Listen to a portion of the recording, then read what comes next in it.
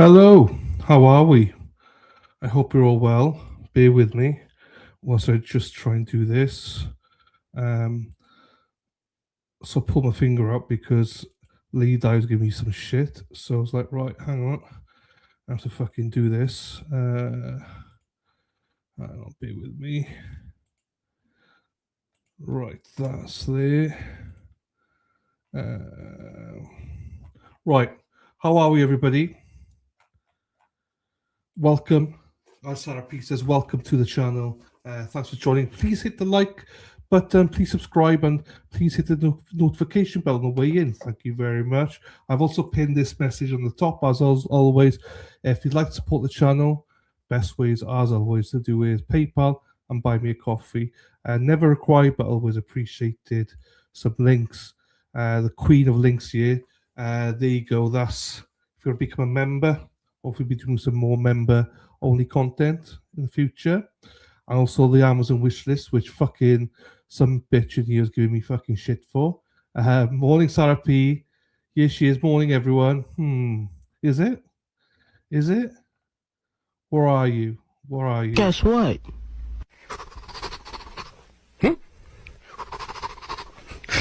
You're a bitch. So Dylan's Amazon wishlist sucks. It does. I've just added some stuff onto it because you said it sucked. So I did add some stuff onto it just now for the sake of it because you said it sucks. So that's where I was for the last 5 minutes. Just updated it with some not essentials, but some stuff that I use for this channel. So you can see that. After doing this way up, how are you, sir? Nice to see you. I hope that you still got balls on a dick because last time I spoke to you, you were going to check if you had them or not. And I guess you do have them. Morning, morning. Has he got his Amazon wishlist to work yet? I don't know if it works or not. I don't know this way up. I did ask Sarah P, but she's a lazy bitch as well. So I don't know if she checked it or not. I'm joking. She's not. She's wonderful. I don't know if she did check it or not. It should work. I clicked the link above and it took me to it. Morning, Jugs. Hey, Jugs, as well. I've got problems with you. My table was broken this morning. My stand-up table. I was like, what the fuck? Jugs, what have you done? But I'm a man, so I fixed it. So I have fixed it. So, you're out the woods, out of the trouble. So it's all good. But yeah, no, I had a code on it and I fixed it. I feel real manly now fixing issues thanks to Google. Who else we got here? Anyone else I've missed here? I'm lovely. Thanks for asking that. I'll tell you, I never advertise my. Do you know what? I am the worst YouTuber in the world. I don't advertise it. I don't promote it. I don't do anything with it. And I wonder why there's only 9 people here. So I'm the worst. I suck. It worked for you. There you go. So it might work then. Try again. See if it works. Not to buy anything, just try to make sure that it works. Good morning, Andriel. How are you, my darling? To all the Yanks, and good afternoon to everyone else. Thank you very much to you, Andriel. I appreciate that. Don't worry about it. All it was, it came up as an error. I was like, what the fuck's this error? So obviously I was shouting the fucking Jugs. Just Jugs. She's fucked it. Then I fixed it. So you're out of trouble. So it's fine. Hope you're doing well, my darling.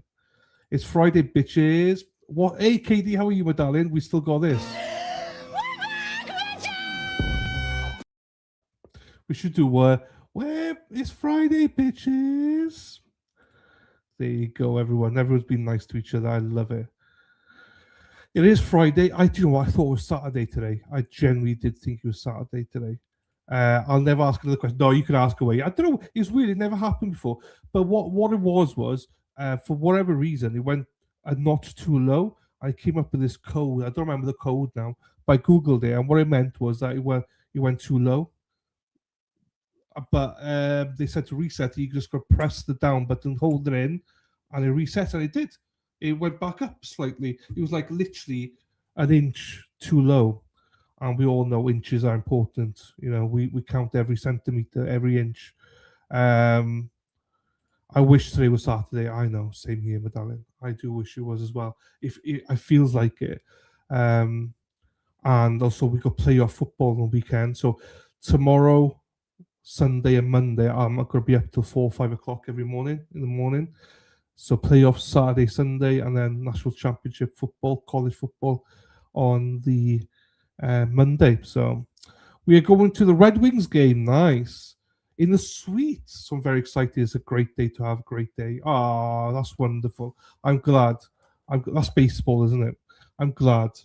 Katie, I'm happy for you, my darling. I hope you have a wonderful time.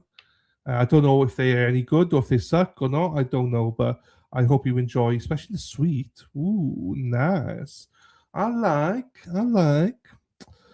Oh, is it MLK Day? Is it Martin Luther King? I don't know. To be quite honest with you, I don't. Probably not. Then, if that's the case, probably not. Then, I didn't even know it was MLK Day. So thank you for sharing that, Jugs. Oh my God, let's hockey. Oh, sorry. My bad. I thought it was baseball. You see, I don't follow baseball or hockey. I know the Bruins. I got my Bruins hat. And nothing else. I didn't get my Detroit Tigers thing, so I don't know what it is. I'm joking. I'm teasing you, my darling. What? Detroit Tigers are baseball. So what were you... Oh, so the Wings. All right, okay. I get confused. Yeah. I've tried to make up for breaking it. You've not broken it, it's fixed. Thank you, though, my darling. Get that Bruins hat over here. No. You were supposed to send me one. You never did. Fucking bitch. I love hats. I'm obsessed. Especially, I got the Patriots hat today, but I love my Boston Scallies. I love them. I went shopping today. So I went shopping today, right, everybody? And Red Wings are hockey. I'm confused, but it's fine. I bought... So hang on, let me get it. Let me get it for you. Hang on. Let me see where my picture is. So I bought this today, right? Let me go on here for a second. Court's not in yet. I thought it might be a little bit early. But they're not. Not my fault. Your hat size when I know I got a big head. I got a huge fucking head. But only this head. That's all. Right. So I bought this today, right? I was in Starbucks. I bought Pike Place brand.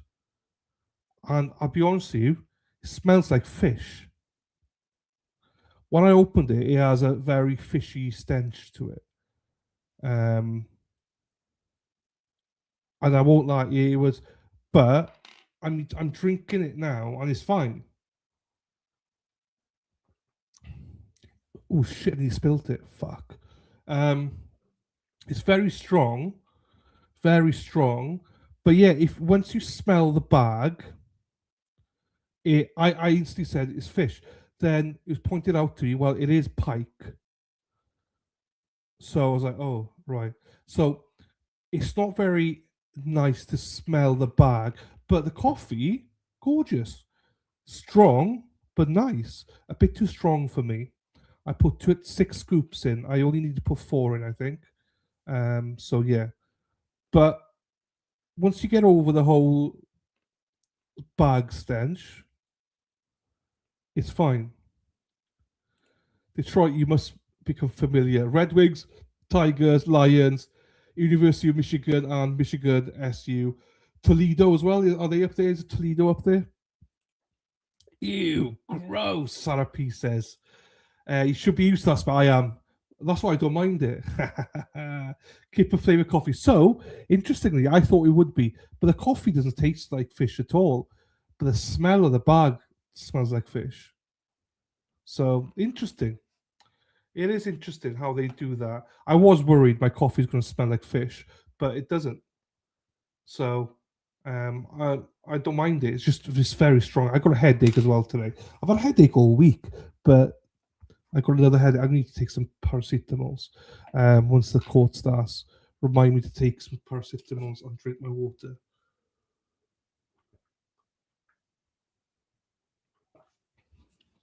Anyway, we got that out the way. So yeah, I Lady Di, such a dirty bitch. Right, okay. Hang on.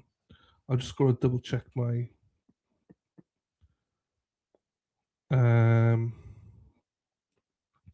there.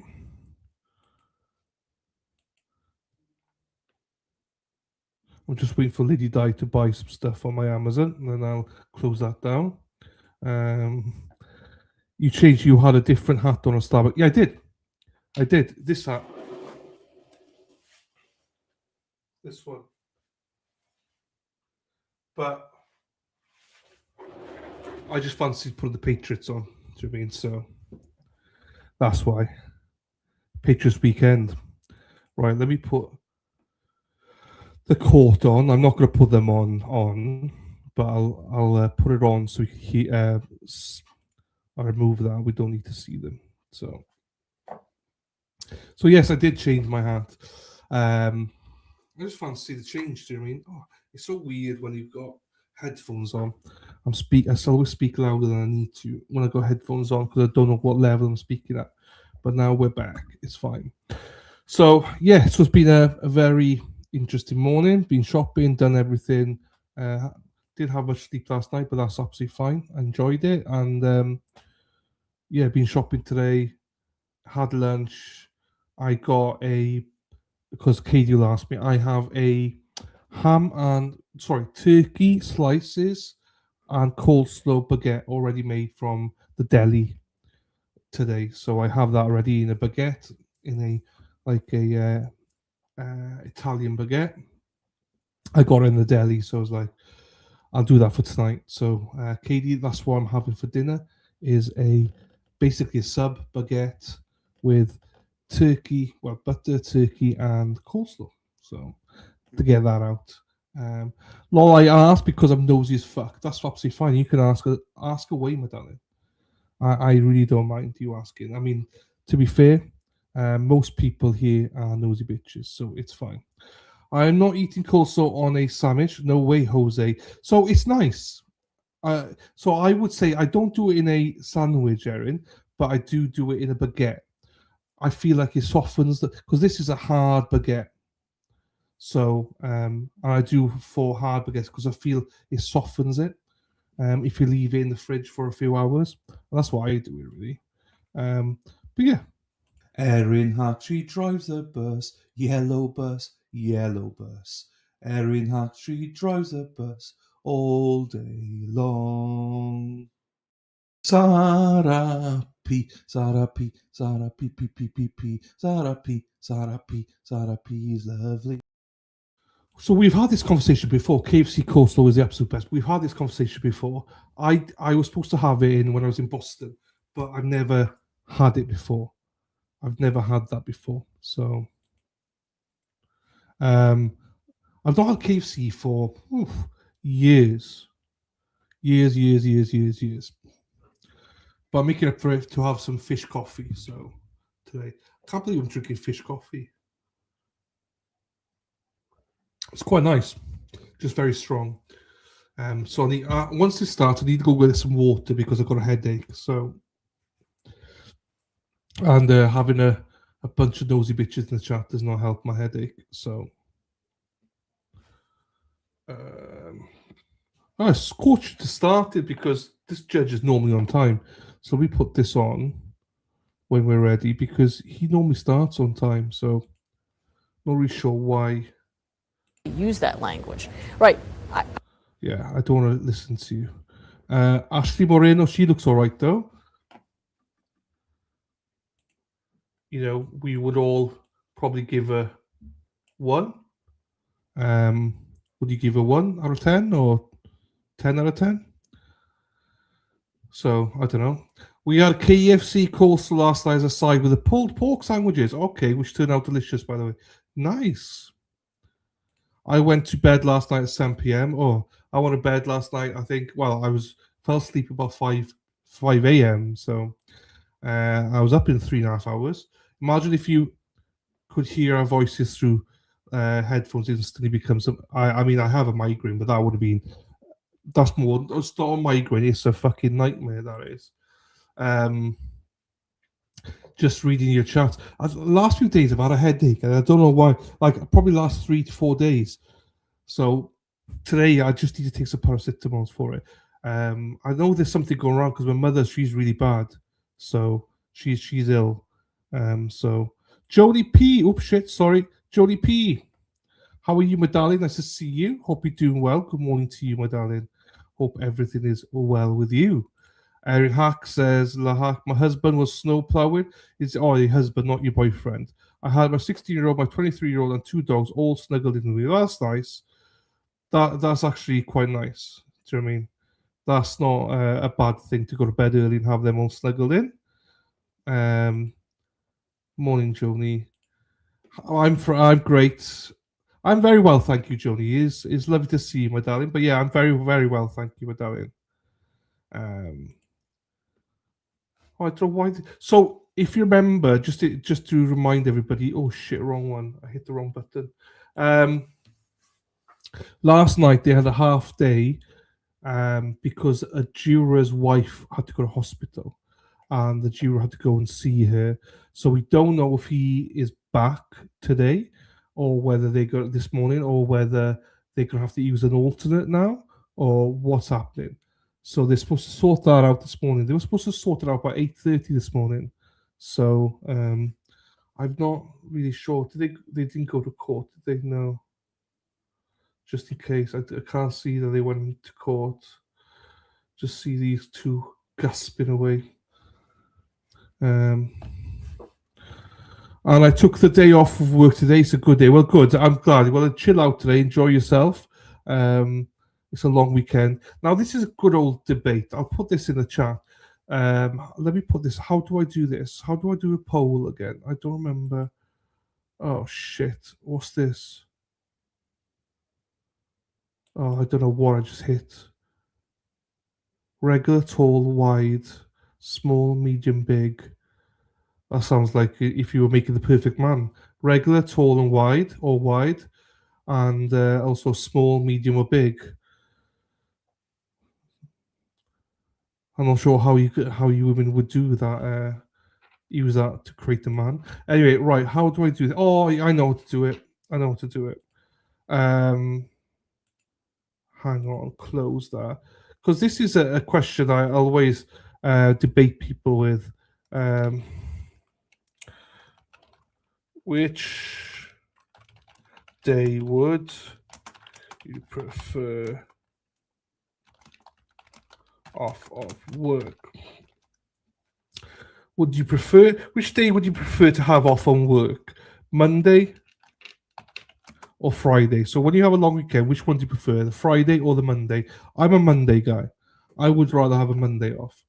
That's me. I'm weird, I know. But yeah, I prefer.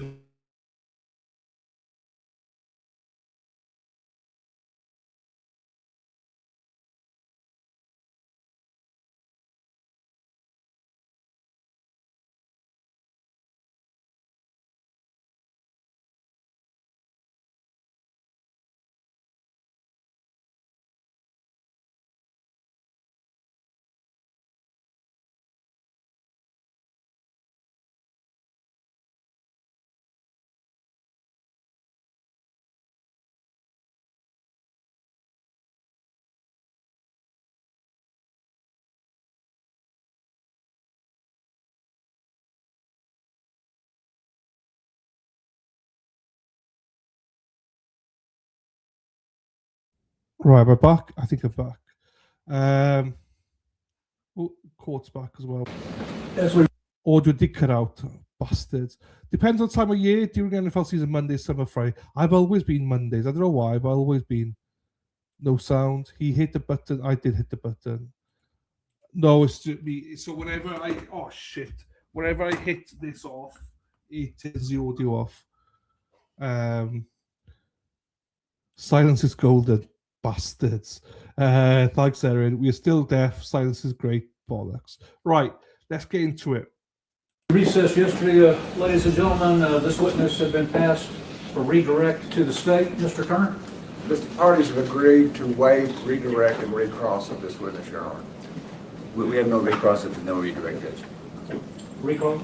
No, Your Honor. No, Your Honor. Oh, wow. We have been released not subject to recall. We've been asking the other witnesses since the rule was invoked, please don't discuss it with anybody until you're aware the trial is over. Yes, sir. Thank you very much. Your next witness. Cody Allen.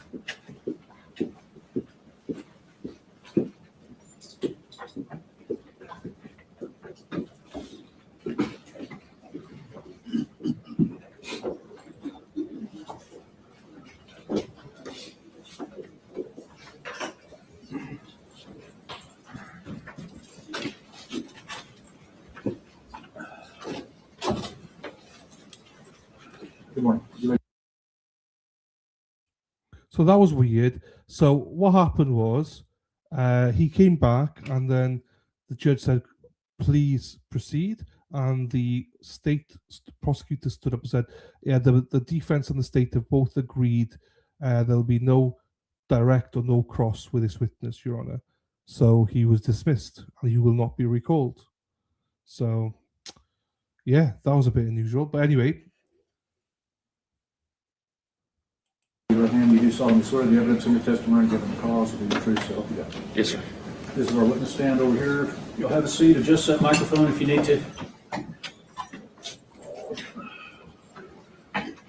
You may proceed.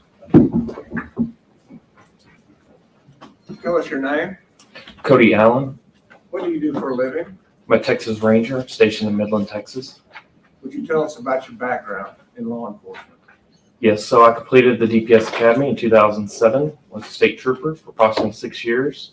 After that, I was a special agent with our Criminal Investigations Division.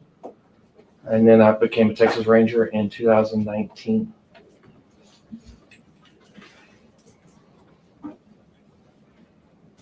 And do you have any specialized training in crime scene investigations? Yes, sir, my specialty is in 3D reconstruction, primarily with the Leica Geosystems product. With the what? Leica Geosystems product. Tell us what the Leica Geosystem project is. Product, excuse me. Sure, it's we have a variety of 3D scanners that create and document a crime scene in 3D. They're 3D scanners that take distance measurements, which then take those distance measurements and turn them into a point cloud or a virtual cloud of the crime scene. And is that Leica scanner, is that a constant product in law enforcement? Yes, sir. Not only in law enforcement, but also in the private sector for construction, engineering, architecture. Okay. And can you tell us in general how you use the Leica scanner at Robb Elementary? Yes, sir.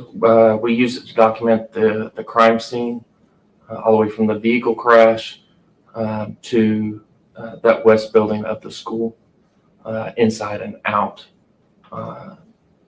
to create a 3D model, an accurate 3D model of the crime scene. And the Leica scanner, if used properly, creates an accurate product. Yes, sir. Very accurate. And as you evaluated the work that y'all did out there at Robb School, did it create a product that you can share with the jury? Yes, sir. Specifically as to distances Yes, sir. and as to the south side of the 4th grade wing at Robb Elementary? Yes, sir. And did you provide some show and tell so the jury could understand the distances? Yes, sir. Now, your work shows distance, but it doesn't show time. Is that correct? That's correct, sir. So the time to cover a distance would have to come from another source. Yes, sir. It just shows the distance. Yes, sir. So whether it takes 12 seconds to cover a distance or it takes 45 seconds to cover a distance, you can't tell us about that. All you can tell us is how far the distance is. Correct, sir. We would have to refer to body cameras or other things to determine how long it took to cover that distance. Yes, sir.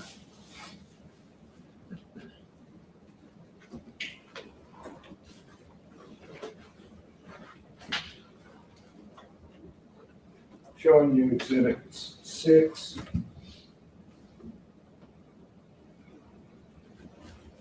8, 4, and 5, do you recognize those exhibits? Yes, sir. Is this the work that you produced as part of using your Leica system? Yes, sir. Tender to the defense for admission. So, yeah, it's 4, 5, 6, and 8. Is it for the demonstrative or you're offering it? I'm offering it. 4, 5, 6, and 8. For distances. Yeah, it's just 4, 5, 6, and 8. So making sure we don't have any less than 8. Just to make it clear, Your Honor, we have reserved the early numbers for poster boards and the photographs started later on. That's why these seem to be out of order. Thank you. No, actually, we already have an 8, so you have the records, you can make that one 7. Okay. And instead of 8, we offered a 7. So let's make that change now. So, I'm sorry, what are the numbers again? 4, 5, 6, and 7. Okay, thank you.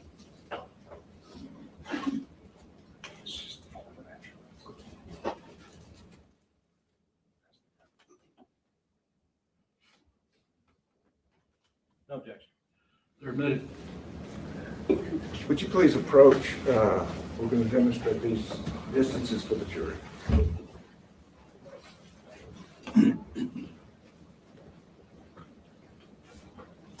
And we got jurors all the way across, so I brought this barrier used to bump us. That helps stay away from. Starting with states. Exhibit 6. Could you take a second to familiarize us with the building that we're looking at? Yes, sir. Your parking lot, where the teachers were parking, is here on the bottom of the board. Towards the top of the board would be towards the other area of the school. And how was this product, States Exhibit 6, how was it produced? Sure. So the scanner creates a cloud of points that are distance measured, such as any 3D model you may be familiar with virtual reality or anything like that, but extremely accurate. We then take a slice or a picture of that data from a certain distance down, some distance from the top down. And then from that, we're able to create accurate measurements. All these points that are created in here are measurable points. As the scanner hits a certain point on a wall, 2 million points a second, and creates this cloud. And so is the building in place, the building as it appeared as far as the outline according to the scanner? Yes, sir. The only thing that's not here is the roof. As the scanner cannot see the roof, it's a line of sight instrument. It has to see it to scan it. So it's as if the roof has been taken off. Correct, sir. Just the ceiling tiles are left. And when did y'all use this scanner? I believe it was the day after the shooting and the day after that, sir. And the vehicles that are pointed out there, were they in that place or was that added? This was as it was when I arrived the day after the shooting. And the parking lot, the way it appeared? Yes, sir. Okay. And so starting with State's Exhibit number 6, we have a measurement. Is that from the end of this walkway, so that if somebody were stepping off of this walkway and heading to the south door of the 4th grade wing? Yes, sir. This is the overhang that was covered sidewalk all the way down, from that covered sidewalk all the way down to that south entrance of the school. And tell the jury what the distance is from the walkway all the way to the south door. For this measurement, it was 46 yards or 138 feet with a little change on both ends. Okay. And as to whether that took a little over 12 seconds, we would have to look to the body cam or somebody else, not to you. Yes, sir. This is all I can tell you is the distance measurement.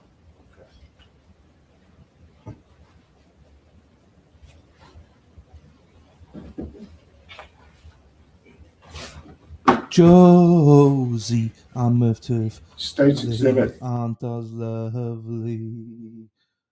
Fuck around and find out. I'm joking, they're lovely. 7.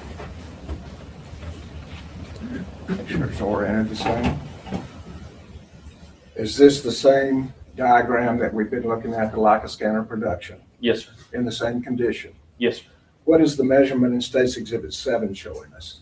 43 yards or 129 feet. Again, some change on both ends. And what is the distance from and to? From would be the officer's patrol car door. Is where I took the measurement from the driver's door all the way to where the door would be in that south entrance. So just about 3 yards shorter than the distance that we measured from the coming off of this walkway to that area. I believe so, sir. Close to the same distance. Thank you.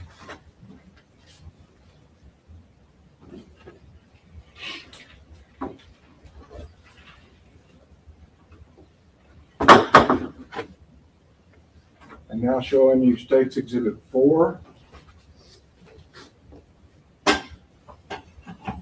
Can you tell us, is this the same overview that we've seen in the other Yes, sir. two diagrams? And what is the distance that you marked here?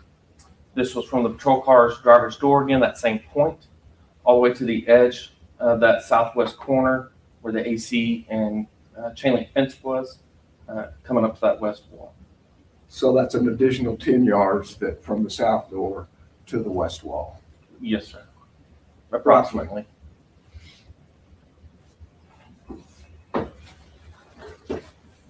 And the difference between 129 feet and 138 feet, about 9 feet.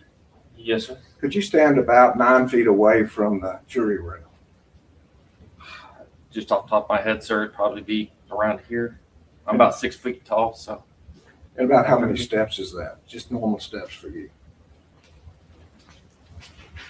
about 4, sir, 4.5. Just 4.5 walking steps?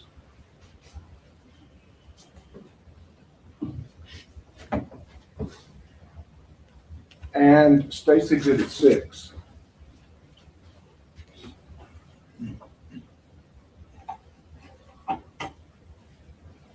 Let's see, I just did that. So I'm supposed to grab this one. Excuse me. State's Exhibit 5.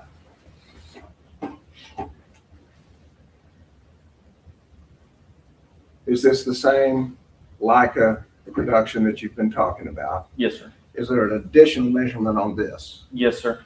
And what is the measurement? It's of the west wall of the school from the AC corner of that AC vent all the way to that south door, including to that where it intersects and then up due to barriers in between.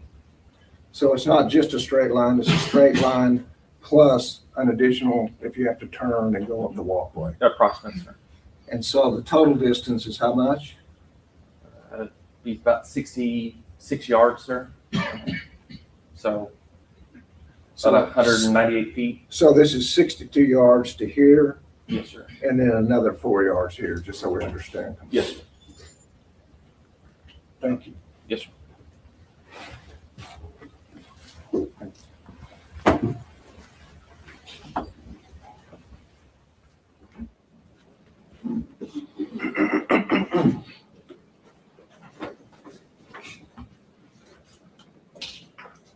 Pass the witness.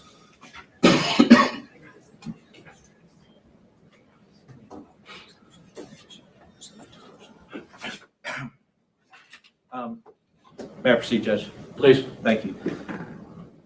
Ranger Allen, my name is Jason Goss. I represent Adrian Gonzales along with my co-counsels, Nico and Gary. I guess to start out, you know, we've not met before, but I have met the subject of your expertise before, the Leica scanner. So I want to talk a little bit about the Leica and what it does, and then what it doesn't do, right? Yes, sir. So you are measuring distances. Well, Leica will measure distances that somebody like you can, because when it comes in like raw, and there's just points everywhere. And then somebody like you has to, I say scrub it, but maybe clean it to where you can actually look into it and see the distance between 2 points. You agree with that?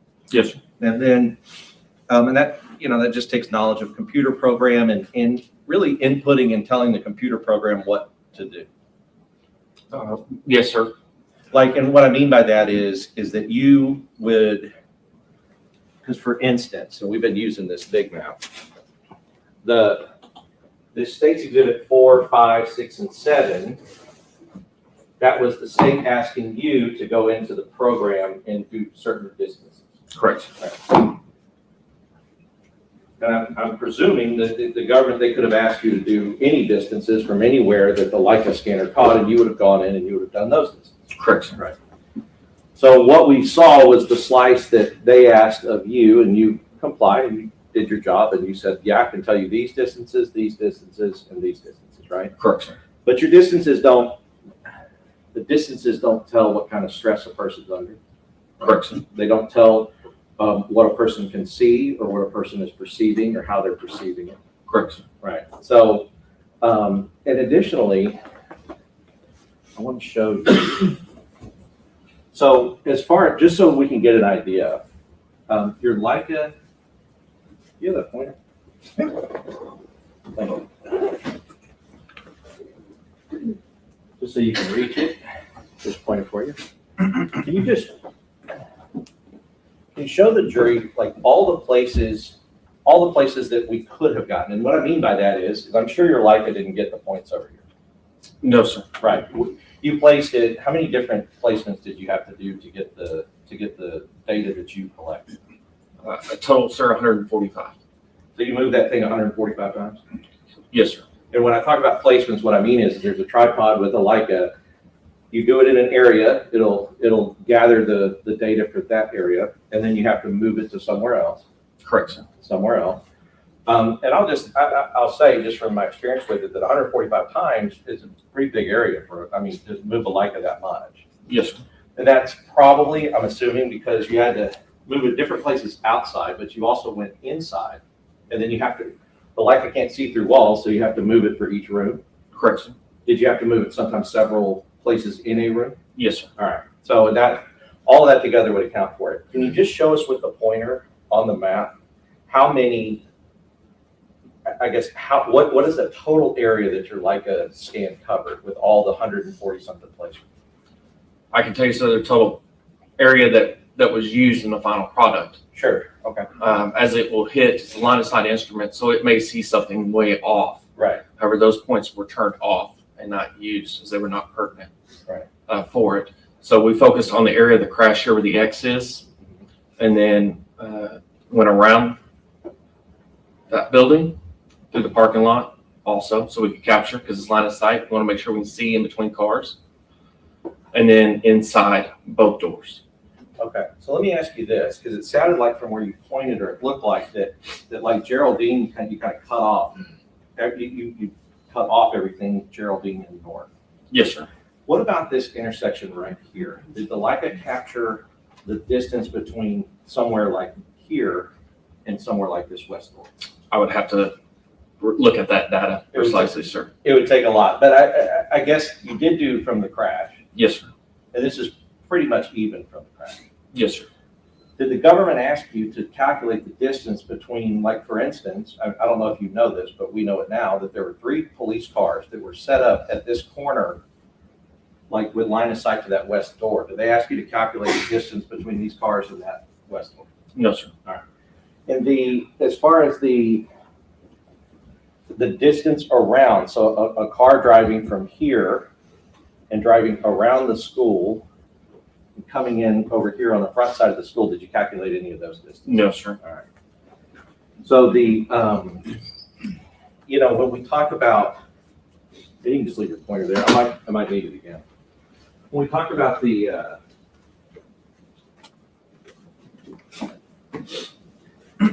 I guess when we talk about what you had, though, I mean, I don't know, maybe from that distance around Geraldine to the front of the school, could you have calculated that if they asked you to, like from the south part of, like running along the south part of Geraldine around to the front of the school?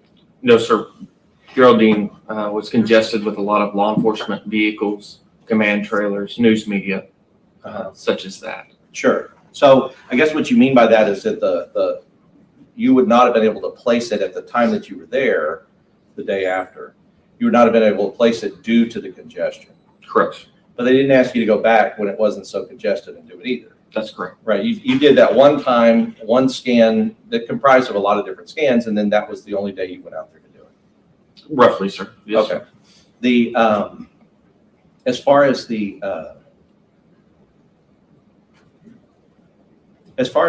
shell casings, so I want to ask about shell casings. In that, one of the things that a Leica could do is it can show the distance between shell casings that were on the scene inside the coverage area that you did. Yes, sir. And were you able to in the scanner, were you able to differentiate where the shell casings were? All that was there, sir, when I scanned the outside were flags, and those Okay. flags represented cartridge cases. Okay, so the flags were still there, the cases have been collected. Yes, sir. But I don't think anybody has any reason to believe that anything was different. And I don't think that you have any reason to believe that those flags didn't accurately represent where the shell casings were. I believe they were accurate, sir. Sure, and I think you're right. We don't have any reason to believe otherwise. So just so we can understand, so what the Leica can see is they can see flags that represent shell casings. Let's say the flags weren't there and the shell casings were there. Could they see the shell casings in the grass? Could the Leica see that? There's different variables, sir, with that. It's line of sight, depending if you can see it in the grass or not, and how tall the grass is. There's multiple variables there, sir. And that's what I wanted to understand. But once you had a flag up there, the Leica would see all those flags. Yes, sir. All right. So did the state ask you to calculate any distances between shell casings? No, sir. All right. And when I don't know if you can do this from memory, since they didn't actually calculate it, did you get a clean product as far as, like, even though we don't have them in big pictures here, distances, were you able to see, like, here's where the shell casings are, and you could have calculated the distance? I can see where the flags were, sir. Okay, I'm sorry. And you're right, it is flags. Shell casings were picked up, but I guess the shell casing representations, all right? So you said that the Leica covered this area here. Yes, sir. Do you remember in your report, did you have any shell casings that the Leica picked up or any shell casing representatives in this field out here? I don't remember any of them out here, sir. I remembered some that were close to here and close to that sidewalk there. Okay, so then the shell casings went here, like kind of down here around the sidewalk, and then up the building. You saw flags here. Yes, sir. As well. Okay, so nothing out here. Not that I can remember, sir. Nothing out here on the south. No, sir. Right. Nothing out here. All right. So, and to be honest, the jury's already seen, those pictures and the flags and everything else. And really what the Leica would do is it wouldn't pick up any more than they had already flagged out. Right? Correct. So, but you would also know the distances between them. You could know the distances between them accurate to sometimes a millimeter. Correct, sir.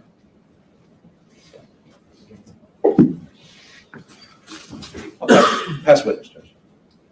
And does a photograph show exactly where a casing is? A photograph of a casing. No, sir.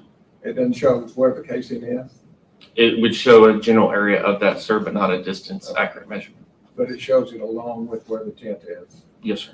And is that why photographers do both the casing, the marker, and then back off so that you can see where it is in location? Yes, sir. So those three photographs together tell you exactly where the Yes, sir. casing is. That's the witness. I don't have anything further, Judge. Recall? No. Okay, sir, you are excused, not subject to recall. We've asked that you not discuss the case until you're aware the trial's over. Thank you very much. Your next witness, please. Nick Hill?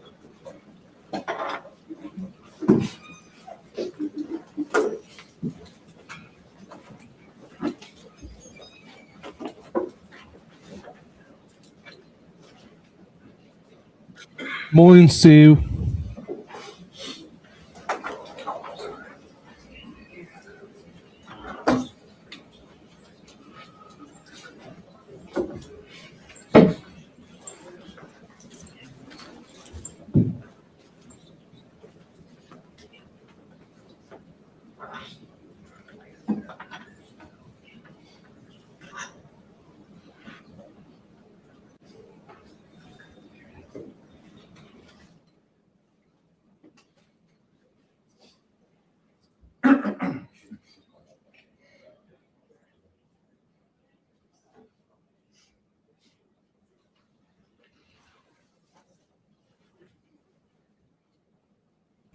Right, I wonder who the next witness is. Leader, age, sex, location. I remember those days. ASL, age, sex, location. Age, 43. Sex, yes, please. Location, anywhere you want. Good morning, raise your right hand. You solemnly swear the evidence in the testimony given in the cause will be the truth, so help you God. I do. And sit over here, the witness stand, adjust that microphone if you need to.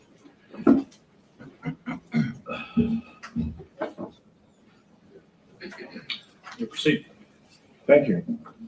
Tell us your name. My name is Nick Hill. What do you do for a living? I'm a lieutenant with the Texas Department of Public Safety assigned to the Homeland Security Division. And what do you do with the Homeland Security Division of the Texas Department of Public Safety? I primarily conduct investigative analysis for capital felony prosecutions, as well as investigations that have a large amount of information affiliated with them. So is that the analyst part of what you're talking about? Yes. And tell us what your career in law enforcement has been. I've been a police officer for approximately 20 years.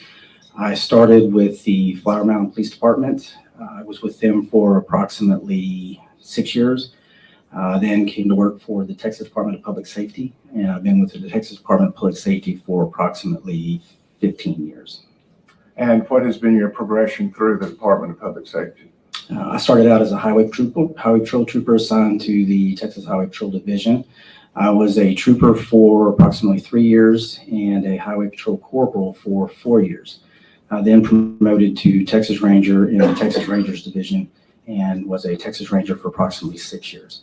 I promoted to lieutenant in the Homeland Security Division, my current position, and I've been in that position for approximately 2 years. Could you review with us your experience or training as far as data analysis? Yes. I have an undergraduate degree in accounting from Texas A&M University, and I have a Master of Science degree in accounting and information management systems from Texas A&M University. I spent approximately 8 years in a career prior to law enforcement.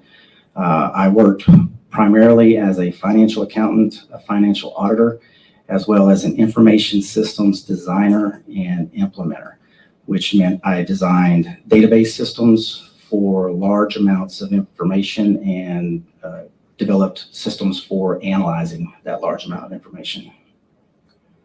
And where were you stationed May 24, 2022? Lampasas. How far is that from Uvalde? It's approximately 4 hours. And did you go to Uvalde that day or the next? That day. How is it that you got called to Uvalde? I was notified of an active shooter event in the early afternoon on that Tuesday, May 24th. I responded to Robb Elementary as a Texas Ranger assigned to the Company F crime scene team. And when you say active shooter event, what is active shooter event? It's an event where there is a shooter, one or more shooters that are continuously using gunfire or some other type of deadly attack in a confined location. And when you got there, were Rangers divided into various tasks? Yes. Did some Rangers question witnesses? Yes. And then others did crime scene? Yes. How many crime scenes were part of this overall investigation of Robb's school? There were several crime scenes. And did this investigation include the shooting on V Street? Correct. Yes. As well as where the truck wrecked out on Grove Street? Yes. And then Robb Elementary School, the campus? Correct. And the individual rooms within the fourth grade building. So did that present a pretty big task for the Texas Rangers? Yes. And did y'all also enlist help from the FBI because of how complicated or how much of a crime scene it was? Yes. Okay. So you arrive about when on May 24th? Shortly before 5 p.m. And how did you busy yourself the first day? As soon as I arrived, just within a few minutes, I was assigned to go conduct 2 interviews with 2 funeral home employees. I proceeded to the funeral home, conducted those interviews, and then was redirected to the 4th grade building to work with the team for victim identification. And how did you work with the team with victim identification? I was one of the photographers, so I took the photographs of the inside and outside of 4th grade building. And I also assisted with identifying the victims and carefully preparing the victims for transportation to the medical examiner's office. And I think we've already had testimony about how the victims were identified, but you were part of that process. Yes. But am I correct that you also took photographs that afternoon, that first afternoon? Yes. And where did you take photographs? Those photographs I took of the interior of the 4th grade building.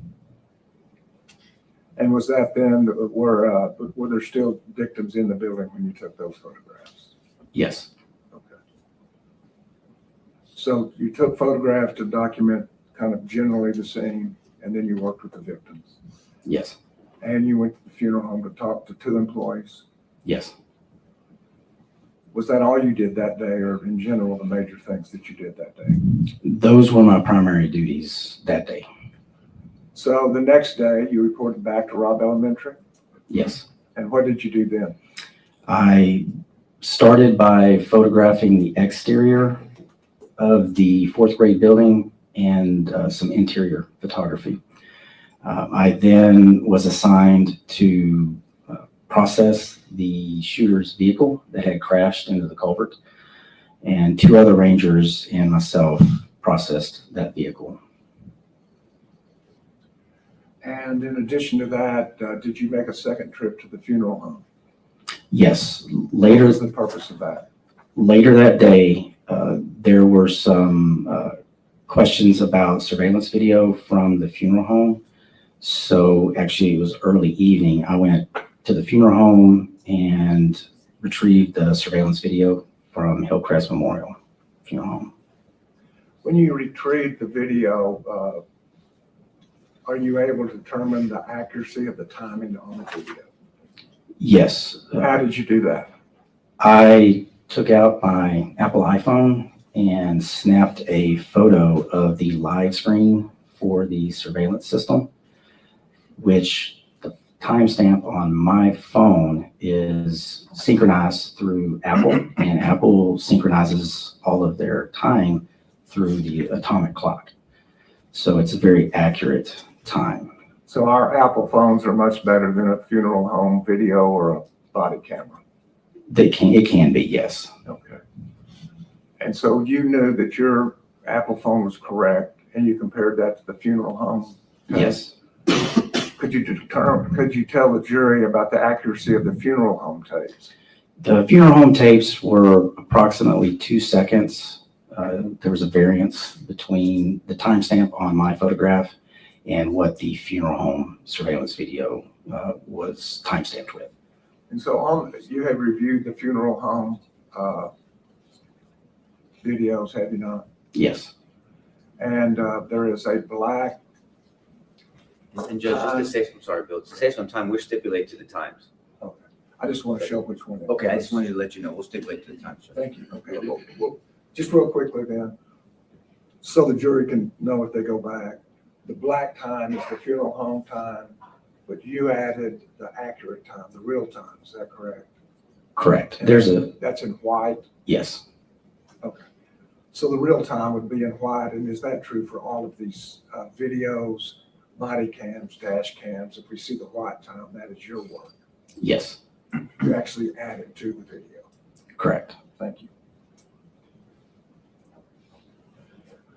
On the second day, before I get to that, did you do any other searches other than what you have just described? In other words, did you return to Robb Elementary later to retrieve a few more pieces of evidence? Yes. Tell us about that. I transitioned into another role after my duties on Wednesday, and part of that role, I was working with Ranger Robert Montalvo. And if there was evidence items that was located after the first couple of days, then Ranger Montalvo and I would go out and photograph those items and collect them from where they were found. And so did you do that with regard to Robb's school? Yes. And we've seen photographs, but were you part with Montalvo recovering 2 casings on the west side of the 4th grade wing? Yes. And 2 casings from room 112? Yes. And a trigger system from room 111? Yes. Now, taking you back to the second day that you were out there, were the markers for the casings on the west side still out there? On the first day, I don't recall seeing the markers. On the second day, yes. That was my question, the second day. Yes. And so did you compare where the markers were in comparison to perhaps where bullets had struck the building in room 104 and 102?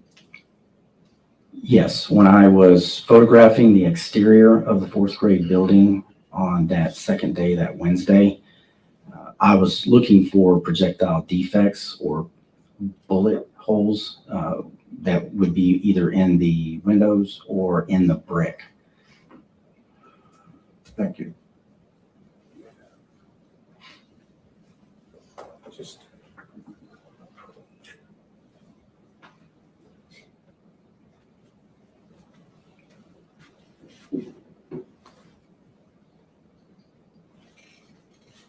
Showing you State's Exhibit 3.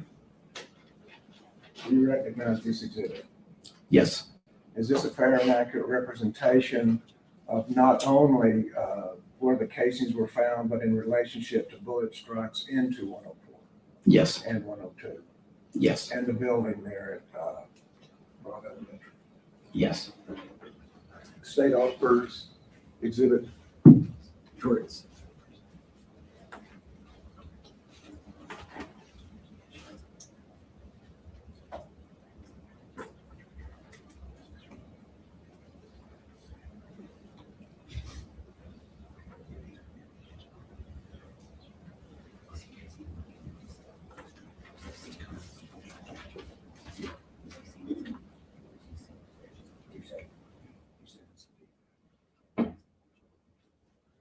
Judge, may I have real briefly? All right. Ranger Hill, I'll be asking some questions in a second, but just for clarity, this X here. Which one? On 104. I'm sorry, on here on the wing. On room 24? Yes, sir. Is this X just mark a defect, or are you testifying that this is coming from a certain area, or are you just determining that's a defect? It's just documenting the defect. Okay. Thank you. No objection. Submitted.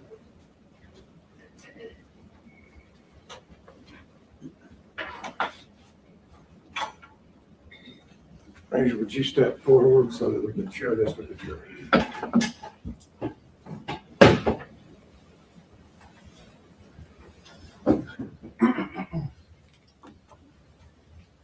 Thank you.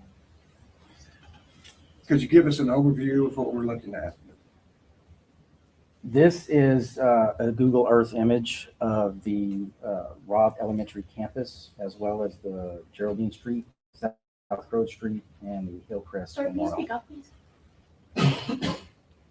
This is a Google Earth overview of the Robb Elementary campus, as well as Geraldine Street, South Grove Street, and the Hillcrest Memorial Funeral Home. And on this diagram, are there yellow numbers? Yes. And what do the yellow numbers indicate? The yellow numbers are markers that the FBI used to mark the location of fired cartridge casings. And would you show us in general terms where those markers were? And describe what you're pointing at. There are going to be numbers in yellow. Each one of these numbers corresponds to a marker number or a tent number that the FBI used to mark each one of those cartridge casings. And so you have them first at the south side of the parking lot, is that correct? Yes. And then moving to the top of the diagram, where's the next group of casings? On the south side of the west parking lot, we have a collection of cartridge casings. And then once we reach the west wall of the fourth grade building, we have sequences of fired cartridge casings as we move north along the west wall. And as you saw those cartridge casings, is that where you looked for where bullets may have defect, I suppose, where they hit something in relationship to the location of those casings? Yes, I looked along the west wall as well as any vehicles that were remaining in the west parking lot at the time. And in front, does this diagram also have classroom numbers? Yes. I want to focus first on classroom 102. Were there defects in 102? Yes. Where were the defects? From the west wall, which is where the window was at, there were defects in the window to the exterior. And how many defects were there? 5. And how many casings are there directly across from? 5. The same number of casings as defects in the window. Yes. And now as we move south from room 102, were there additional casings? Yes. And how many additional casings were there? There were 8 fired cartridge casings along this area right here, the south portion of the west parking lot. Would that be multiple casings? Correct. Would it be multiple casings? Correct. Would it be multiple casings? There were 8 cartridge casings in that location. Okay.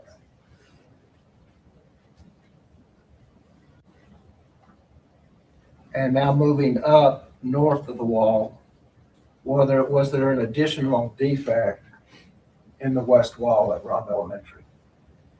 In room 104, by the time I arrived on scene, this window had already been broken out to a certain extent to help evacuate children, but there were still signs or evidence of defects in there. It's just I was unable to determine how many. Okay.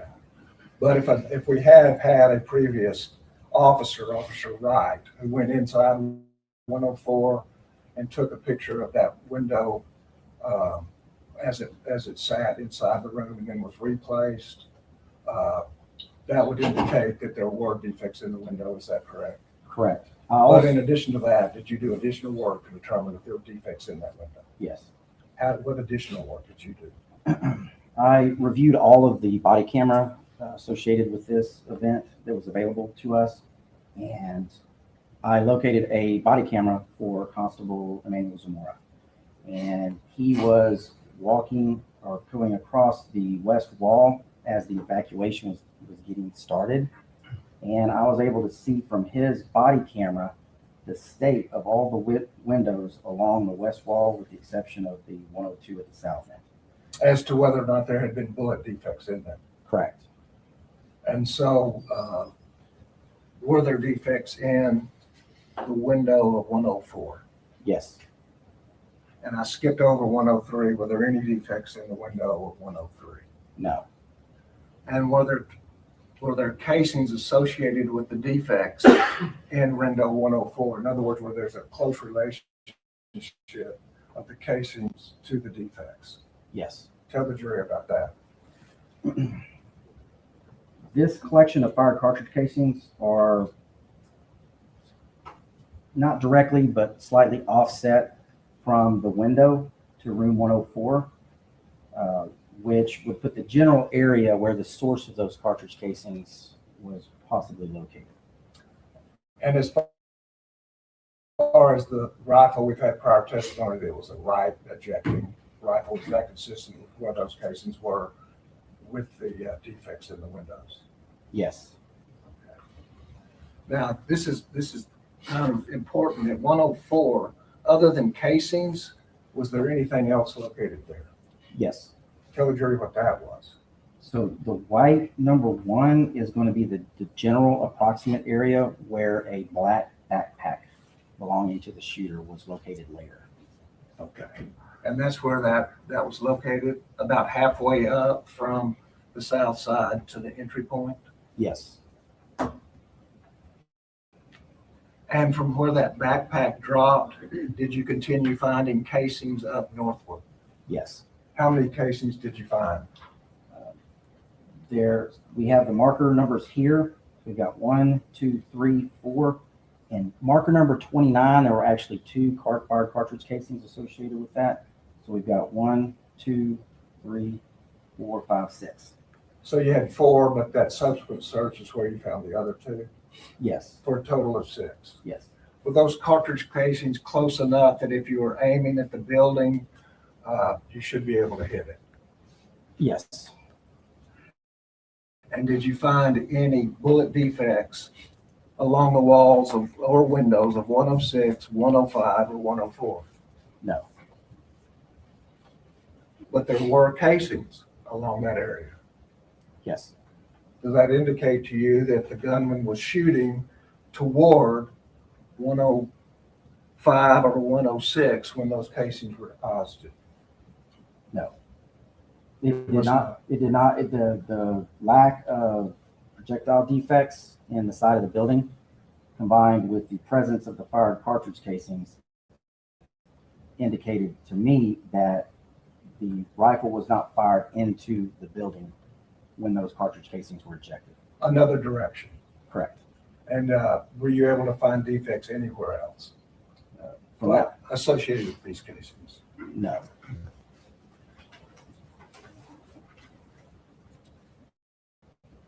Okay. Now moving to the right side of the building. I can't call that the right, I'm not sure. Is there also an X there? Yes. And tell us about that X. This X represents a projectile defect in the south room 111 window. Tell us about the defect. The defect, it was a perforating bullet round that went through that window, and it was near circular in size. What difference does it make to you if a defect is circular in size? The closer, if you look at the source of the projectile, the firearm, and the target, meaning the surface, the closer to 90 degrees that round is fired, the defect will be near or close to just a complete circle. The more that source or that firearm starts to move at an angle, the more oblong that defect will become. And there'll be other indicators such as a leading edge, other things that we can look at. And was this defect oblong or circular? It was close to circular. Indicating to you what? It wasn't at 90 degrees, but it was going to be slightly offset. I can't tell you the degrees, but it's going to be not too terribly lower than 90 degrees. Close to 90 degrees. Correct. So show us in general terms the trajectory of that bullet through that defect in the window in 111. Just generally where it would have started and where it would have headed, the direction. Okay. I did not perform trajectory, but I would have expected, just based on the way the projectile looked and that it was close to circular, an angle somewhere in this vicinity. And you're moving not horizontal, but just a little bit lower than horizontal. Is that correct? Correct. And did you also find or know that there is a defect? Can I have that for a second? All the way down here Yes. in the room 24. Yes. Would you expect a bullet coming out of room 111 that left that kind of circular defect to be at an angle that would reach 24? For that angle right there, I would expect that defect to be more oblong because it's going to be coming at it at an angle, and so there will be a longer leading edge. And there was also, from what I recall, a PVC pipe, electrical conduit pipe that was right there that didn't have any damage as well. That could have been an obstruction if a round was coming from this direction. So the round to get through that obstruction, that defect would have had to leave some kind of mark on that PVC pipe. Possibly, yes. And now with this same defect at the bottom and the casings that you found along the south end and the trajectories that you talked about in general, what would you say about the casings at the south end in relationship to the defect in 24? So from my observations of the photographs for this particular defect, it was not circular, but was not oblong either. But it was going to be closer to a 90-degree angle than closer to a 0-degree angle. I would have expected something about like that in that general area. So consistent with the casings you found at the south end. Correct. That a shot leaving a casing here would end up in 24. Yes. Now on this diagram, you also have blue vehicles, is that correct? Yes. Just to clear this, just to kind of finish this up, would you point out those blue vehicles and what they were? So here, these blue icons represent the Uvalde PD officers that arrived at this location: Sergeant Coronado, Officer Jesus Mendoza, and Officer Juan Saucedo. This blue vehicle right here indicates the approximate location where the defendant's vehicle stopped. Adrian Gonzales. Correct. And do you also have another blue X there associated with the blue vehicle of Adrian Gonzales? Yes. And what is that? The blue X represents Adrian Gonzales. Okay, and so the one at the south door, there's a blue X? Yes. And so you had indications from your analysis that Adrian Gonzales entered the south door? Yes. And now I'm going to ask you to sit down after this last question. We have now locations of things, but we're also able to determine when things such as shots being fired, officers arriving, and officers entering a doorway. Were you able to determine that with your analysis? Yes. Okay.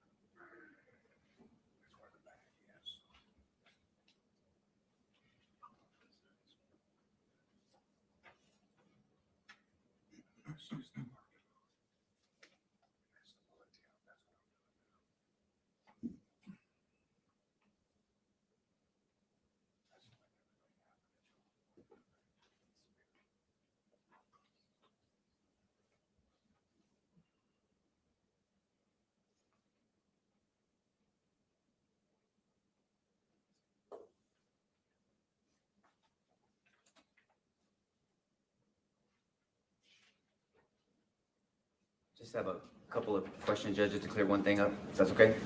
All right, May I approach? please. Hello, Ranger. I'm going to show you government wants to enter as governments 1065, 1066, and 1067. I think there's one other. Is this kind of your work product to your ultimate Rangers investigation summary of the timelines and all that? Yes. Okay. Were you the one to put this report together, this timeline together? Yes. Okay. Thank you, sir. No objections, sir. Submitted. Oh, sorry, but what number is it? Let me make sure because we changed. 1057, 1058, 1059, 60, 61, 62, 63, 64, 65, 66, and 67. They're big. Did I give you the pointer again? Thank you. Would you just explain what 1057 is? This is another Google Earth overview of the Robb Elementary campus as well as the surrounding streets. And if you will, is it your understanding that this gunman started at 522 DS Street? It's 552 DS Street. 552? Yes. Thank you. Would you show the jury where that is?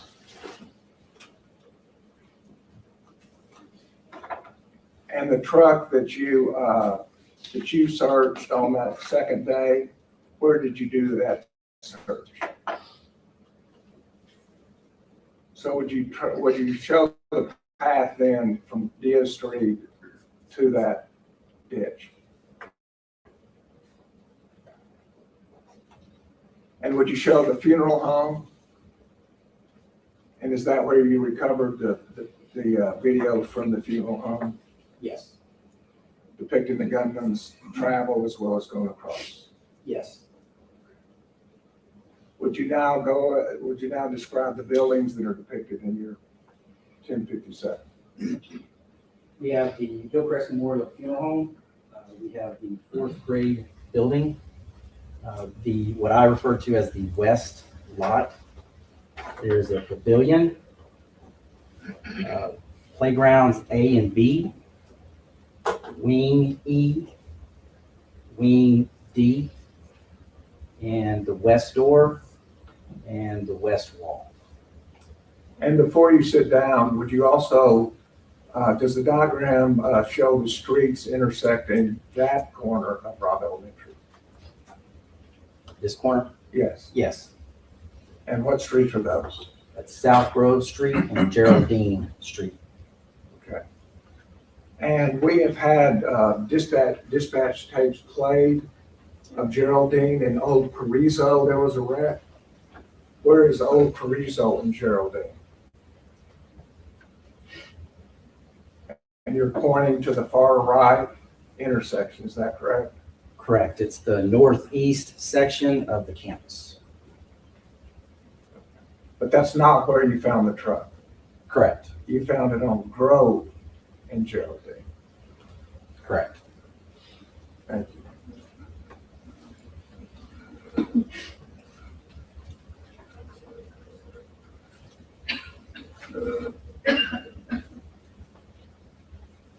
Turning now to Exhibit 1060.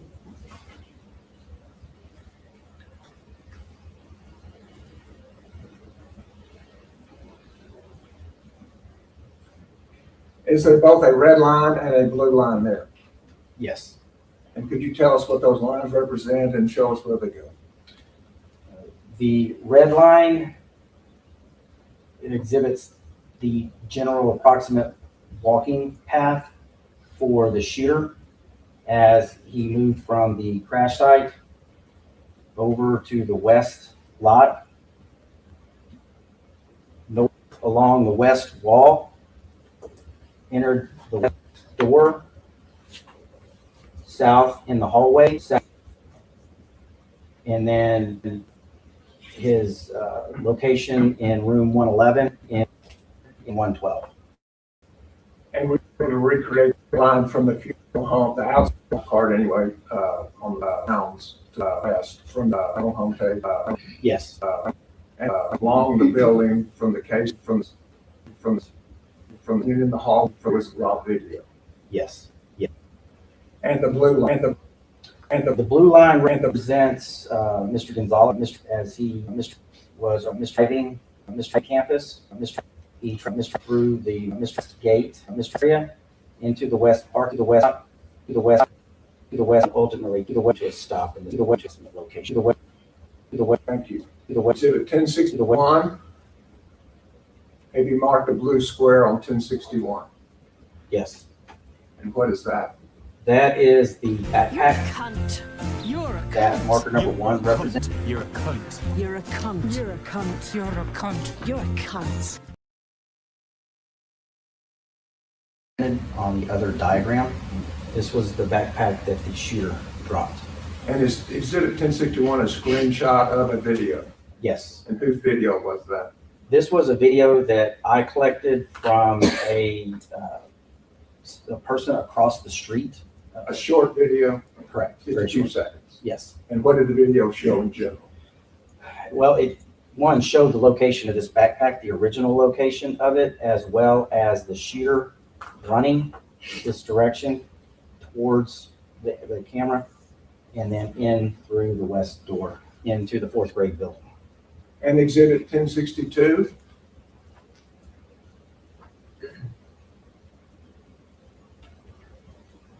And does it also show the condition of the parking lot as far as cars being parked there?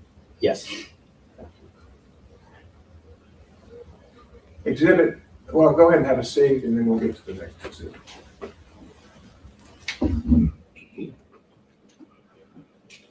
You said that at some point your job shifted from just collecting evidence. Could you tell us how it shifted? After the Wednesday, I came in Thursday to submit the evidence that we collected from the crash site. After discussing the evidence procedures with Ranger Montalvo, who was the assigned evidence custodian, I transitioned into an evidence management role to help accommodate the large amount of physical evidence that we would be taking in throughout the course of our investigation. So you were part of the inventory of the large amount of evidence that was coming in. Yes. And on those first couple of days, was it primarily ammunition related?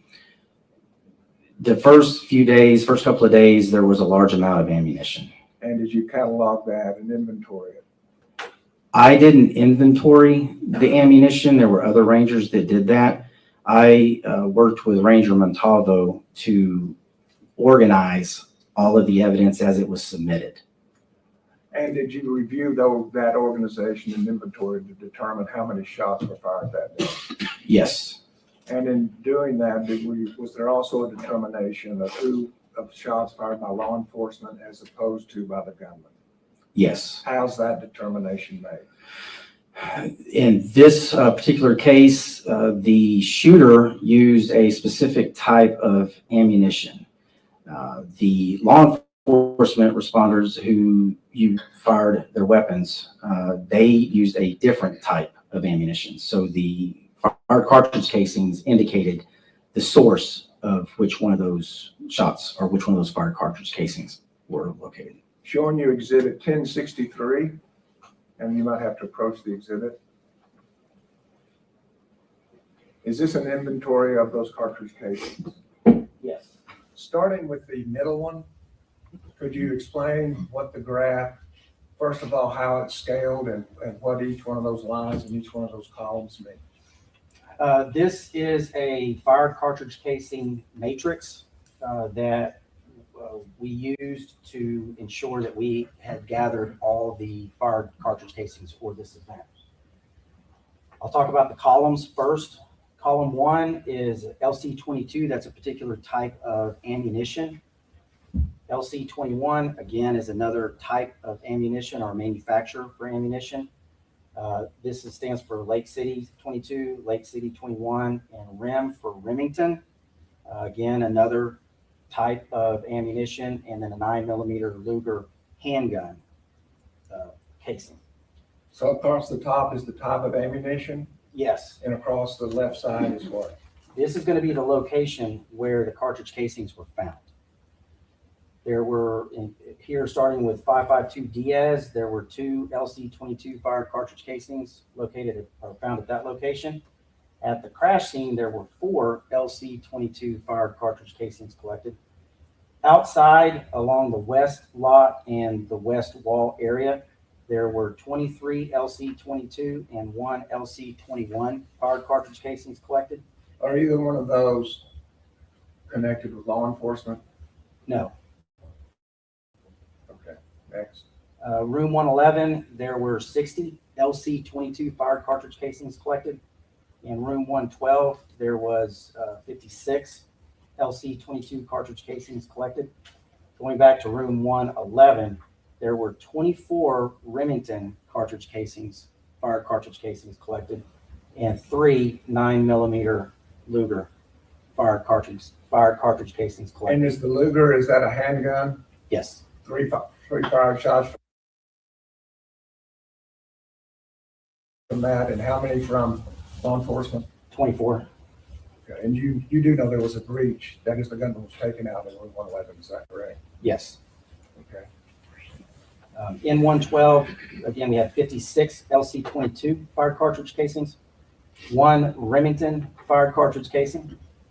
In the hallway inside the 4th grade building, we had 27 LC-22 fired cartridge casings, 6 Remington fired cartridge casings, and 1 9mm Luger fired cartridge casing.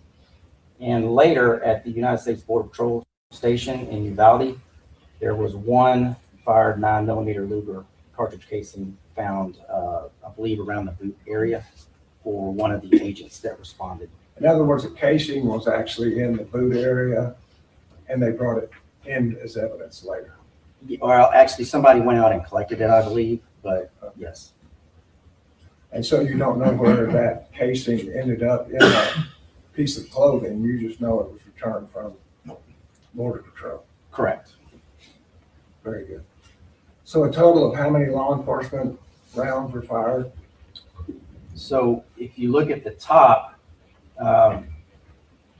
based on work that the ATF did and receipts for ammunition that the shooter had purchased, LC-21, that was an off, but still part of this same. It could have been a round that got added into the lot that was purchased. But the LC-22 and LC-21 were associated with the shooter. The Remington and the 9mm Luger were associated with law enforcement. So throughout the event, law enforcement fired 35, or we recovered 35 fired cartridge casings. The shooter, we recovered 173 fired cartridge casings, and then 1 unknown, which not knowing for certain on the LC-21. Okay. You can have a seat now for a second. What you have just described for us then is the number of shots that were recovered from the investigation of all the rangers around Robb's school as well as Steve Street. Is that correct? The number of fired cartridge casings that were collected.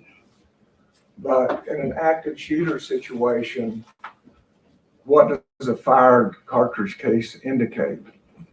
It indicated that a ammunition round was fired. And if it came from the gunman in an active shooter case, what does that indicate? That it was fired from the shooter's firearm. Okay. And for a police officer, a shot fired from an active shooter's firearm, what does that tell the police officer to do? To act, to go to where the shots are coming from. And so each one of those shots associated with the gunman is potentially noticed to go to the gunman. Yes. But there's something other than just the cartridge case in there. It's when the cartridge case is deposited. Is that correct? Yes. So is timing on when a shot is fired important as far as giving a police officer notice that he should go toward the gunfire? Yes. And so in addition to firearm ammunition, was other evidence collected by law enforcement that aided you in deciding timing on when things happen? Yes. And what kind of things did you recover? There were other rangers that had collected the Robb surveillance video, which consisted of 4 cameras, as well as several body camera videos from officers that responded, and dash camera videos from the officers' vehicles. Okay. And were all of those timings and all that synchronized appropriately? Yes, Who did that? I did. Okay. And I believe they've stipulated to that, so we're not going to go. Did it take an extreme amount of time for you to do that? Yes. Approximately how long? I spent approximately a year doing that and testing it to ensure that we were as accurate as we could be with the information that was available to us. So for all the body cameras, the dash cams, funeral home, and Robb Elementary, Yes. as well as dispatch. Yes. Okay. And from all of that work, were you able to determine precisely when shots were fired? Yes. There's a built-in variance of approximately up to 2 seconds, but it's very close. And can you compare when those shots were fired with when people arrived at the scene? Yes. And specifically, this case is against Adrian Gonzales, correct? Yes. Could you tell us when Adrian Gonzales arrived at the gate to Robb Elementary? May I refer to mine? Yes.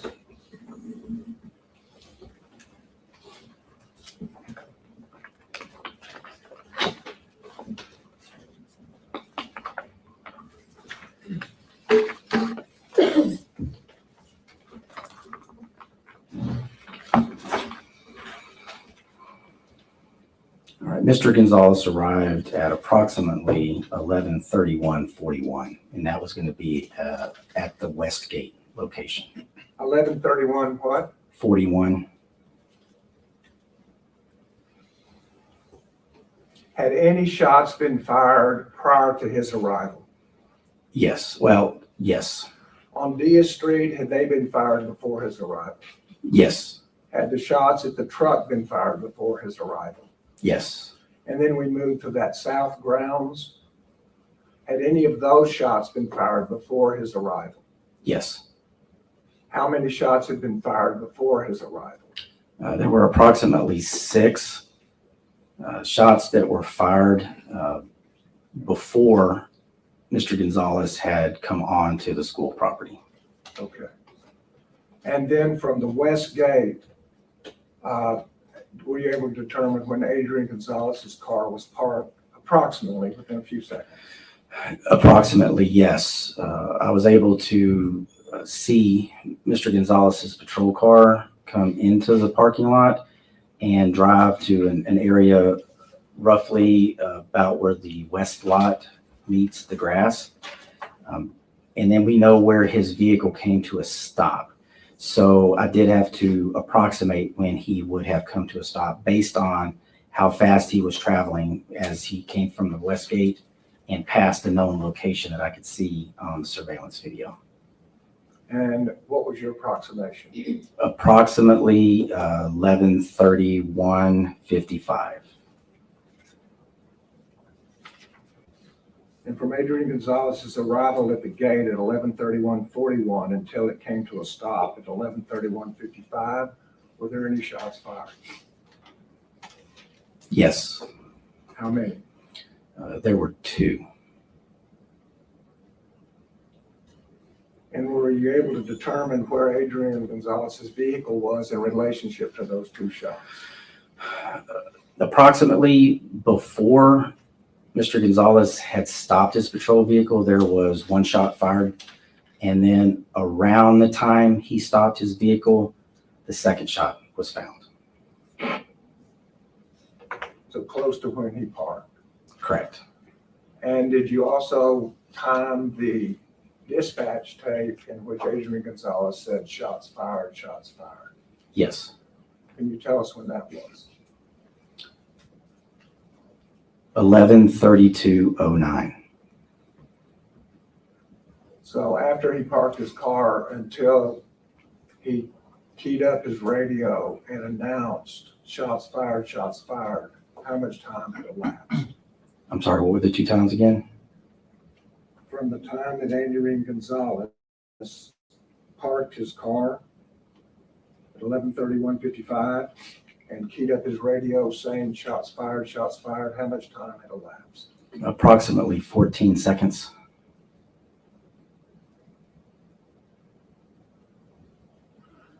And does that take care of the 8 shots that were found at the south side of that west building?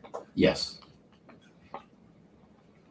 And from this point on, do the shots then travel away from Adrian Gonzales?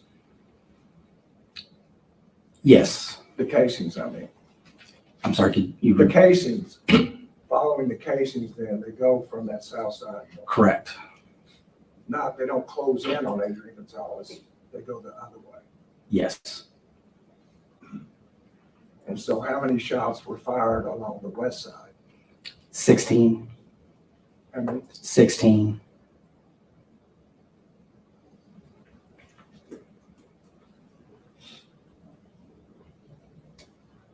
And what time did the gunman enter the building on the west side?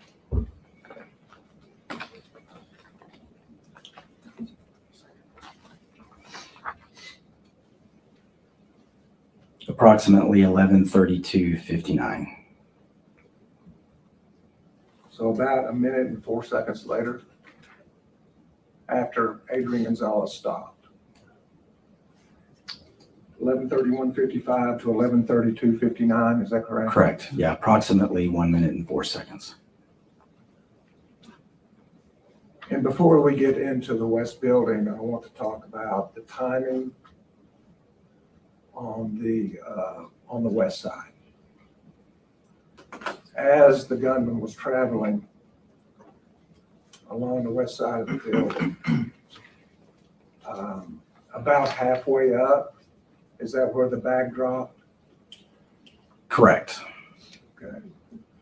And let me ask, did any other officers arrive on the scene about halfway between when Adrian Gonzales parked and the gunman entered the west door? Yes. Who entered? Who arrived?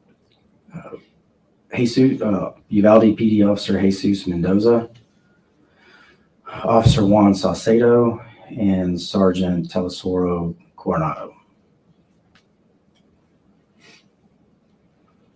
And they arrived where again? They arrived at the intersection of South Grove Street and Geraldine Street. And you have the timing of that arrival? Yes. And north of that bag, going toward the west entry, are there any more bullet defects in the building? No. Are there any more casings indicate the gun was being fired during that period of time? Yes. How many? I have to refer back to the diagram real quick.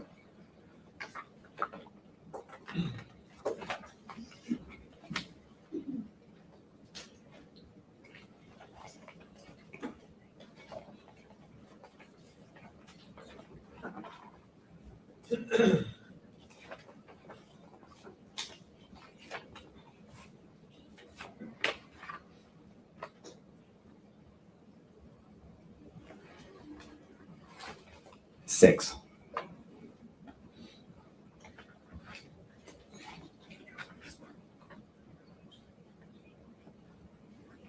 Now, as we get to the west door, can you describe the west door? It was a metal, appeared to be a heavy metal door. There was a window in the door, a narrow window, as well as a wider roof to floor or ceiling to floor window just to the right as you're looking from outside to the inside. And the weapon that the gunman was using, as well as the defects in room 102 and 104, is that kind of weapon capable of penetrating glass? Yes. And how quickly did that weapon fire? That is a native semi-automatic rifle, and it would fire as quickly as somebody could pull their trigger and allow the gun to reset to pull the trigger again. And penetrating glass with rounds from that kind of rifle, would that weaken the glass, Yes. eventually making it breakable? Yes. How long would it take to take that glass in perfect condition with that kind of AR until the glass was capable of being broken? I can't say for certain, but I wouldn't think it would take very long. When you say very long, are you talking about minutes or seconds? Seconds.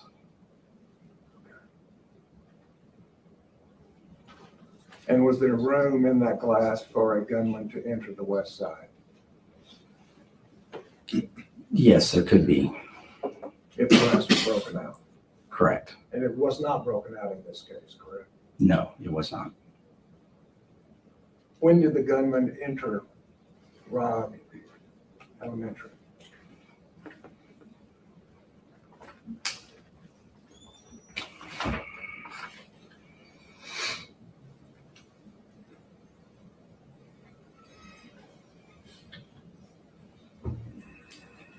Approximately 11:32:59. 11:32:59. Yes. And that is a minute and 4 seconds after Adrian Gonzales arrived, correct? From when he parked, correct. How long was the gunman in the hallway? He wasn't in there for very long. I don't have that exact time frame. I'd have to calculate it.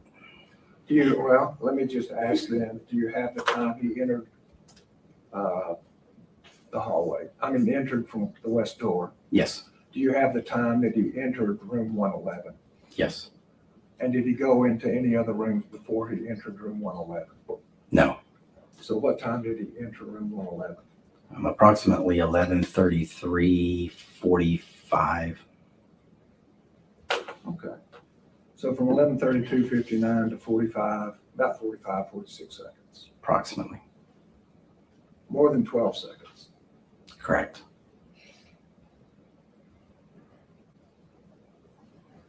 And did the gunman fire any shots in the hallway? Yes. And did you find casings in the hallway? Yes. And did you listen to the Robb video to determine how many shots were fired? Yes. How many shots were fired by the gunman in the hallway before going in room 111? 21.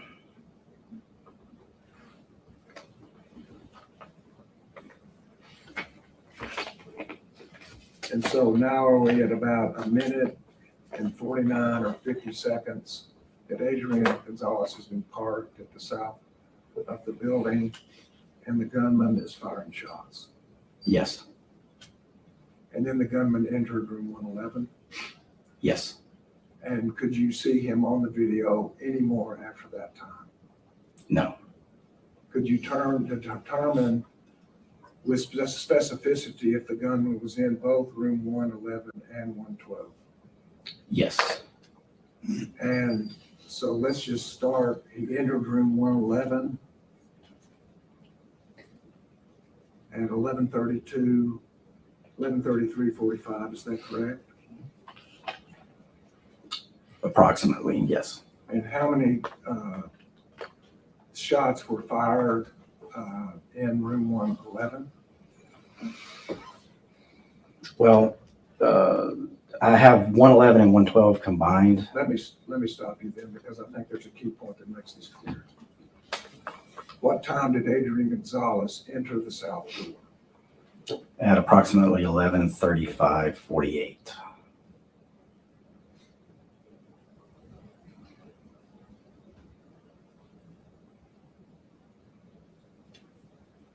So from 11 31:41 to 11:35:48.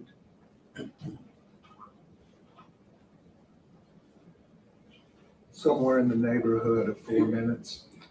Correct. From the time Mr. Gonzales came through the west gate. And so now we need to know how many shots were fired in 111 and 112 until Adrian Gonzales entered that south door. 117.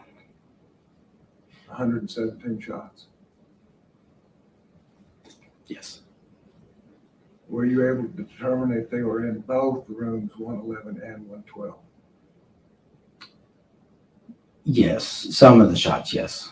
In both of those rooms? Correct. And how were you able to determine by looking at the raw video if the shots were in 111 or 112? Well, shortly after the shooter entered 111, he began shooting. So time and distance would indicate that those shots would have taken place in room 111.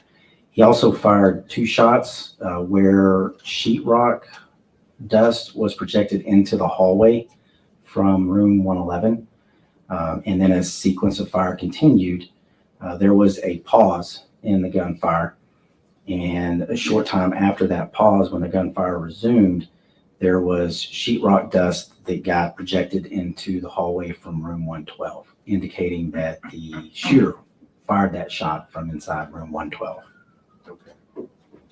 Now, in addition to when Adrian Gonzales entered that south wing, were you also able, through Coronado's body cam, to determine when Coronado said shots fired, get in the building?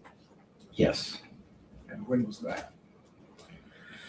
When did he actually say shots fired? Yes.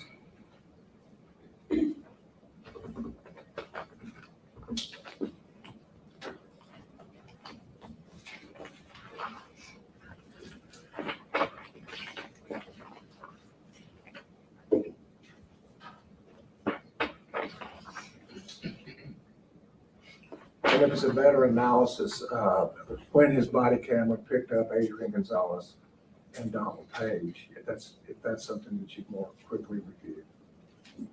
Sergeant Coronado's body camera started at approximately 11:35:10. And it was a short time after that that he made that shots fired call on the radio, and that was at approximately 11:35:55. So how many shots had been fired in 111 and 112 before Coronado is instructed to get into the room? Or shots fired, excuse me.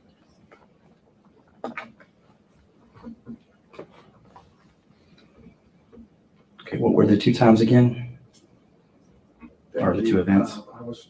I was starting with room, shots fired in 111 and 112 until Coronado yelled to get in the room or got on the radio and said shots fired, whichever is more convenient for you. You'll have to give me a second to look that up.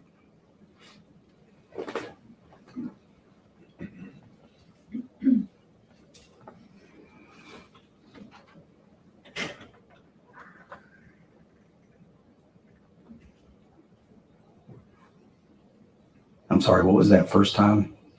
Entered room 111.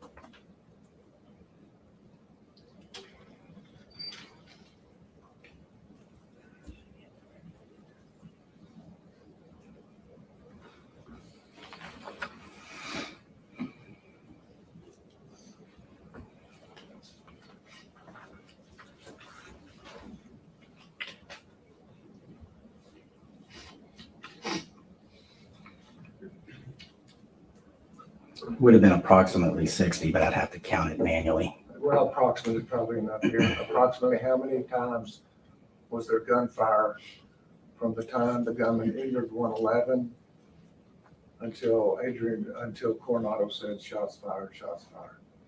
That would be the approximately, And I just didn't hear the number. it's approximately 60. It's probably a little bit more than that. So we have those 60 shots, plus how many in the hallway 21 shots, and along the west side? 16. And 2 possibly as Adrian Gonzales parking, is that correct? Correct. That would be included in the 8 from the west lot area. And after the gunman entered rooms 111 and 112, did dispatch have a dispatch of Adrian Gonzales calling for cover, for a Yes. unit to come provide cover? Can Yes. you tell us when that occurred?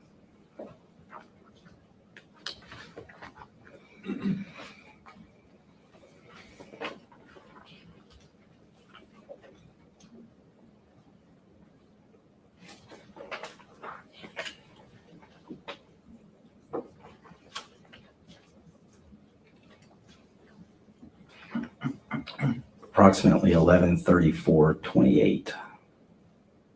11:34:28, he calls for cover,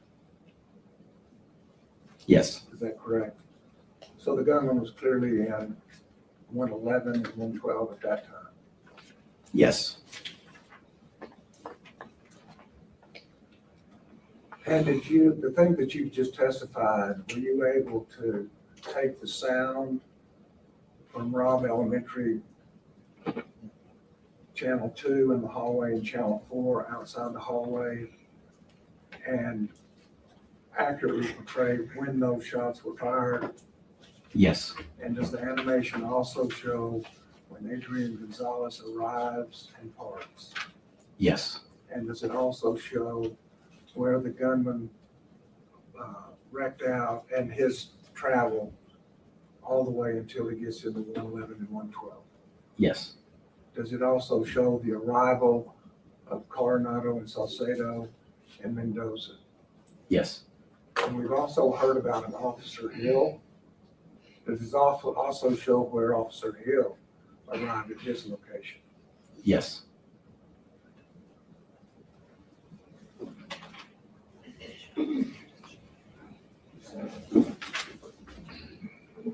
The State Officer's Exhibit 1045.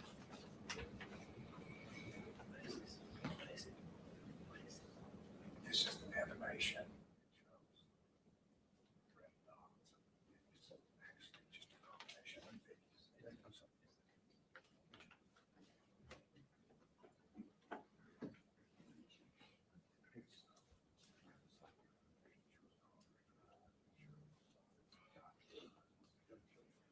I'll tell you what, folks, go ahead and take your morning 10-minute break, and we'll resume when you come back. Please remember my instructions, 10 minutes.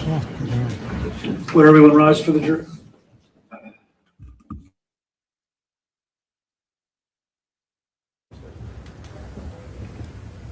Okay, so Ashley, we've been, of course, I'm joined here this morning by Ashley Moreno, who's our legal expert today, and they've taken a short break. Okay, I want to go back to the beginning of this morning. So we were supposed to have retired Sergeant Daniel Coronado on the stand, and then the prosecution decided, maybe never mind. We're not going to do any more redirect. And then the defense was like, okay. And so, what did you think about that decision and why they did that? I think it was tied into how Coronado testified yesterday. I think that processed with the prosecutor, and he probably realized this didn't go the way I thought it was going to go, and it went very favorable for defense. And that's what we were talking about, before trial started up again today. And I think they realized if they put him back on today, it's not going to help the state. It's going just to help the defense even further. So I'm not shocked that they didn't, do any redirect today. I'm not shocked. Yeah, they had the night to think about it, and they said, yeah, maybe not. Right. So I think that was one smart thing they did, is just let that witness go. Let that sleeping dog lie, Mhm. basically. Mhm. Yeah.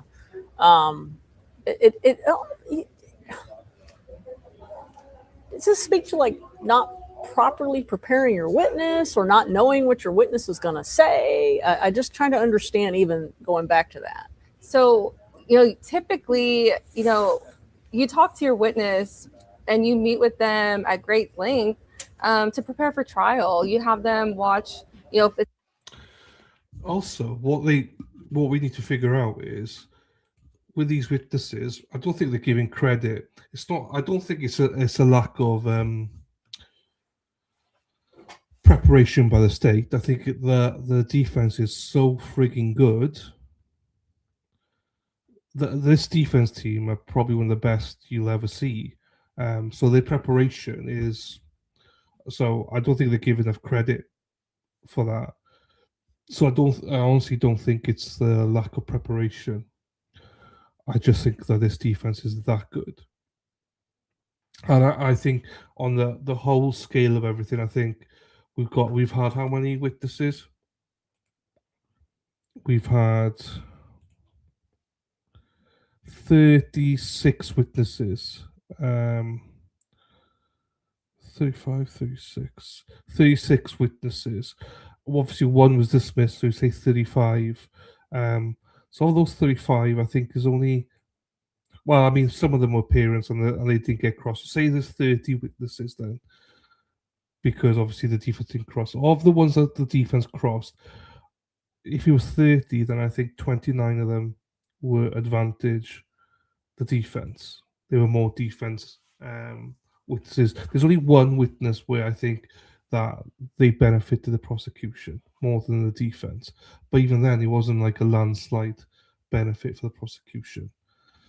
So I think this defense team has been able to turn all prosecution witnesses into defense witnesses.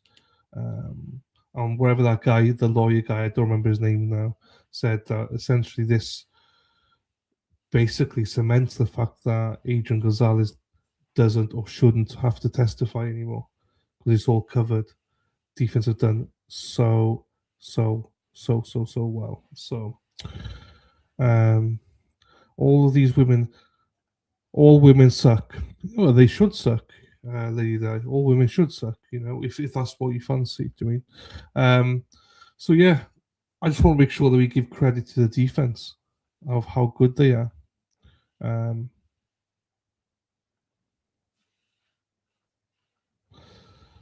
Yeah, he was good, and that one yesterday was good as well. Yes. Oh, thank you very much. So yeah, this is again, it's a long-winded way of trying to implement a load of different information to the jury, making out it's all important when in fact once the defense comes up there, they're gonna dismantle everything you just said, because most of it is not even relevant when in the grand scheme of things for this specific trial. But they want to try and get it in because they can use some of these for other trials. And just remember that the prosecution have not dismissed the idea that there will be other trials. I know there's one for the chief, but there might be even more coming potentially. Not that I think they will, but they have said that potentially there will be more coming. But we'll see. I just think it's a far stretch of what we're doing here today. I never know whether I'm too close to the mic or not. I'm literally kissing the mic, so I never know if I'm too close, rubbing my beard on it or not. Or if I just should sit back. I should watch back the streams, but I don't. So I don't really know which one's better. So I don't hear it, so it doesn't really matter to me how it goes. Let's take a sip of this, see if it smells like fish. It's strong again.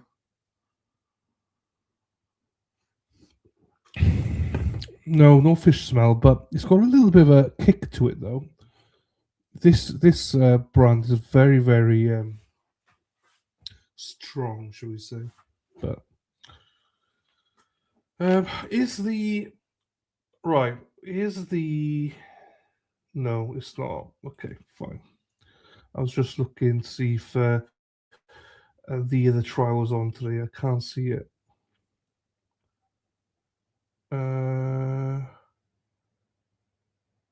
Okay. Oh no, the New Jersey one's on today. Paul Canero. I've not watched that one, if I'm being honest. The one in Virginia was the one I was going to watch, but that's probably been and gone now.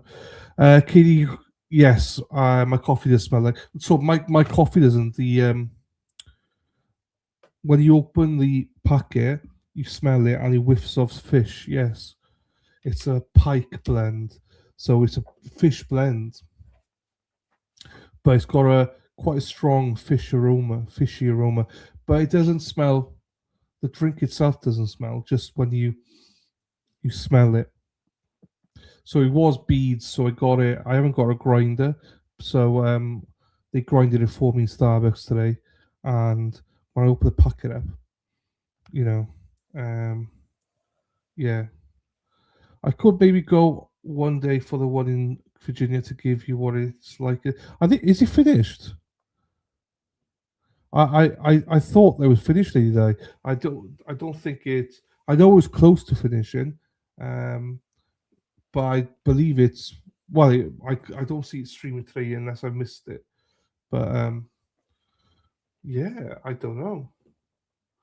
Maybe it is. I should look live. It doesn't really matter. It's just. But yeah. It might not be finished. It's just I can't find it. It might not be doing it today. Also, I need to find out if there's court on Monday, because you guys said there's Martin Luther King Day. Aaron Hack said I had to watch the SAPD trial all by myself. No chat. If you like the defense, go back and watch that on KSET. I was banned from commenting after the first week. Yeah, it is on there. I've not even. I don't even know what that is, but I did see that it was on. I did go and have a look. Right, let me just check. YouTube. I don't even remember what the name of it was. Lady Di, that's the problem. But the New Jersey Paul Canero, that's surprising. I didn't think they were streaming in New Jersey, but yeah, no, I can't see it. It's not to say no one is, but I just can't see it. I know people said they were close to resting, but to finishing, but it doesn't mean that they have finished it. It's just they were close to it.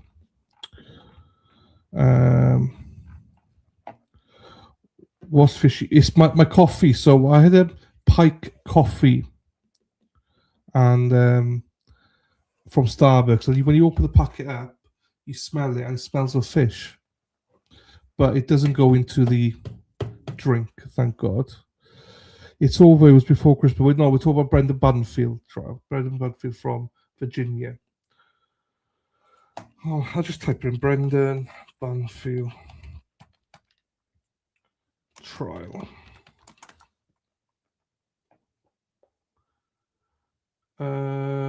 No, it's not on today. So it's either nearly finished or no.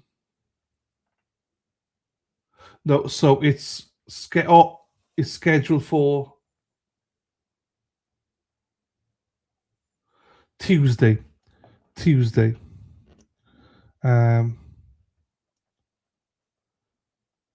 It's Tuesday.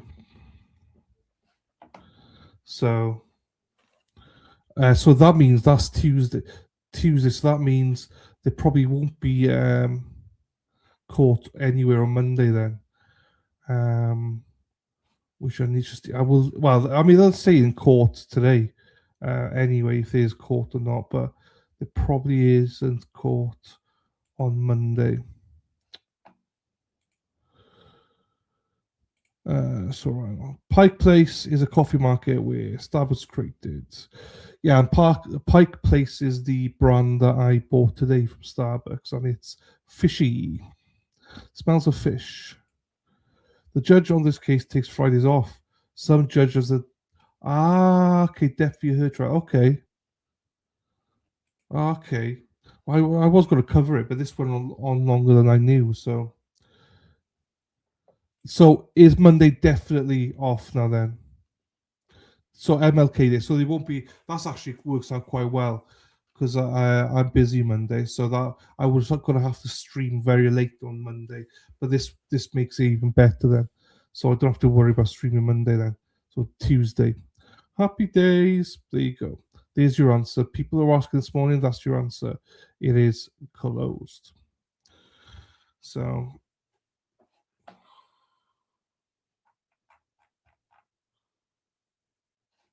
Okay.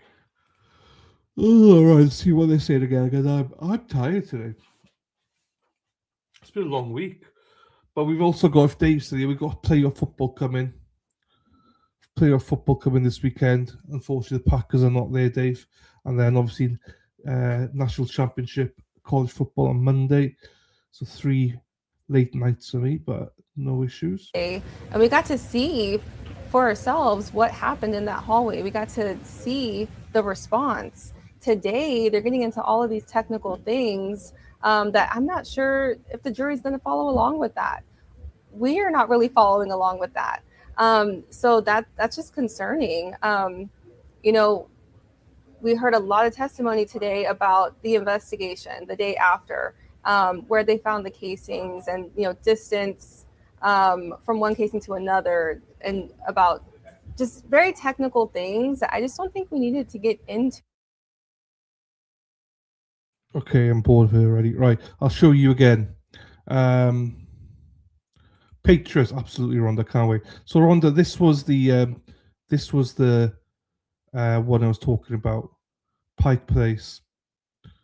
That's the one I bought today. Pike Place. It's quite strong, I would say. But yeah, once you open this packet up, it will smell a little bit of fish. The first whiff, you'll be like, what the fuck's that? Second whiff, you'll be like, that smells like fish. So, yeah. So that's what, that was the make and brand you were asking for, Rhonda. But then pike is fish. So, I mean, that does make sense. Okay, share screen. Back to this. So it sounds awful. So I did think it would be awful. The smell was awful, but the actual coffee is fine. It's actually very strong. So if you do ever buy it, I would suggest do not put in as much scoops as you usually do. Mine is very, very, very strong right now. We call pikes northerners in Minnesota. I've never heard of pikes before. I only heard it as a fish, and that's it. Pike. We have like pikeys, but never pikes. I still haven't taken any paracetamol. I'm hoping this water does something for me. Oh, Chris, I saw you. Yeah, I saw Chris and his son ice fishing. So yeah, he probably wouldn't like the smell of it, but like the taste doesn't taste anything like. It's a little bit bitter. Too bitter for me, I would say, but I wanted to try it. There wasn't many makes there, so I tried it. They grinded it for me, and they were like, "What kind of grinds do you want?" I was like, "I don't know. What grinds are they?" They said metal or wood. I don't know what that means. I went for wood, but it seems to be okay. Oh, we're back. My dad used to call northern pikes cow pigs. Never heard of cow pigs before. Yes. Okay. And the animation shows kind of cars coming in, and then also indications, red X's of where you anticipate to testify where the shooter, what his path he took, right? That's the locations are the general location and approximation. But where you put the shooter walking are the actual locations of the shells, not the general locations of those, right? It could still be the general location. It's a circle. Well, let me just ask the question one by one. So where the X's are, are the actual locations of where the shells were found, the spent shell casings, correct? They're going to be very close to the approximate location, yes. You've seen the pictures of where they were located, correct? Yes, Not animations, you saw the actual pictures. yes, Okay, so you know where they were located, correct? yes, Okay, and so you placed the shooter's path on exactly where the shells were, correct? I placed them in the approximate location. I wouldn't say it was exactly on. I don't know that for What does sure. approximate mean to you? Very close. Like on top of, right? Very close includes on top of. Right, that's my point. And so you placed the path of the shooter on top of, very close, approximate your definition of these shell casings. In the approximate location.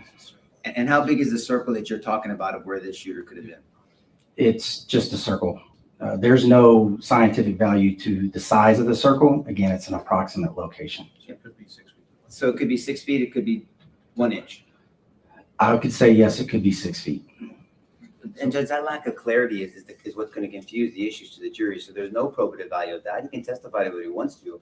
I can cross-examine him. But for the jury to have evidence that's actually admitted to them, they can go back and think that's exactly what the path he took, I think would mislead the jury, Judge. And under a 403 analysis, it's not probative at all, and it's very prejudicial, cumulatively, based off the other stuff that we objected to. And we would explain that it's not precise, that it's generally honest, so there is nothing misleading to it. Well, you can point that out on a diagram. You don't have to enter it into evidence to mislead the jury. Just point it out. He can say what he wants, and I'll cross him very specifically. Well, the timing is also what's critical. Well, he can testify to the time. All right. I'm going to overrule the objection, find the probative outweighs the prejudicial, and find it goes to the weight, not to the admissibility, but you're certainly entitled to cross-examine him at length in that regard. So let's bring him in.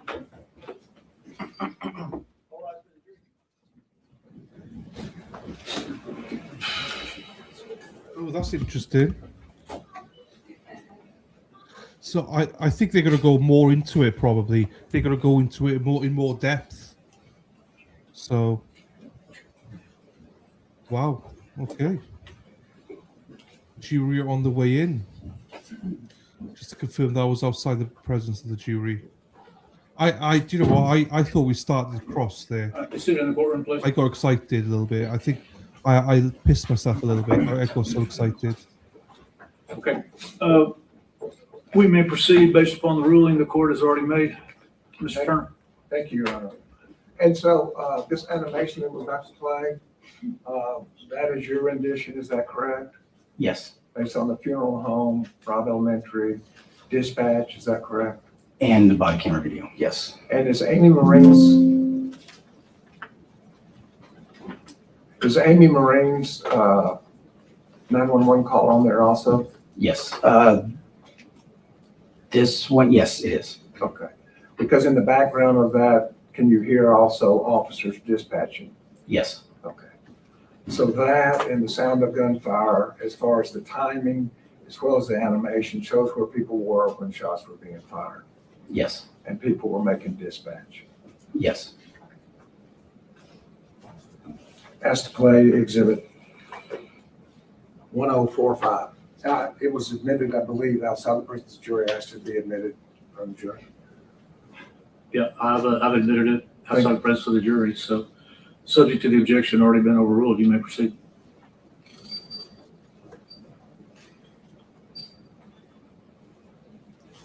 Could you stop it right there for a second? And so just to orient us on this exhibit, could you show us again where the truck runs into the ditch?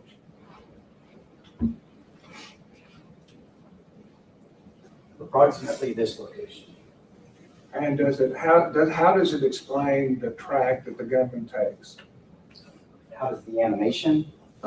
There is a circle depicting the shooter, and the movement of the circle is based on time distance observed from the surveillance video here. So from point to point and how long it took for the shooter on the surveillance video to go from point A to point B, the animation draws out the pace at which. And what color is that animation in? Red. What? Red. Okay. And as the shooter enters that southwest corner, and goes up the west wall, how were you able to draw the line that the shooter went? It's going to be the general location of where the fired cartridge casings were located. We know that the shooter was going to be in between the cars and the west wall. And so it's the direct path that the shooter would have taken to get from this point up to the west door. And you're saying that this is general, not precise? Correct. One or two steps, it could be all. Correct. Okay. And then is there a blue line also?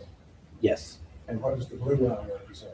The blue line represents Mr. Gonzales as he enters through the west gate and then travels to his stopping point approximately in that location.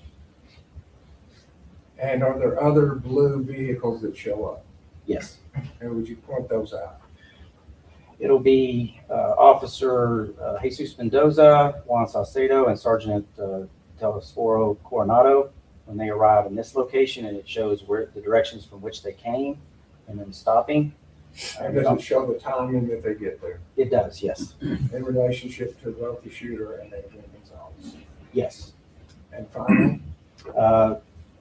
Randy Hill, another officer, who was originally dispatched to the crash. He arrives up in this location. Does it show when he arrives also? Yes. In relationship to the gunman as well as all the other vehicles? Yes.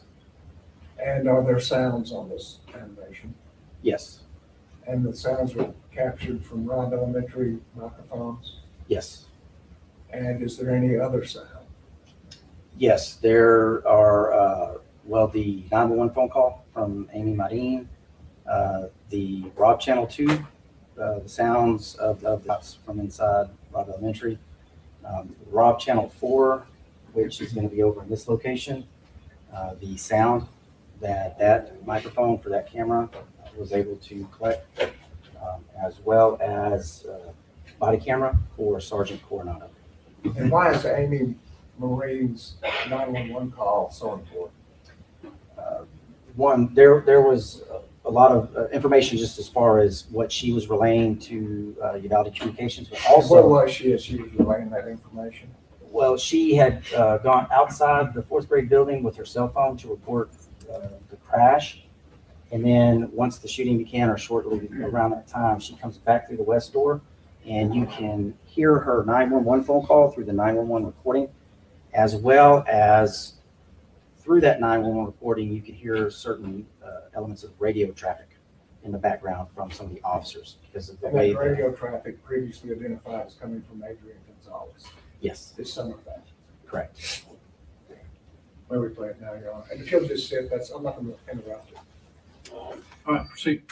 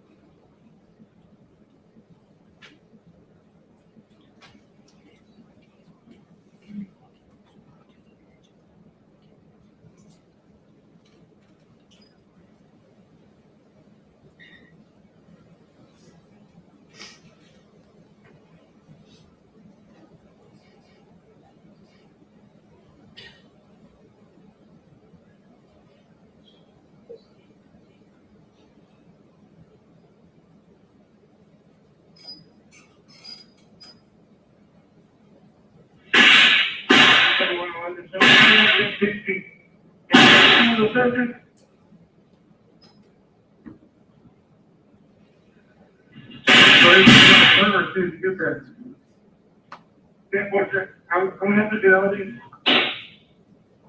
Turn you off. Do you have a description yet? Not at this time, sir. Caller cannot remember what he was wearing. I have one other complaint on the line where the person wears black jeans, black and jeans. The application was jumping over the fence into the schoolyard. Stop fire, you now get off school. So you want to call 23?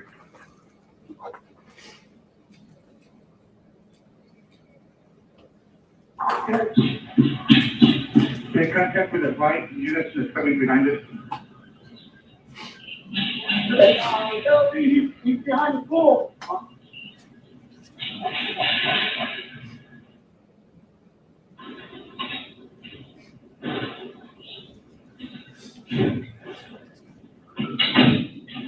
It's over, guys. It's over. Stop firing.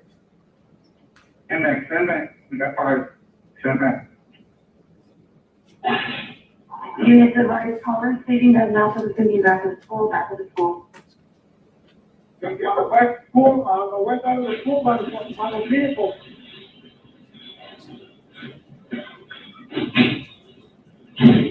Be wearing all black.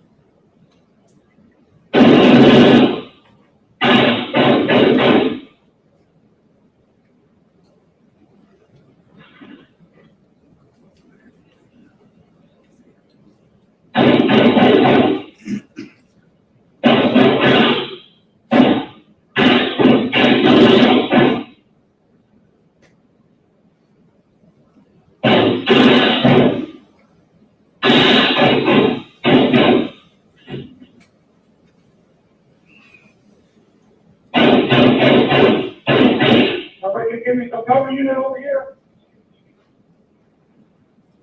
Look back further. Yeah.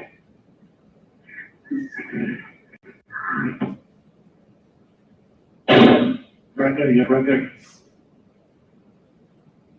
I need somebody to come into the parking lot. 304.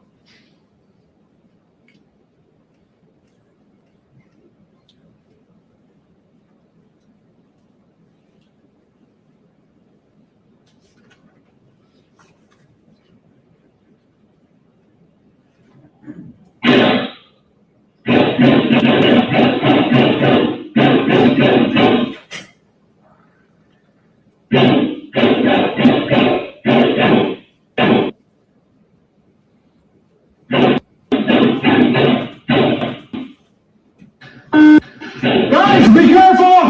You might be in that building!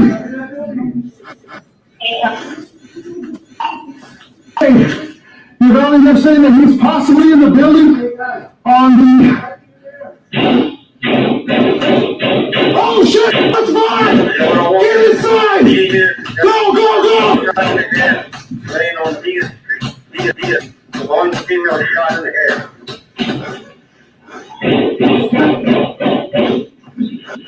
Shots fired inside the building, Uvalde! Which building?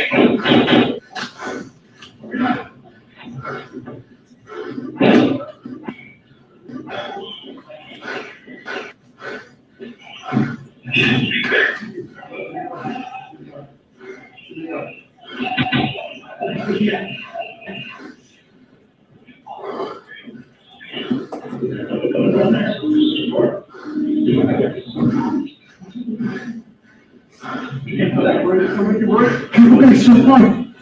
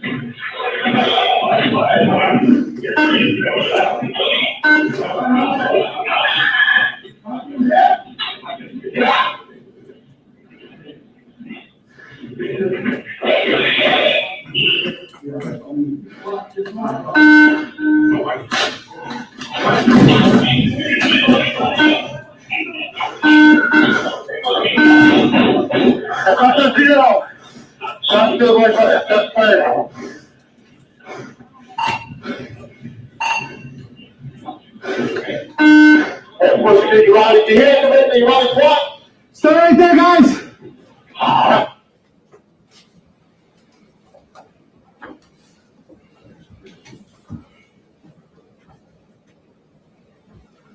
Is that a fair and accurate depiction of your work as to the timing of when the shots fired and the movement of the officers? Yes. And Robb video, Channel 2, played all the way through his conclusion. After the gunman entered 111, did he ever come back out into the hallway? No. There was no coming out and shooting at Cody, Martinez, and Eddie Canales? Correct. He did not come out.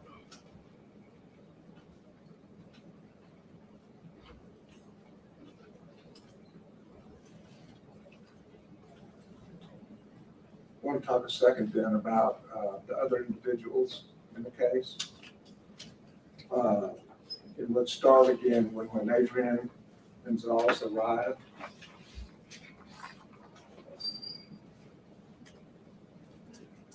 What time was that again? Is this when he drove through the west gate or when he parked? Approximately 11:31:55.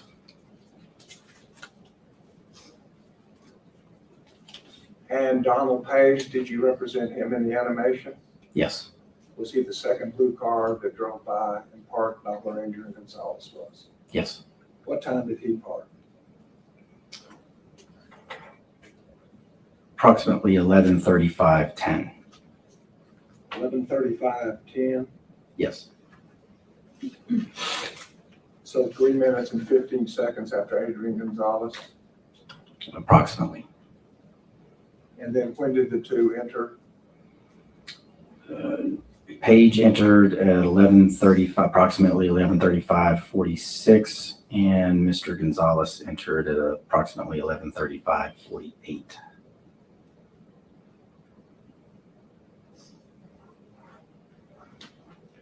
And we've had some talk and some testimony about Officer Hill.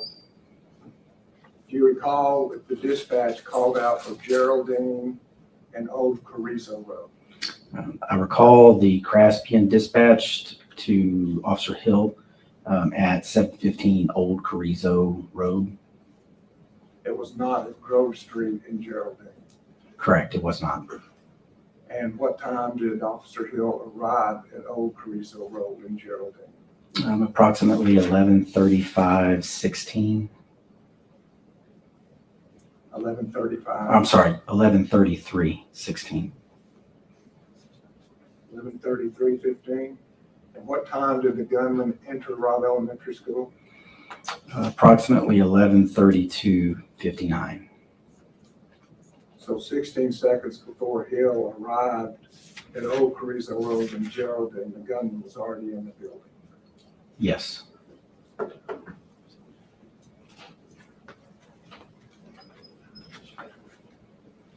I know it's on your animation, but where was that Old Carrizo in Geraldine?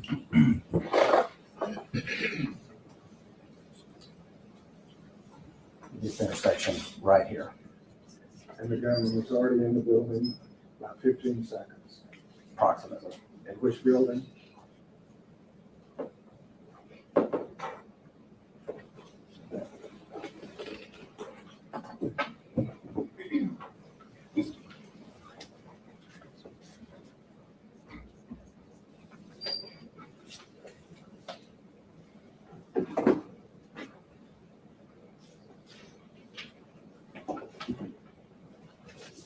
And then we have the three officers that arrived, is that correct? Correct. And that would be Coronado, Salcedo, and Jesus Mendoza. Yes. And you showed that they arrived when the gunman was about halfway up, is that correct? Correct. And then shots were fired. Yes. And then do we see, when shots were fired, do we see Sergeant Coronado act? Does he engage in activity to stop the gunman? At that particular time, Sergeant Coronado, he had arrived at the intersection. He and the other two officers were there for a short period of time. And then as the shooter was entering the fourth grade building, they went back to their patrol vehicles and relocated to the northeast corner. So it wasn't inaction, it was action. Correct. He was relocating to another area of the campus. They didn't fail to act, they acted. Correct. And was Coronado followed by any other police units? Yes. Who was that? Officer Jesus Mendoza and Officer Juan Salcedo. So they did not remain at that intersection? Correct. They followed Coronado to the north end? Yes. And as far as to where they went, would it make sense to fan out to find the gun? Yes. And did Coronado continue to act by jogging to the area that we saw? Yes. And when he heard shots, what did he say? He said, oh shit, shots fired, and began running faster towards the fourth grade building. He acted? Correct. Within seconds of hearing the gunshots? Correct. And he went into the building? Judge, I'm just for the record, I want to note that I don't mind him leading his own witness, but I just want to put that on the note that I acknowledge it and he can lead all he wants because I'm going to take care of it after a while. Okay, proceed.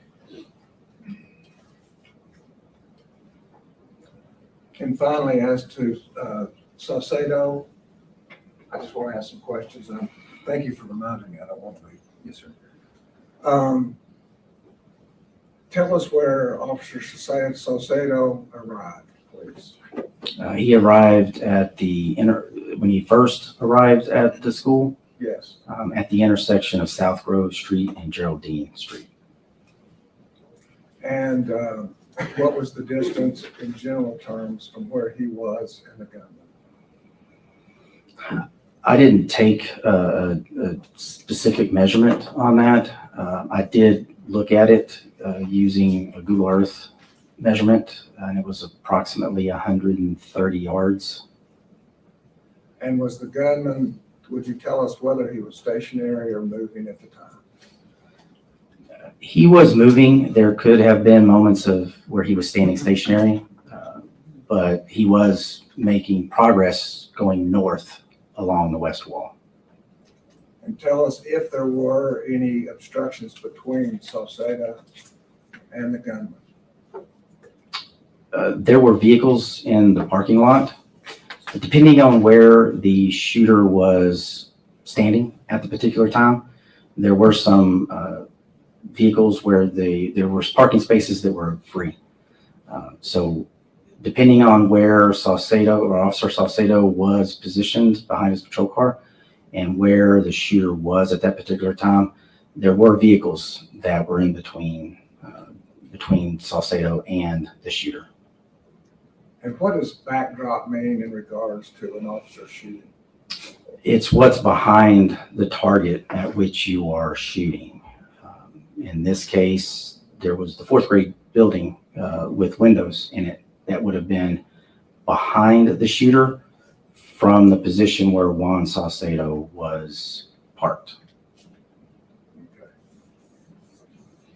And Adrian Gonzales, where he was during this time, was he in a position to see the shooter? When he pulled through the west gate and into the west lot, there was a point at which we no longer see his vehicle. So I had to look at where I was able to last see him traveling in the school, on the school grounds, and where his vehicle came to park, which is how I arrived at the estimated or approximate time when he had parked. His movements after that, I didn't have any access to video or anything that could actually place him in a particular location. But have you heard the concept tunnel vision? Yes. Tell us what that is. Usually under a high stress situation, the way the blood collects and pools in your body, it can affect your vision by creating a tunnel vision, which is narrowing of your vision, and that's to help you focus more of your attention on either, in this particular case, a threat or something that is threatening to you. And it's difficult to maintain a view of what's in your periphery when you experience tunnel vision. Periphery being along the outsides. Correct. And auditory exclusion. It happens also with high stress situations where for a moment of time, you don't hear what's going on. And that's again to help the body prepare to defend against a particular threat. So there'll be a period of time where either you don't hear it at that moment or you won't recall it a short time later. So you may have heard it, but don't recall it when asked. Correct. In this case, from when Adrian Gonzales parked his car until he got on the microphone saying shots fired, how much time had passed? From the time he parked until the time that he got on the radio to acknowledge, approximately 14 seconds. And it was in regards to shots being fired. Correct.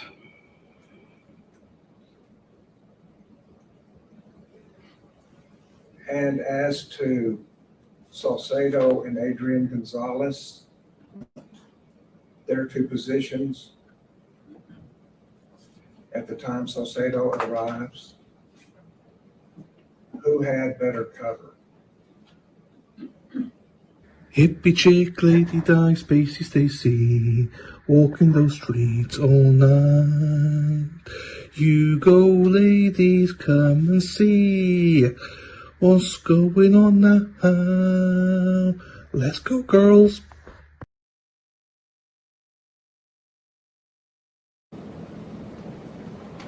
Mr. Gonzales. Why did he have better cover? The brick of the fourth grade building, if the threat is not there in view shooting at you, but you hear the gunshots, you know that the gunshots aren't happening where you're at. And if an officer were to move towards the fourth grade building, the brick of the building would provide cover. And as to concealment, Adrian Gonzales and Juan Saucedo, who had better concealment during that period of time? Mr. Gonzales. And what is concealment? Concealment is where you can hide yourself or be hidden. However, bullets or projectiles can still perforate or go through what you are hiding behind. And from the southwest corner, behind cover, toward where the gunman was at that time, what would be the backdrop? That would be the west wall to the fourth grade building, as well as the windows on that west wall. Is that from Saucedo? Correct. And from the southwest corner of the building,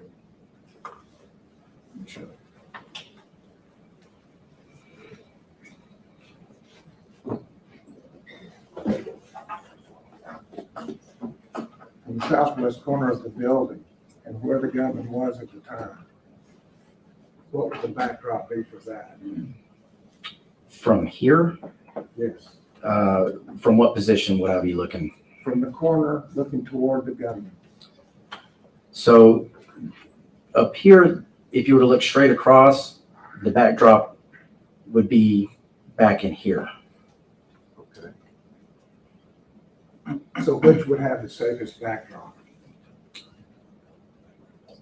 In order for between Officer Salcedo and Mr. Gonzales, as far as taking a shot at that particular time, the safest backdrop would be from Officer Salcedo.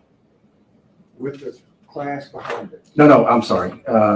I'm sorry. I misspoke because of the windows that are in here. With Mr. Gonzales, he does have a backdrop of this neighborhood here. However, there's a vehicle that was parked right here, a black Ford Expedition. Although a vehicle is not the best form of cover, the engine block can provide some cover. That would also help you use the angles to put the backdrop at the electrical box that was here, as well as any brick. Describe where the electrical box was. Right here. Why does that improve the backdrop? It's a large piece of metal equipment, and it's going to have a lot of components inside. Those components could act similarly to an engine block and could stop a projectile from penetrating or perforating through that object. To go through and hit an unintended target. Correct.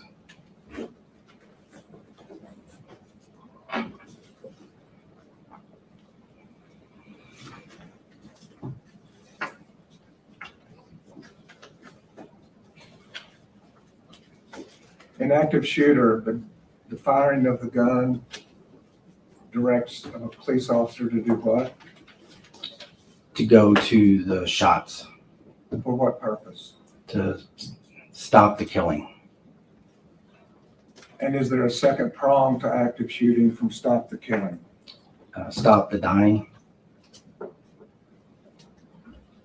And so if somebody is in 111 and 112 firing, an officer's obligation under active shooting is to stop the killing and stop the dying? Correct.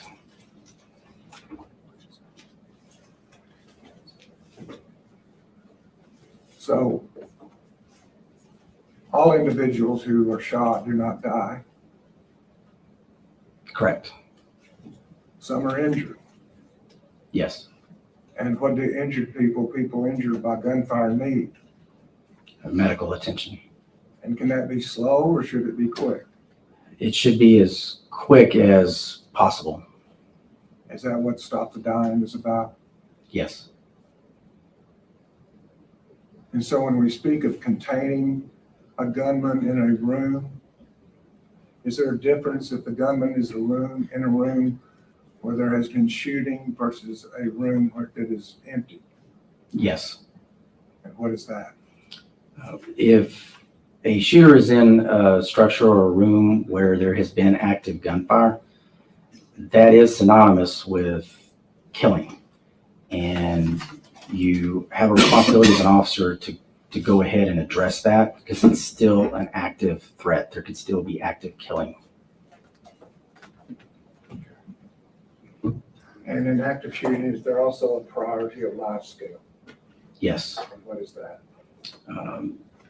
You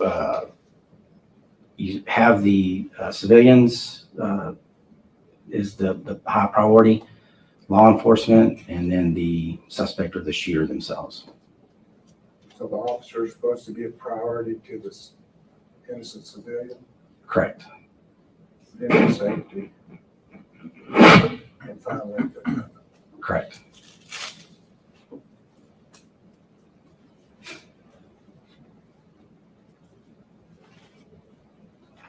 pass the witness.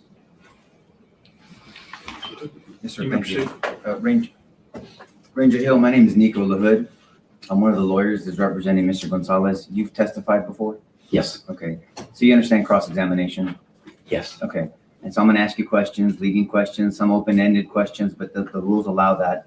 And I'm gonna ask you specific questions, okay? Okay. And I'm gonna push back on you a little bit, but I want to give you a heads up. Okay. Okay. I'm not trying to be disrespectful, and I'm not attacking your character, but I'm going to attack your opinions and your perceptions, okay? Yeah. And if you don't understand my question, you just tell me, Nico, just repeat that, or I don't understand that, and I'm happy to do that, okay? Yes. What did you review and prepare in preparation for your testimony today? I reviewed the critical videos that I used to prepare the synchronization. I reviewed the timeline events up to approximately 11:45 a.m., as well as all the diagrams, the physical evidence that was collected, or the physical evidence log, as well as my reports. And what reports did you create? You like individual reports from your earlier investigation? Yes, yes. And did you, I think I showed it to you earlier, you created Department of Public Safety Intelligence and Counterterrorism critical event timeline? There was an analytical team that I was a part of, and we compiled that timeline. Right. When you say we, how many people? You and how many? The team started out initially with 7, and then towards the end there were 3. And you were one of the 3? Correct. Okay. And do you have a copy of this critical timeline in front of you? Yes. Okay, good. So if I refer you to pages, I don't have to walk up every time. Can you have it ready, please? If you can refer me to times. Yes, sir. I don't have the page numbers. Well, they're on the bottom, right? TR? They're not on my copy. I don't have the page numbers, but the times will direct. Fair enough. But then may I look at your copy really quick? Sure. You can keep it there. I'll go to you. Just want to make sure we're on the same page. Don't use the pages, okay?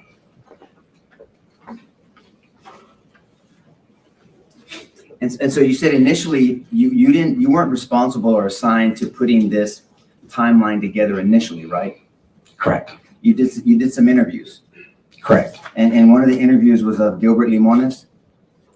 I interviewed Cody Bersanos. Who interviewed Gilbert Limones? I believe that was Ranger Barina. But you reviewed that interview, right? I didn't review Gilbert Limones's interview. I want to make sure I'm clear. You're part of eventually a three-person team that put all this together, and you didn't interview Mr. Limones? You didn't review his interview? I didn't review it in preparation for trial. I reviewed it early on in the investigation. Okay, so I'm sorry. I'm going to shift now to just the whole investigation and how you put this together. Okay. Okay. So you did review Gilbert Limones's interview, correct? Yes. Okay. And part of that interview, you had to reconcile what he said to his 911 call at 11:29:05, correct? Yes. And so if you can refer to 11:29:05, please. For the government, it's page 11, but I don't know if you have numbers. So.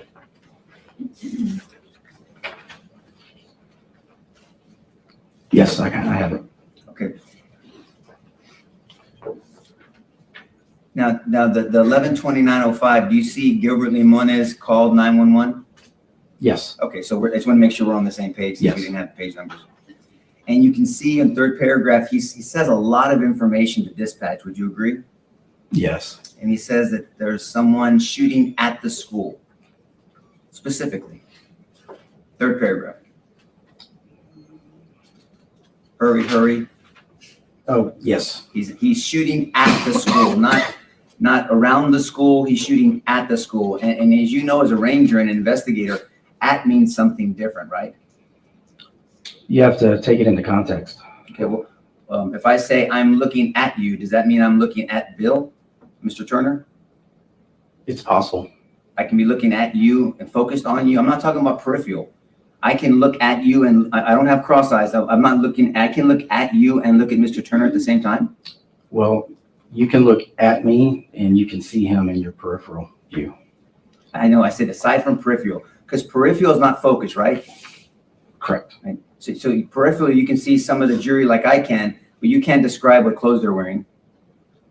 Now you just turned your head. Now from your peripheral, can you describe clothes on the jury? I cannot. You cannot. So I cannot look at you and look at Mr. Turner at the same time. Would you agree? I can speak for myself on that. Okay. Will you look at Mr. Turner? Look at Mr. Turner, please. Can you see me in peripheral? I can. How many fingers I'm holding up? I cannot tell. Okay, so you cannot look at Mr. Turner and look at me at the same time, right? I cannot. Okay, that's all I was saying. Wasn't a trick question. And so when Mr. Limones, because you investigated this situation, he said the shooter is shooting, this person is shooting at the school. The vast majority of us, maybe not you, would think that those bullets are going to the direction of the school. Is that a fair statement? I would say that they were going towards the school. What's the difference between towards and at to you? Well, in your definition, at is directly. I would, based on the context of Mr. Limones' 911 call, would interpret what he said is that the shooter is shooting towards the direction or in the direction of the school. Maybe not necessarily at the brick or a particular point. If someone was pointing a gun at you versus towards you, would you feel any less safe or more in danger? I would feel equally in danger. Me too. But what we know though is that Mr. Limones said that to 911 early on, 11:29:05, and we know that the shooter entered the building. You said 11:32:59. Do you remember testifying to that? When he entered the west door. Yes, sir. It's really 11:32. Approximately 11:30. Yeah, and what does your timeline say? So it's 11:32:58 with some milliseconds, and it rounds up. So it's an approximate. Well, but in your timeline, it doesn't say 11:32:59, right?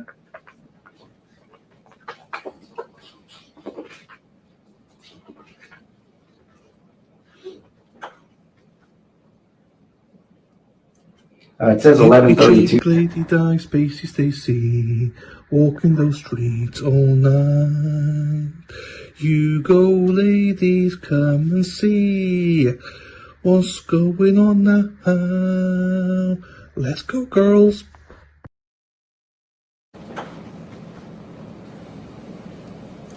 It says 11:32:58, but there were milliseconds on the back. Real quick, does it say milliseconds on your report? No, I took the milliseconds off, and the exporting program rounded up. But you testified to this jury, and it's a second, but it matters because time is of the essence. That's been the theme for this jury. So, but your report, your timeline says 11:32:58, correct? Correct. Okay, but you testified to this jury was 59. I testified it was approximately. Okay, but if anybody's looking at your timeline, it says 11:32:58. Correct. Okay, so but we'll go back to 11:29:05. So 11:29:05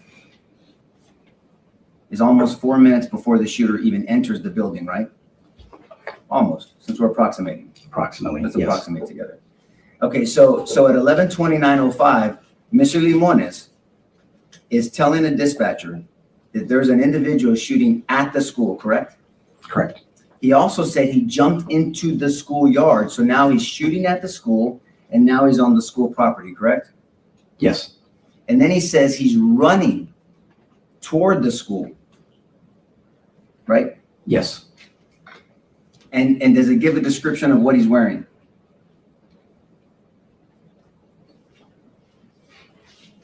That's right. It's the next line under. Which line are you referring to? I referenced he's running towards the school right in the middle. And then right underneath it, it says he's wearing black, correct? Correct. Correct. Yes, he's wearing black.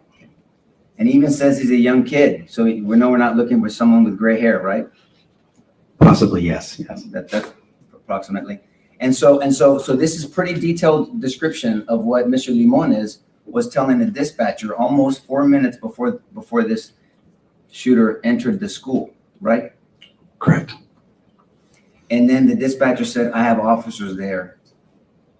I'm going to go ahead and disconnect with you, right? Are you looking further down on the page? Yes, sir, at the bottom of that same 11:29:05. Fourth line from the Yes. bottom. Communication says they have units heading that way. No, well, didn't discontinue. Didn't say heading that way. What does it say? Okay, sir. So since I have officers where? Since I have officers there, yes. So that the officers are already on the scene. That's what it sounds like. Fair enough? Yes. But there weren't officers there, right? Not at that time. And so the dispatcher used that excuse to get off the phone with Mr. Limones, right? Mr. Limones, right? I'm going to go ahead and disconnect. I don't know that it was an excuse. The reason, I'll say a reason, I'm sorry. The reason. Possibly. Well, it's not possibly. I'm going to go ahead and get off and disconnect with you because we have officers there. And that's typical when the officers arrive at the scene, now there's no longer a need for dispatch. So they say, now I'm off and now the officer can take the descriptions you're giving me, right? You know that as standard. Yes, yes. Yeah, so just so the jury knows, so dispatch stays on the phone with a caller because there could be critical information that maybe other officers need before they arrive at the scene. So the dispatcher stays on the phone the entire time until officers are actually there, right? Generally, yes. Generally, and then they get off the phone. But officers were not there. Correct. So you agree that the dispatcher probably should have stayed on the phone with Mr. Limones? Yes. Okay. And then 5 seconds later at 11:29:10, that's when Amy Marin calls, correct? Yes.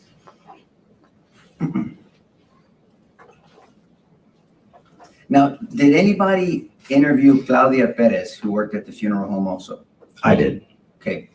And you know that Claudia Perez, during the interview, told you that the shooter squatted down between vehicles, correct? I do recall her saying something like that. And you also recall that Mr. Limones said that the shooter squatted down between vehicles at one point as well during his interview. He didn't say it during the 911, but during his interview.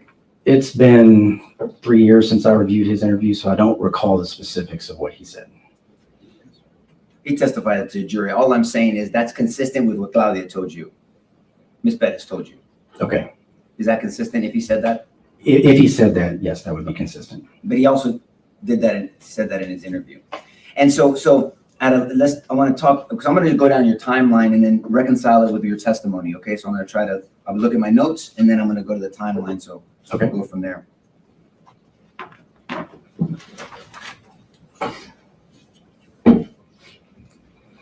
Now, based off of what Mr. Limones said in his 911 call, that's not the information that was dispatched, correct? Not all of it. Well, what was dispatched? Do you remember? Well, it was dispatched as a crash initially. Right. But that was as a result of Amy Marin's 911 phone call. And then around the same time, Gilbert Limones had placed his 911 phone call. I'm saying the specifics. The specifics of what Mr. Limones notified dispatch on at 11:29:05, wearing black, shooting at the school, running towards the school, all those important critical details were not dispatched to law enforcement, correct? Not at that particular time. That's what I'm saying, but that's pretty important. If you would agree with this statement, right? If somebody's calling in saying, right now, there is someone shooting at a school and they're running towards the school and there's a description of this individual so officers can know what to look for, that is critical and time is of the essence in order to save lives. You agree with that, right? Yes. And that wasn't done. Fair statement? Not at 11:29:05, which was the beginning of Mr. Limones's 911 phone call. Obviously, the transcription here, yes, sir, to get every sentence, we don't have each second. And so it starts with the phone call. I do know that approximately 30 seconds after that, I do believe Uvalde Communications did relay information about a person with a gun. Yeah, but not the specifics that I went over with you, right? I remember they're saying that they're with a gun initially, and then eventually wearing black clothing. But eventually it gets people killed, right? It depends on the passage of time, how much time. I know that. Eventually can potentially get people killed, right? If you wait and eventually relay important critical information, it could get people killed in a situation like this. It's possible depending on how much time passes. I understand. I'm giving you a general question. That's why I said eventually. It's possible. And so let's go back to our timeline, or your timeline. And just before we get back to the timeline, you just compared an Apple phone to the funeral home, and you just, I mean, like right now my phone says 11:45. We just assume that Apple's correct, right? The way that Apple does their time synchronization is very accurate. That was initially the way I approached the synchronization, but I did use another synchronization method to help narrow down or tighten the time. I'm just saying, but this is how you started with an Apple phone and then just kind of comparing it to what you saw on cameras, right? And At the very beginning, yes. And so let's go back to your, at 11:29:32, that's when you notify, you notate that there's the shots fired at Gilbert Limones, correct? And Cody. And possibly Albert Vargas. Because he was the person that was in the residence that came out as well. Correct. And you say possibly because did anybody interview him? I believe he might have been interviewed, but I do not know that. It didn't make your timeline though. His interview didn't. Got it. Or nothing about his interview. But even before this though, the shooter had already tried to murder his grandma, right? Correct. And he shot his grandma in the face. Yes. And the person responsible for all this damage and heartache is dead. It's that same guy that tried to murder his grandma, right? Yes. And so at back to our timeline, at 11:29:36, communication dispatches an officer, Randy Hill. Correct? Yes. And so he was specifically asked to go to route, right? To go to the incident. And he says, please be advised, shots fired. Right? Yes. Not shot fired at a school, correct? Correct. Not suspect wearing black. Correct. Not suspect running towards that same school. Correct. Okay. And that would have been critical, you already said, right? For Officer Hill to know that information, right? It would be important information, yes. We're gonna get there. I might as well do it now just because I want to have context because you testified to something specifically that I notated, and I want to talk about it. Then we'll come back to the timeline. You said that I believe you testified that Officer Hill arrived at the scene at 11:33:32. Do you recall that?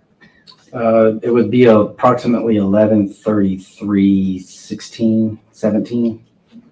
Is that on your timeline? That is not on the timeline.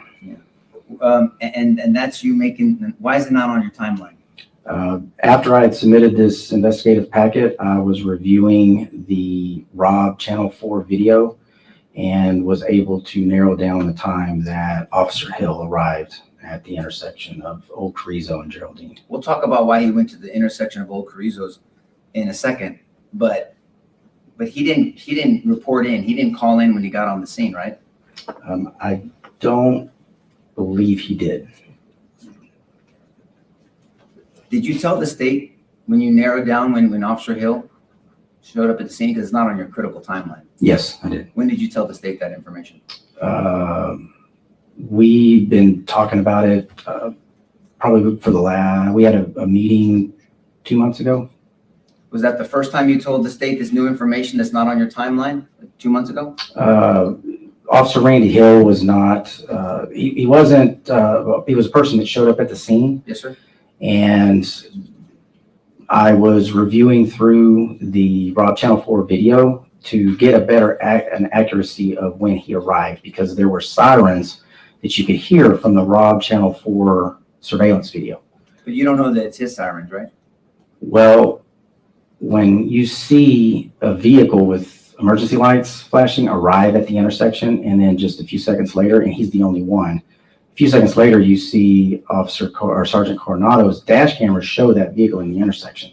So you said a lot there, because I want to break all that down. So when did you see lights arrive at that intersection? As far as what video did you see that on? Robb Channel 4. Robb Channel 4 meaning what? There's the Robb Elementary surveillance video, the Channel 4 camera. And what view is that showing? That shows the East Breezeway. East. That's a breezeway where Coronado was running down with Arredondo, right? Correct. Yes, it is. Yeah, and so that breezeway.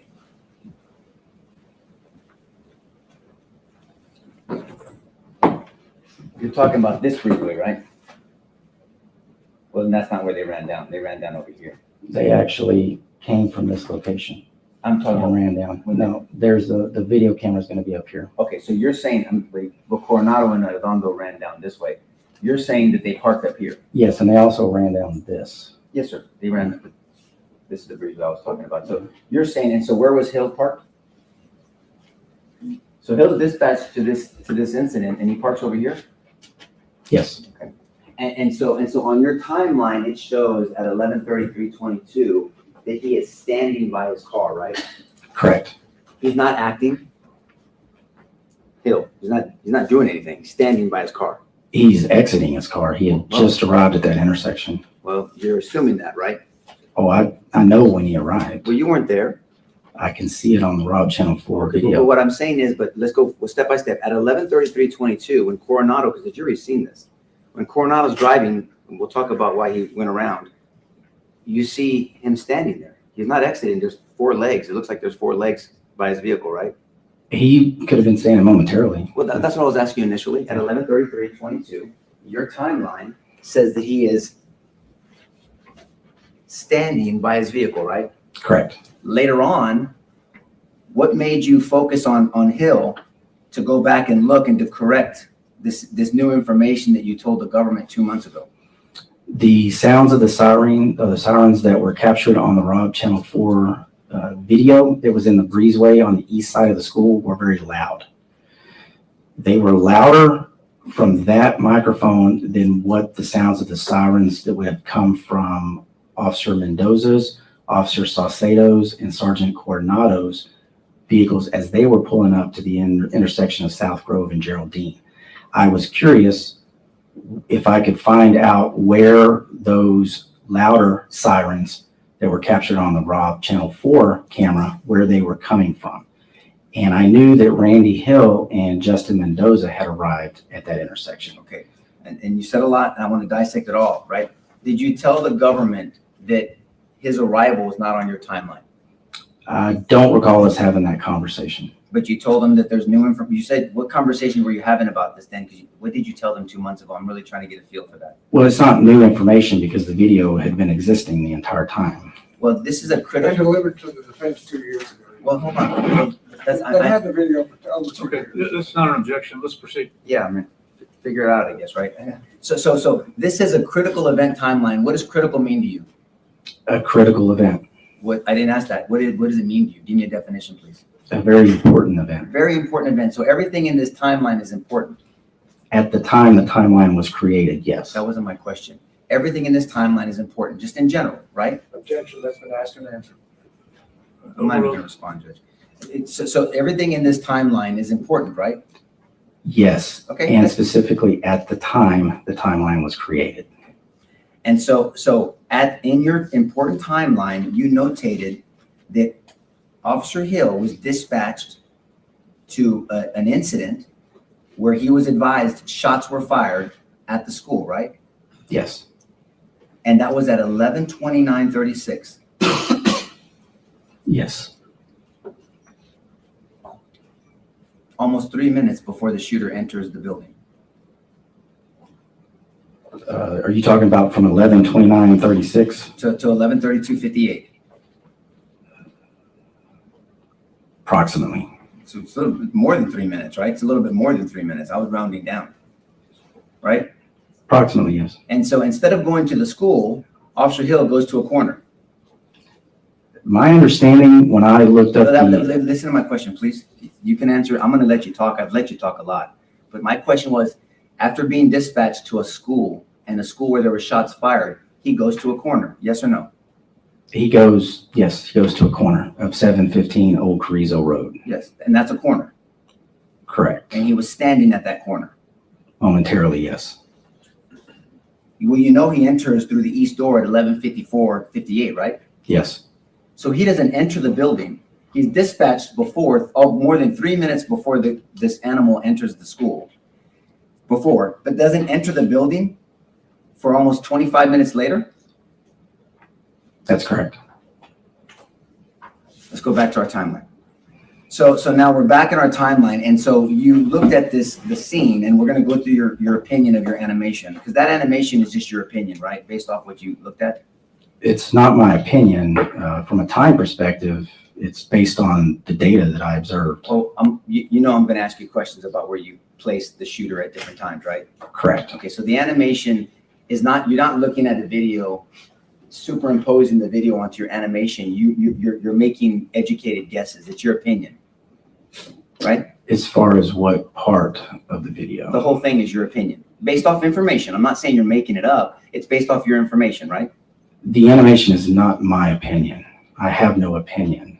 Well, you can have an opinion of how close someone is, right? You had an opinion on what at versus towards is. That you had an opinion about that, right? And you asked me my opinion.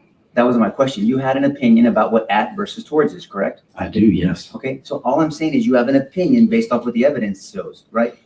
The animation itself was derived from the data. Based off of your opinion. Not based on my opinion. Okay. Based on investigative analysis. Which is based off your opinion. Objection, ask an answer. No, Judge, he's being tricky, and I'm trying to ask him specific questions. All right. I know they don't like the answer, Judge. I'll overrule the objection. I'll sustain the objection to the sidebar, which wasn't made, and let's proceed. Okay. So I'm going to ask specific questions. You can say no. You don't have to. If you want to banter with me, I'm happy to do that too. But just say no then, okay? Is that fair? Okay. So this is based on, this is your rendition. The government asked you, it was your rendition. This is your rendition, the animation that we're going to get to, right? Yes. Okay. So when we look at the open field and we see the shooter get out of his vehicle, because he's already shot towards or up at Mr. Limones and Mr. Briseño, correct? And possibly Mr. Vargas. Possibly, but you didn't review his interview, right? I don't know that he was interviewed. I cannot recall.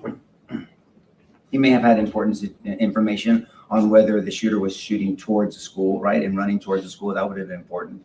It would have been critical. Yes. Okay, but it's not in here. Correct. Okay. And so while he's walking down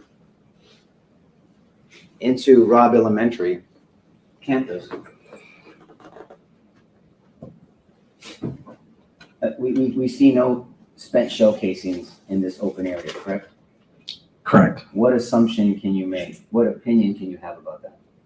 That he didn't fire his firearm. And then there's no casings anywhere here, correct? Correct. And so it is safe to say that at this point he wasn't shooting anywhere while he was walking towards this area. Yes.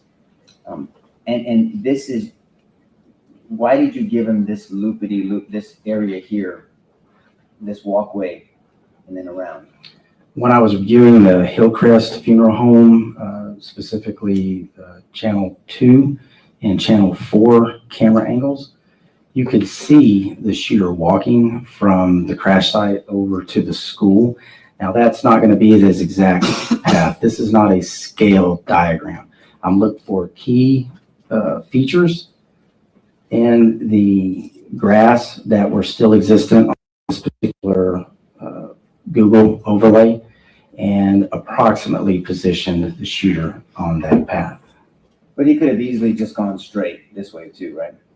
It did not appear, looking at the Hillcrest video, that he went straight. And appear means your perception. My perception was that he didn't walk straight. Your opinion. It's based on analysis of it. Your perception is your opinion, right? In that particular case, yes. There's no data points here. I mean, there's no casings, there's no footprints. That's what I'm saying. I'm just, that's not meant to be a difficult question. I'm just saying he could have gone this way too, right? Correct. Object to repetitive and badger the witness. He's answered it 3 or 4 times, Judge. Okay, I'll sustain the objection. Go ahead.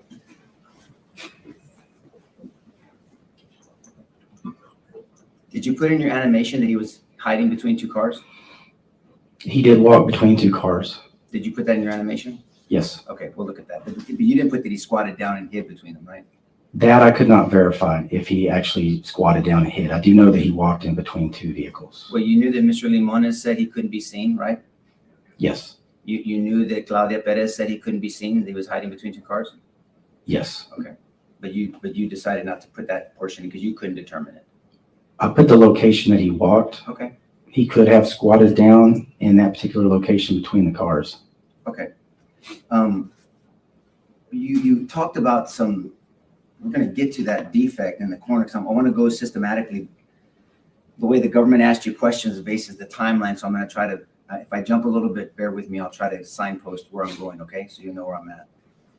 He asked you about room 102, 104, 103, and the defects there versus the shell casings, right? Remember that? And then he talked about a defect on that wing, that E wing, room 24, I believe it was? Yes. Okay. You don't know how the shooter shot the weapon, right? I'm not going to belabor this issue. I'm just trying to make a point. You don't know if he held it up on his shoulder or his hip. Not for all the only shots we could see. His shooting platform was in the hallway, so no. From the outside, no. Yes, did not have anything. And just so the jury knows, I don't know if they heard this term. What is shooting platform? So you can explain to them.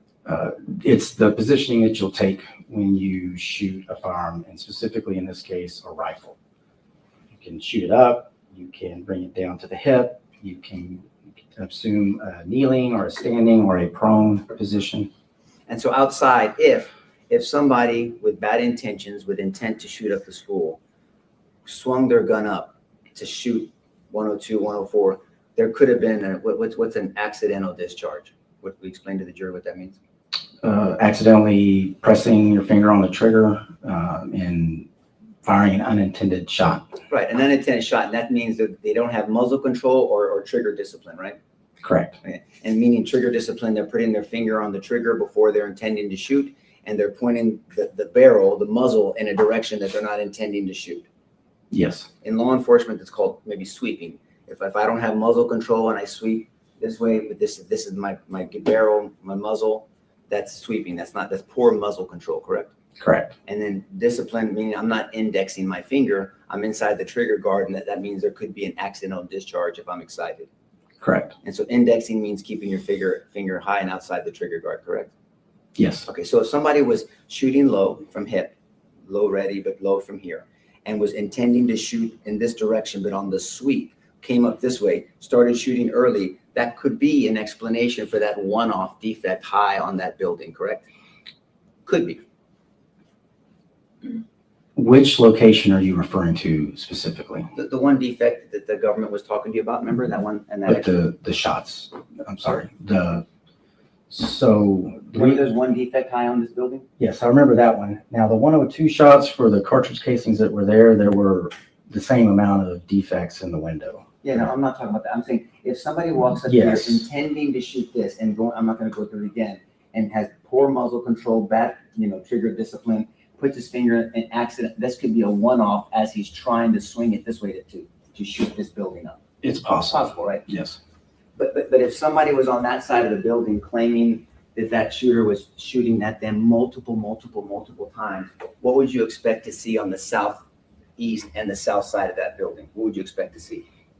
If they were shooting at them multiple times, Yes, sir. Yes, sir. Depending on how they were holding the rifle, if they were using a good shooting platform or holding the rifle properly, I would expect to see projectile defects in the structures. Right, those defects meaning kind of marks, effects from the actual cartridge projectile coming out, right? Correct. Okay. And there were none, other than that one off high up, there was no other defects on those buildings that you saw? Not that we found. Yes, sir. Well, it's not that you didn't find them, they just weren't on the buildings, right? Correct. I mean, it's not like they were on the buildings, but you passed them. In those particular areas, no. Now, if the round would have gone high and over the school and landed in somebody's backyard, we weren't able to. Yes, sir. To know that.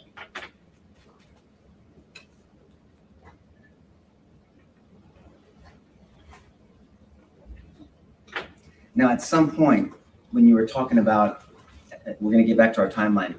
At some point in this incident, you had talked about some of these windows had been broken out because law enforcement were helping children get out of the room, right? Yes.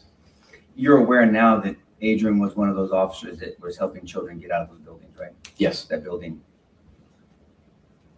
So let's get back to our, so the first dispatch to Officer Hall is at 11:29:36, correct? Hill, did I say Hall? I'm sorry, Hill. Yes. Okay. He goes to a corner and does not go to the school, correct? Not as soon as he gets to the intersection, but he does form up with another group of officers. Yeah, but he's not going to the gunfire, right? It's a few seconds from what I recall from when they arrived to when they actually started making their movements towards the school. Did it take him 25 minutes to get into that school? That's through the east door. Did he go in another door that we don't see? There was a group of officers that actually ran to the east side of the fourth grade building and positioned outside the east wall of the fourth grade building. Yeah, but there's a big deal made of when Adrian got there, when Adrian went into the building, what Adrian saw, what Adrian knew, what Adrian was told, what Adrian perceived. So don't you think it's only fair that we look at what other officers saw, perceived, did, and entered? Can we do that, please? Yes. Okay, so that's all I was saying. He didn't enter this building for 25 plus minutes, right? Correct. Okay, that's all I was asking. And so we'll talk about what he was doing or not doing, but he wasn't running towards the gunfire. He actually was with the group of officers running towards the fourth grade building. He just didn't enter. I know, that's what I'm saying. He didn't, with their perception, running to the gunfire is going to it, right? So is your opinion to this jury that Officer Hill was running to the gunfire? I'm not Officer Hill. I didn't speak with him. I don't know what he was running towards. I just know that he was running towards the fourth grade building with other officers. So then it's your opinion that Adrian he not only drove towards the gunfire, he also made it into the building and he ran to the gunfire too then, based off your analysis, right? I'm sorry, you said about Mr. Gonzales, he drove to the gunfire? You agree that Mr. Gonzales drove into the gunfire, correct? Correct. Okay, and he actually went to the gunfire because he made it into the building. Yes, eventually, yes, he did. Well, way more than 25, 30 minutes before Hill did, right? Yes. Okay, that's all I was asking. So at some point, and there still hasn't been an accurate communication of what Mr. Limones had told the dispatcher back when he called at 11:29:05, right? It still has not been, no one knew exactly all those details, right? For that first dispatch? Yes, sir, at 11:29:05. That's going to be Gilbert Limones' 911 phone call? Yes, sir. And which radio communication are you referring to? I'm just saying nobody had that information at that point. No one had, let's be specific. Since they asked you about when Adrian showed up, Adrian parks his car at 11:31:55, correct? Approximately. He didn't have the information that Mr. Limones was telling the dispatcher, correct? At that point,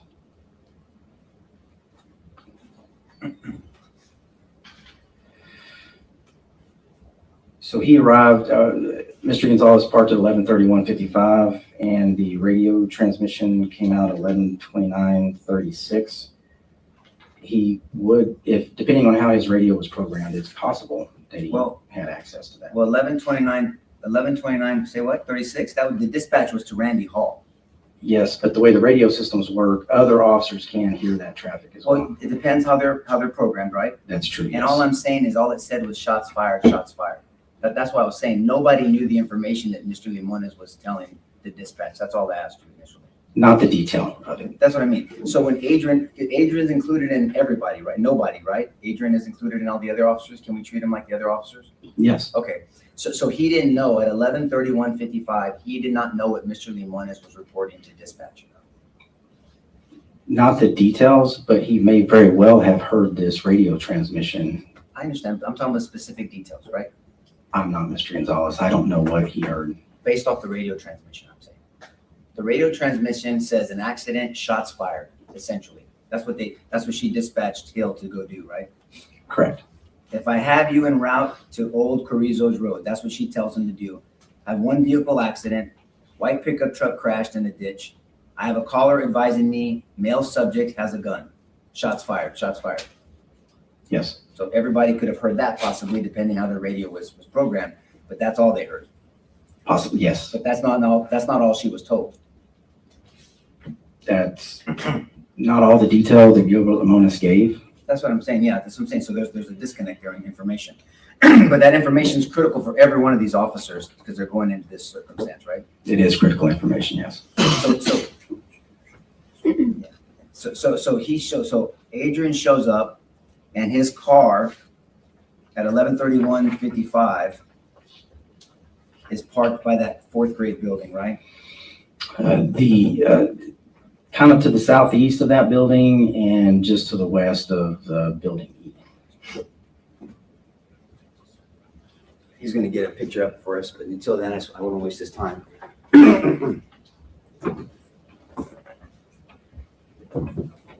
Yeah, you can use your pointer. Are you okay with that? Yes, sir, absolutely. Roughly about that location right there. And we'll get the actual picture. But so at some point, there's a description of there's something put out there that someone's running, that there's some suspect running, right? At some point. I believe so, yes. Yeah. And so you know now, and during your investigation, that Adrian Gonzales was driving towards a person running. Yes. And so potential information he could have had is there's an accident, there's someone running towards the school, there's a gun, and there's shots fired. And Adrian Gonzales doesn't stop on a corner. He goes all the way into the school, right? Towards a person running. Yes. Officer Hill didn't do that, did he?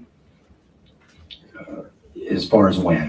Well, I mean, when he first got to the scene, let's talk about both officers first getting to the scene. Mr. Gonzales, because they compared Saucedo to Gonzales, and I'm going to get there in a second. Let's compare Hill to Gonzales. They both have the same information. Gonzales drives into the scene towards someone running that he thought could have a gun. Hill stops on a corner, right? In general, basically. Momentarily, yes. Okay, momentarily. Okay, that's good. So can you see this over here? This is Defense Exhibit 8. And we see, I'm not sure. So Officer Hill's over here somewhere, right? At some point? Yes. Okay. And Adrian Gonzales is here, driving towards an individual that was running, that had a gun, shots were fired out of school. He drives all the way in here, correct? He did drive towards that location, and there was somebody there, my understanding. Now, it ended up not being the shooter, but we're making assessments at the time, because what we have to do is analyze, as you said earlier, each individual officer's decision-making based off what they knew at the time, right? Yes. What they were dealing with. And so at the time, Officer Gonzales thinks that knows, or hears, he doesn't know for sure yet, that there was an accident initially, that there was someone with a gun, there were shots fired, and there was some type of running towards or out of school, roughly. Yes. Okay, and he goes towards that. He's acting. Would you agree that this is a person of action? He's driving to, I guess, what he perceives as somebody standing there, or if I recall correctly, has fallen down. Right, but they were running first. Remember, because you have to either walk or run before you can fall, right? Yes. And so not necessarily, but. Well, if Ms. Flores said she was running, she testified to this jury, you believe that I told you that? Yes. Okay, thank you for that. And so Mr. Gonzales is acting. You believe this is action, correct? It's action. Yes. Okay.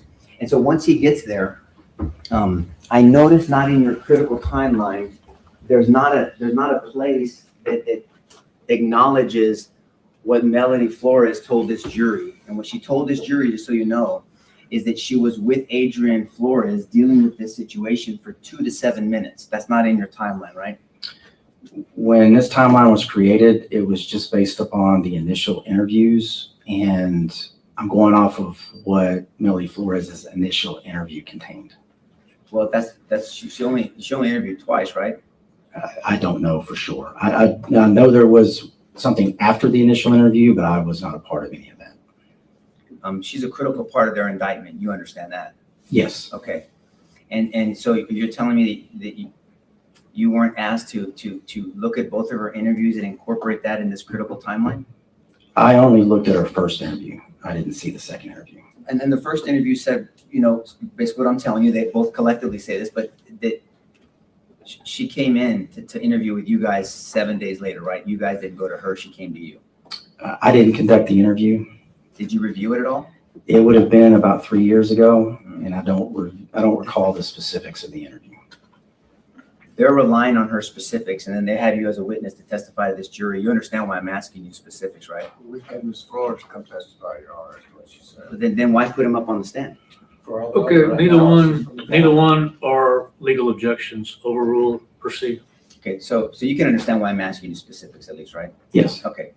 And so I understand what your answer was, but that's not important. Her 2 to 7 minutes with Mr. Gonzales after he drove to this dangerous situation is not incorporated in your critical timeline, right? The unaccounted time for Mr. Gonzales would be incorporated in the timeline. And see, that's where I'm going. See, because they want you to testify to this unaccounted time.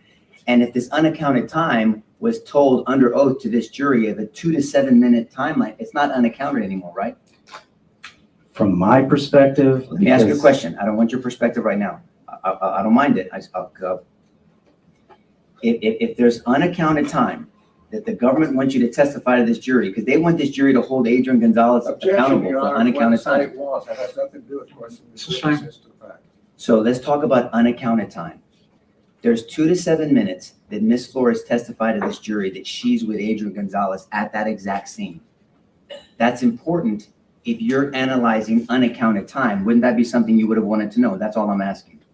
I didn't have access to that particular type of information. Oh, I know, and I'm not blaming you for it, by the way. I understand that, Ranger. I'm just saying that would have been important information for you to know if you're analyzing unaccounted time.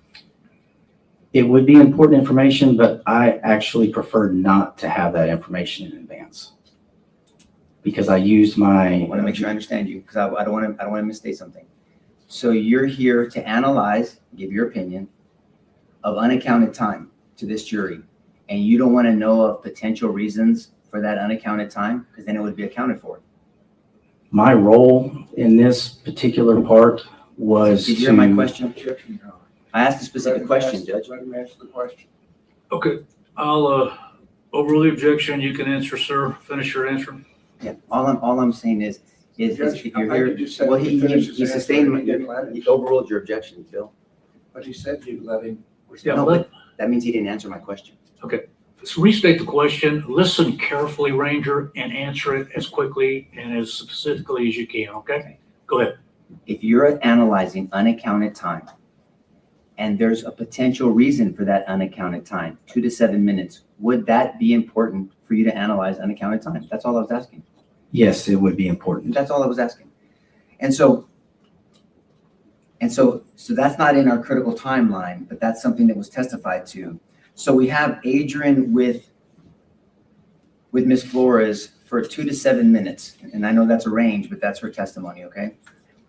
And so they were asking you that it took between the time Adrian shows up and the time that the shooter goes into the building, I thought you said it was 1 minute and 4 seconds. Do you remember saying that? Yeah. That would be the time between when Mr. Gonzales parked to when the shooter entered through the west door, approximately 1 minute and 4 seconds. So, where's the marker? Josie, I'm moved to the aren't as lovely. Fuck around and find out I'm joking, they're lovely.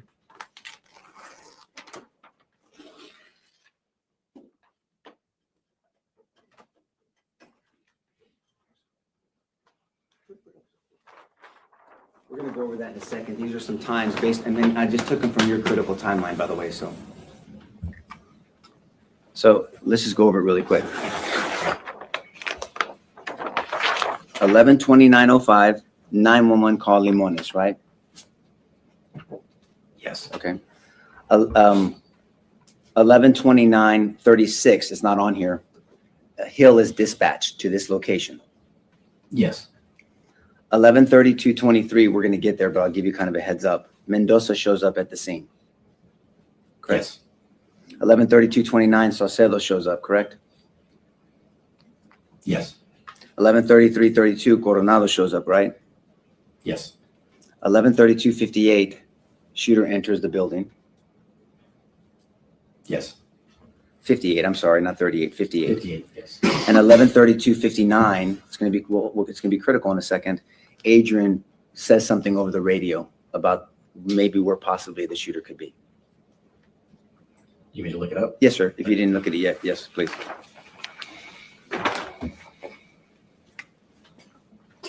Yes, I found the transmission. Okay. So 11:31:55.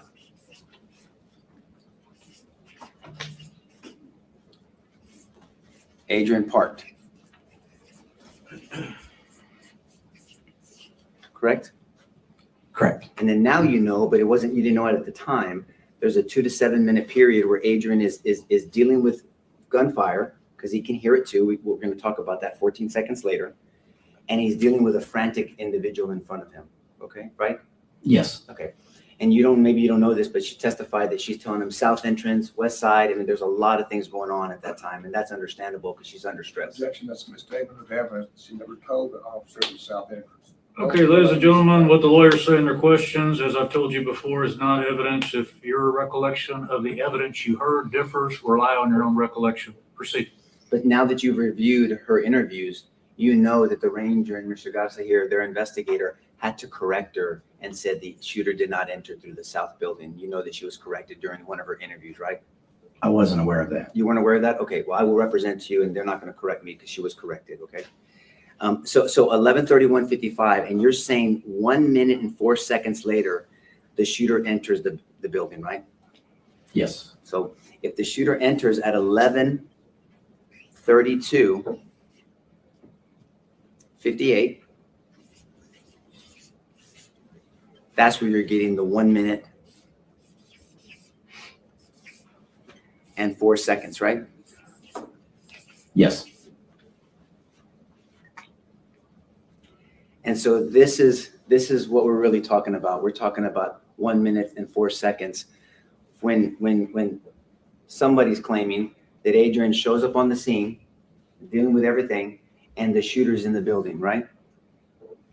What about that time? Well, he shows up to the Correct. scene. He's dealing with someone frantic. He hears gunshots because 14 seconds later, he says, shots fired, right? Right. He's trying to observe and orient himself, and then maybe he's getting shot at. He doesn't know where this fire is coming from, correct? Correct. And 1 minute and 4 seconds later, the shooter's in the building. Right? Yes. And once the shooter's in the building, Adrian doesn't know when he went into the building. There's no evidence that shows that, right? Correct. Because he's on the southeast side, and there's no line of sight, correct? Correct. He had no idea that he had entered the building at 11:32:59, right? There was some radio transmission, I believe, by Sergeant Coronado saying that he may have made it inside the building, but That wasn't Coronado. there was somebody that had radio transmission. But it wasn't Coronado, right? I can't say for certain. But you just tried to tell the jury that it was Coronado, but it wasn't Coronado, right? There was transmission shortly after After the what? shooter entered through the west door. Yeah. So shortly after is 11:32:59. Will you look at your critical timeline and tell me what that is? This is when Officer Gonzales says going to be on the west side of the school, by those vehicles. Supposed to be wearing all black. What is supposed to mean to you? So when someone says supposed to be doing something, it indicates that they didn't see, they're being told something. So supposedly this is what's happening, right? And that's possible. In general. And so he says supposed to be wearing black. So by the time Adrian shows up on the scene, is dealing with a frantic witness, and there's nothing, Miss Flores, I'm not criticizing her at all. She's got a lot going on. She told kids to go back inside. She's fallen. She thinks she's being shot at. She's hearing sounds. There's echoing, right? He's dealing with her. He finally gets oriented. He reports at 11:32:09, shots fired, right? That's from Adrian Gonzales. Correct. Okay. So he's there. He's got to get out of his vehicle. He sees a potential victim. He doesn't know. He thought it was the suspect as he drove into it because he took action. And he takes more action by getting out of his vehicle. He didn't stay in his vehicle, right? Based on what you're telling me in his interaction with Miss Flores, yes, he didn't stay in his vehicle. I appreciate you trusting me. I really do. But based off of your interview, based off of your investigation, you know he got out of his vehicle. I didn't conduct an interview, but yes, he did get out of his vehicle. But you did do an investigation, right? I participated in the investigation, yes. But that participation has a critical timeline that everybody's depending on, right? Correct. Okay. And so you know you got, so that takes more action to get out of your vehicle, right? Yes. And then if there's shooting going on, you have a better chance or a worse chance of surviving if you get out of your vehicle? You have a better chance if you get out of your vehicle. Get out of the vehicle or stay in your vehicle and try to hide and not be seen to get shot? As me being a police officer, I would not want to stay in my vehicle. Tactically, right? You'd either get behind the engine block or you run. Or find some other cover or go. I got it. To the threat. Right, but you don't get out of the vehicle and subject yourself maybe just to stand around and pace, right? You wouldn't be pacing back and forth. I would not. Okay. And so all I'm saying is he gets there, he says shots fired 14 seconds later because he hears them himself, right? And he wants to relay, part of your training is to communicate to other officers to let them know, hey, there's shots fired, heads up, right? Yes. Okay, and then between here and here, a minute, give a different color. Thank you. So from here to here is a minute and 4 seconds, right? From the 11:31:55 to the 11:30 to 58. 59. Yeah. 58. Yes. Right? That's a minute and 4 seconds. At 11:32:59, Adrian, after getting information from the witness, listening, because he never saw the shooter, but he's listening to things, he's giving an approximation. He's making educated guess to notify their officers, west side of the building, west side of the... Testify, this is not asking a question, Tom. He's relaying information, Judge. I'm just trying to... Okay, saying what... Go ahead and ask the question, please. Okay. He transmitted, you can say transmitted, Adrian transmitted information to everybody on the radio, correct? Yes. And part of that transmission is he says supposed to be wearing black, correct? Yes. And that was a second after the shooter had made it in the building, correct? Yes. And that's consistent with someone who has never seen this shooter. Would you agree with that? I would agree with that. Yeah, Yes. and so he obviously had no idea when this person entered the building. So he's relaying the information as soon as he's gathering it, he's relaying the information, correct? Yes. But the shooter's already in the building. At that time, yes. And the time that he shows up at the scene to the time the shooter gets into the building is 1 minute and 4 seconds, right? Through the west door, yes. Okay. And then once he makes it in that building, 20 seconds later, he's assaulting those children. Objection to statement of fact, Your Honor, it was 45 seconds. Okay, let me, I'll make it real easy, Judge, if you will. Well, I need to repeat it. The objection is overruled. Rely on your own recollection, ladies and gentlemen. Proceed. Okay. Does someone have to enter a room to assault somebody with a weapon? No. Yeah, that's what I meant. So do you mind if I use an example? You and I are I'm shooting at you hypothetically? Please. Okay. If this is a door in front of you and I'm standing outside that door and I have a weapon and I'll still aim down and I'm shooting at you with this weapon through the door, am I assaulting you? Yes. So the assault's happened 22 seconds later, right? You can look at your timeline. From the hallway, yes. Yes, sir. From when he enters the building at 11:32:58, in 20 more seconds, he goes down to 112 and he starts shooting that door. 22 seconds, I think it is. Do you want me to calculate that for you? Or? No, you don't need to do it for me, but do it for the jury, please. Okay.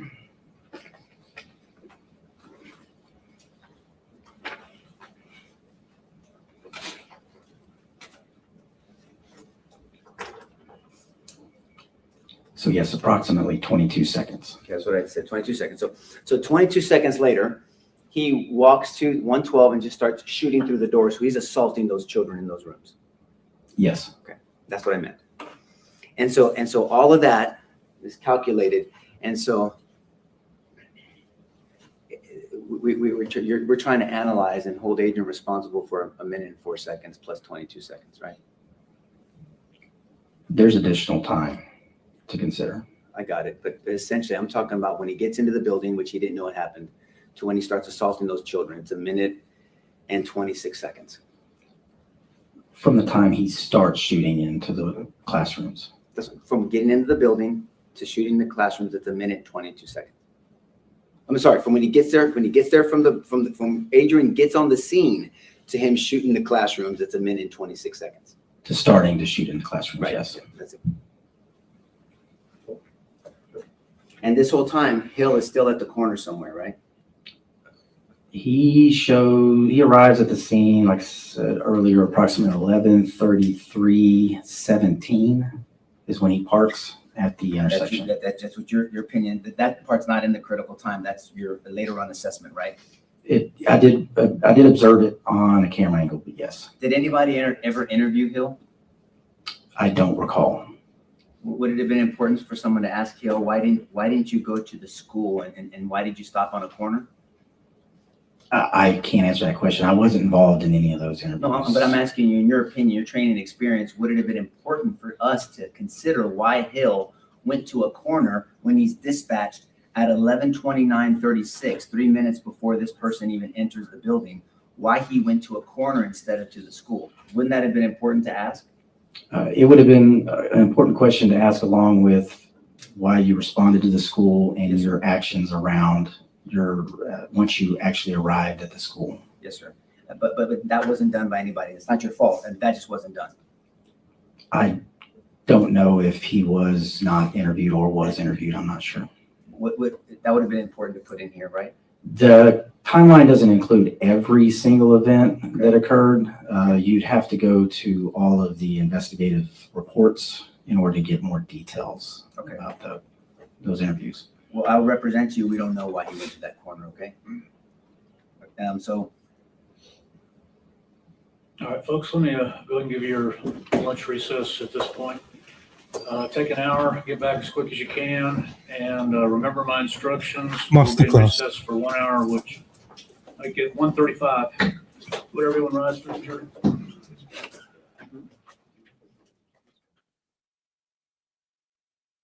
All right, we'll hear what they're going to say here now for a bit. Okay, Ashley. When we were watching that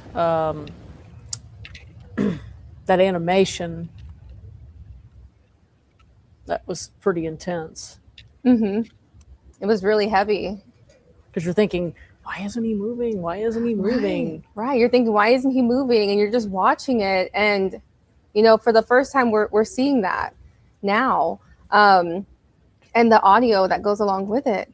I mean, it was heavy. My chest was pounding because in your normal day-to-day life, you're not hearing and seeing, events like this happen. So from a visual perspective and from an auditory perspective, it was effective. Right. It was impactful. Mm-hmm. Except for the testimony we heard from the officer that followed. That was hard because you wanted to go, okay, finally the prosecution, here's what we were waiting for, right? This animation, we're gonna end this case with a bang. Mm-hmm. But then we had, him saying that he initially didn't see it, that he didn't think it was important to know what Melody Flores had to say. But then he acknowledged that it would have been important, right? Mm-hmm. And then it's just like, wouldn't you want to have all the information when you're doing this animation? Mm-hmm. So shouldn't you have all the information? You should have all the information. And it was just shocking to me that I believe he said he would prefer not to have all that information. Yeah, I wrote that down too, and that was crazy. I was going, but then later he acknowledged that that it would be good to have that information. Mm-hmm. I'm thinking to myself, well, of course you should, right? Because this unaccounted for time is what they're making a big deal out of, right? This minute and 4 seconds. Mm-hmm.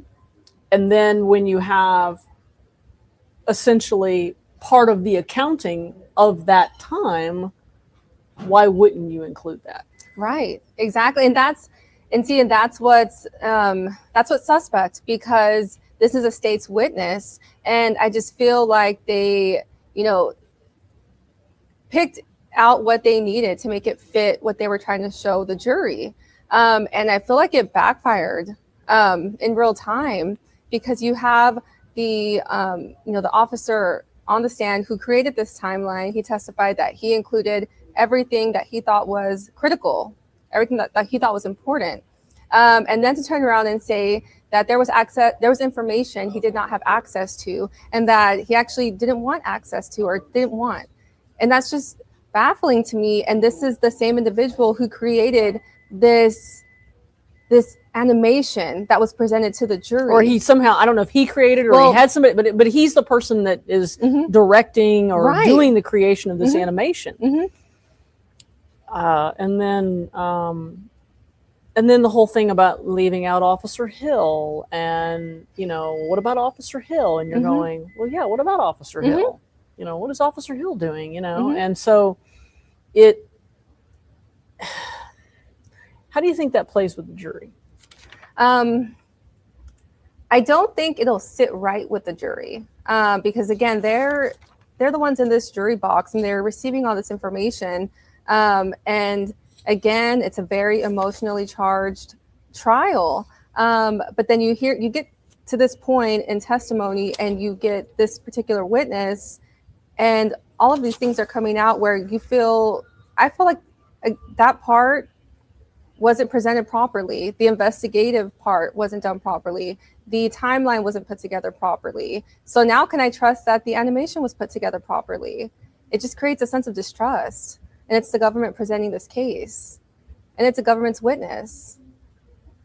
And it's not like you haven't been watching Nico LaHood and Jason Goss and the other attorney, I'm not sure of his name, day in, day out, pick your case apart. Mm-hmm. So you had to know when you do this, they're going to do it. So why would you do that? Right. And that's what I touched on earlier, where I said they were getting very technical. You have to be careful as a prosecution when you're getting that technical because you're giving a lot of information and details out for defense to pick apart. And that's what Nico did on this cross-examination. He really just took it like millisecond by millisecond. And he created a lot of doubt. And he created, I feel, like distrust into this testimony. And also just the way the witness was, I feel, being a bit combative, not really cooperative. And when I was a prosecutor, one thing I would always tell my officers when they're testifying is, hey, the defense is going to, go in on you. They're going to try to pick everything apart. They're going to appear as if they're criticizing you or challenging you. Do not respond to that emotionally. Just answer the questions. Don't push back. And this officer just did the opposite of that. Well, he says, I'm not here to offer my opinion. But then at another point, he says, from my perspective. And I'm like, well, which is it? Are you here to offer your educated opinion or not? And your educated opinion should be based upon all the facts. Right. And that is troubling. And then, and they're asking, did anybody ever interview Hill? I don't recall, I'm just, and leaving out, it just feels like they felt like they had the magic bullet. Mm-hmm. And then, but it's like you've got to take care of all those critical steps. Right. And when you look at the combined effect of what we saw with Coronado yesterday and then with what we saw this morning, what do you think?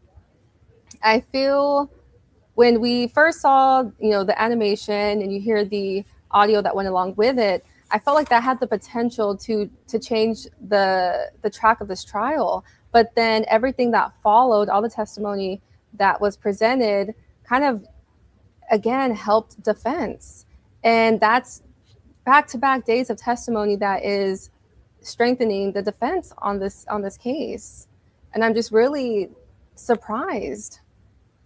Yeah, I am too. And I struggle with, but like you, I also was watching the animation and I'm sitting there thinking, move away from your car, move away from your car. And then, but then when you hear, because the representation that you didn't move away from your car, well, then you hear them say, well, you kind of expound upon it. Well, he drove into the gunfire and he gets out and he goes to Melody Flores. He didn't just stay by the car. He affirmatively got out and did some things. And of course, he's dealing with a frantic witness who has, tried to get kids inside the school, and she thinks she's been shot, but she hasn't been shot. And so all this stuff is happening simultaneously, and just the almost like the sensory overload.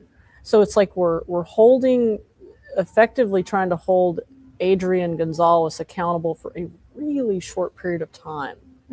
A very short period of time. And something we discussed this morning was, again, and defense touched on this during cross, that Adrian Gonzales went in with a lack of information. There was the 911 call from Mr. Limones, who called in, gave a description of what happened, what was occurring, what the shooter, what color he was wearing, and that he was shooting at the school. Adrian Gonzales arrives on the scene and he doesn't know any of that. That would have been helpful. I think that could have impacted, his reaction. But even then, the officer today even testified that he did take action. And that was from a state's witness. Yeah, he was acknowledging it. Now, he wasn't exactly, he was at pains to acknowledge it, but he was acknowledging it. And he also agreed that, so a second after the shooter enters the school, Adrian Gonzales, dispatches over the radio that the shooter's supposed to be, I can't remember. It's like, that he was supposed to be wearing black. Yeah, supposed to be wearing black, which, as they're pointing out, indicates they got him to agree that that's consistent with him having not seen the shooter. And they got him to agree to that. Yes, that would be the indication, because if you had seen him, you wouldn't say supposed to be wearing black. You would say he's in black. And so, I don't know. This is a difficult one. What do you think? Obviously, this is still going on. What do you think this goes from here? At this point, I just don't know if they're going to call another witness. If they do, what that witness would serve. This morning, when they had two witnesses up, we left with feeling, why were these witnesses called? What did we gain from their testimony? We didn't feel like that with this last witness. But even then, again, it swayed more toward defense with everything that was pulled out. And I will say, Nico's doing a terrific job of working with what he has and dealing with, this kind of witness who's a bit combative and really not wanting to answer the questions presented. But I think part of that plays into, because he understands that, there was some fault with this timeline. There was some issue with the way they pieced this piece of evidence together. Well, it felt like they cherry picked. Right. And in this particular situation with these defense attorneys, cherry picking is not a good idea, because they're going to point out where you're cherry picking. And so I thought the only purpose the first witness, I have no idea what purpose he served. I struggled to understand that one. The only thing I thought the second witness was there to do, his name was Nick Hill, was to give us some sense of the amount of firepower. Because he showed the diagram that the shooter had fired 173 shots, 4 at the crash site, 60 in room 111, 56 at room 112. Okay, I'm going to mute them now. Right, I'm going to play something for you guys here. They will be back in 50 minutes, so it's going to be a quick lunch break for them. This is, again, Law and Crime. This is Shannon Hyatt. She's 29 years old and living in Columbus, Ohio, when a relationship with Chance Dono ended in the early hours of August 29th, 2023. An intruder forced their way into Holt's house on Berkeley Road and killed her in a brutal stabbing. So, to cover that, so she was stabbed 37 times in a mysterious murder. So, I'll play that, and we'll be back then for the other one, because I'm going to try and go make some, going to get my lunch. But yeah, as you all know, Nico is a master. Right, here you go. I'll pop off, but I'll be around in chat. Think that I'm a god and will view people as just kind of things. So are you, as we speak right now, are you feeling like you're a god right now? well, if I'm God and I take away your free will and I release your spirit, I take your spirit back. Dawn in Ohio, August 2023. The Columbus City Police respond to reports of a murder. He's saying she's dead, right? Fine. Can I kick the door? I'm good. Kick the door. Police! Yep, she's dead. She's right here. We got her. 29-year-old Shannon Hyatt lies dead on the floor of her own front hall. The house is deserted. Anybody out here? We're down. Columbus Police! This morning, Columbus police found a woman who was stabbed at a home in Southeast Columbus. This isn't some big whodunit, and it doesn't take the cops long to identify the culprit. But that's where this story takes a chilling turn. I'm really scared. What are you afraid of? Myself. Police were alerted to that home after receiving a call from the suspect. What were you thinking at that point, like as far as, because I saw it was pretty gruesome. It's that age-old question. The reason we keep coming back to cases like these. What makes a killer kill? With never-before-seen interview and body cam footage, join us here on The Decoder as we unpack the tragic death of Shannon Hyatt. Your last words were, I love you.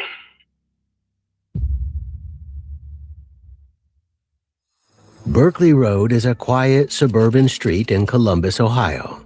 Shannon Hyatt's house there was the same as any other, but early in the morning on August 29th, it would become the scene of a crime. Is there any history to this address radio? Yeah, there's a Sharon that lives there. The male calling in looks like his vehicle or his driver's license comes back to that address. His name is Chance Donahoe. The first responders are sent there by the dispatcher, who received a disturbing phone call. We've taken a 911 call here, and we've got a Chase Donahoe on the phone. He says he murdered his girlfriend. Patty, get me a medic. The 34 and 1411 Berkeley. Okay, we do have palliative. All of them headed over there to the apartment right now. 26-year-old Chance Donahue is Shannon's boyfriend. Looks like they're following him. He took off out of the house where he was when they arrived, and they are following him. He's taken off, and the cops are in pursuit. But the first responders' immediate concern is Shannon. Down on the floor. Not moving the medic there. Here, I got a shotgun, guys. It's too late for her. Hang on. They found her. She's on the floor. They're asking for the medic to come in. He killed her. Oh my God, it makes me sick to my stomach.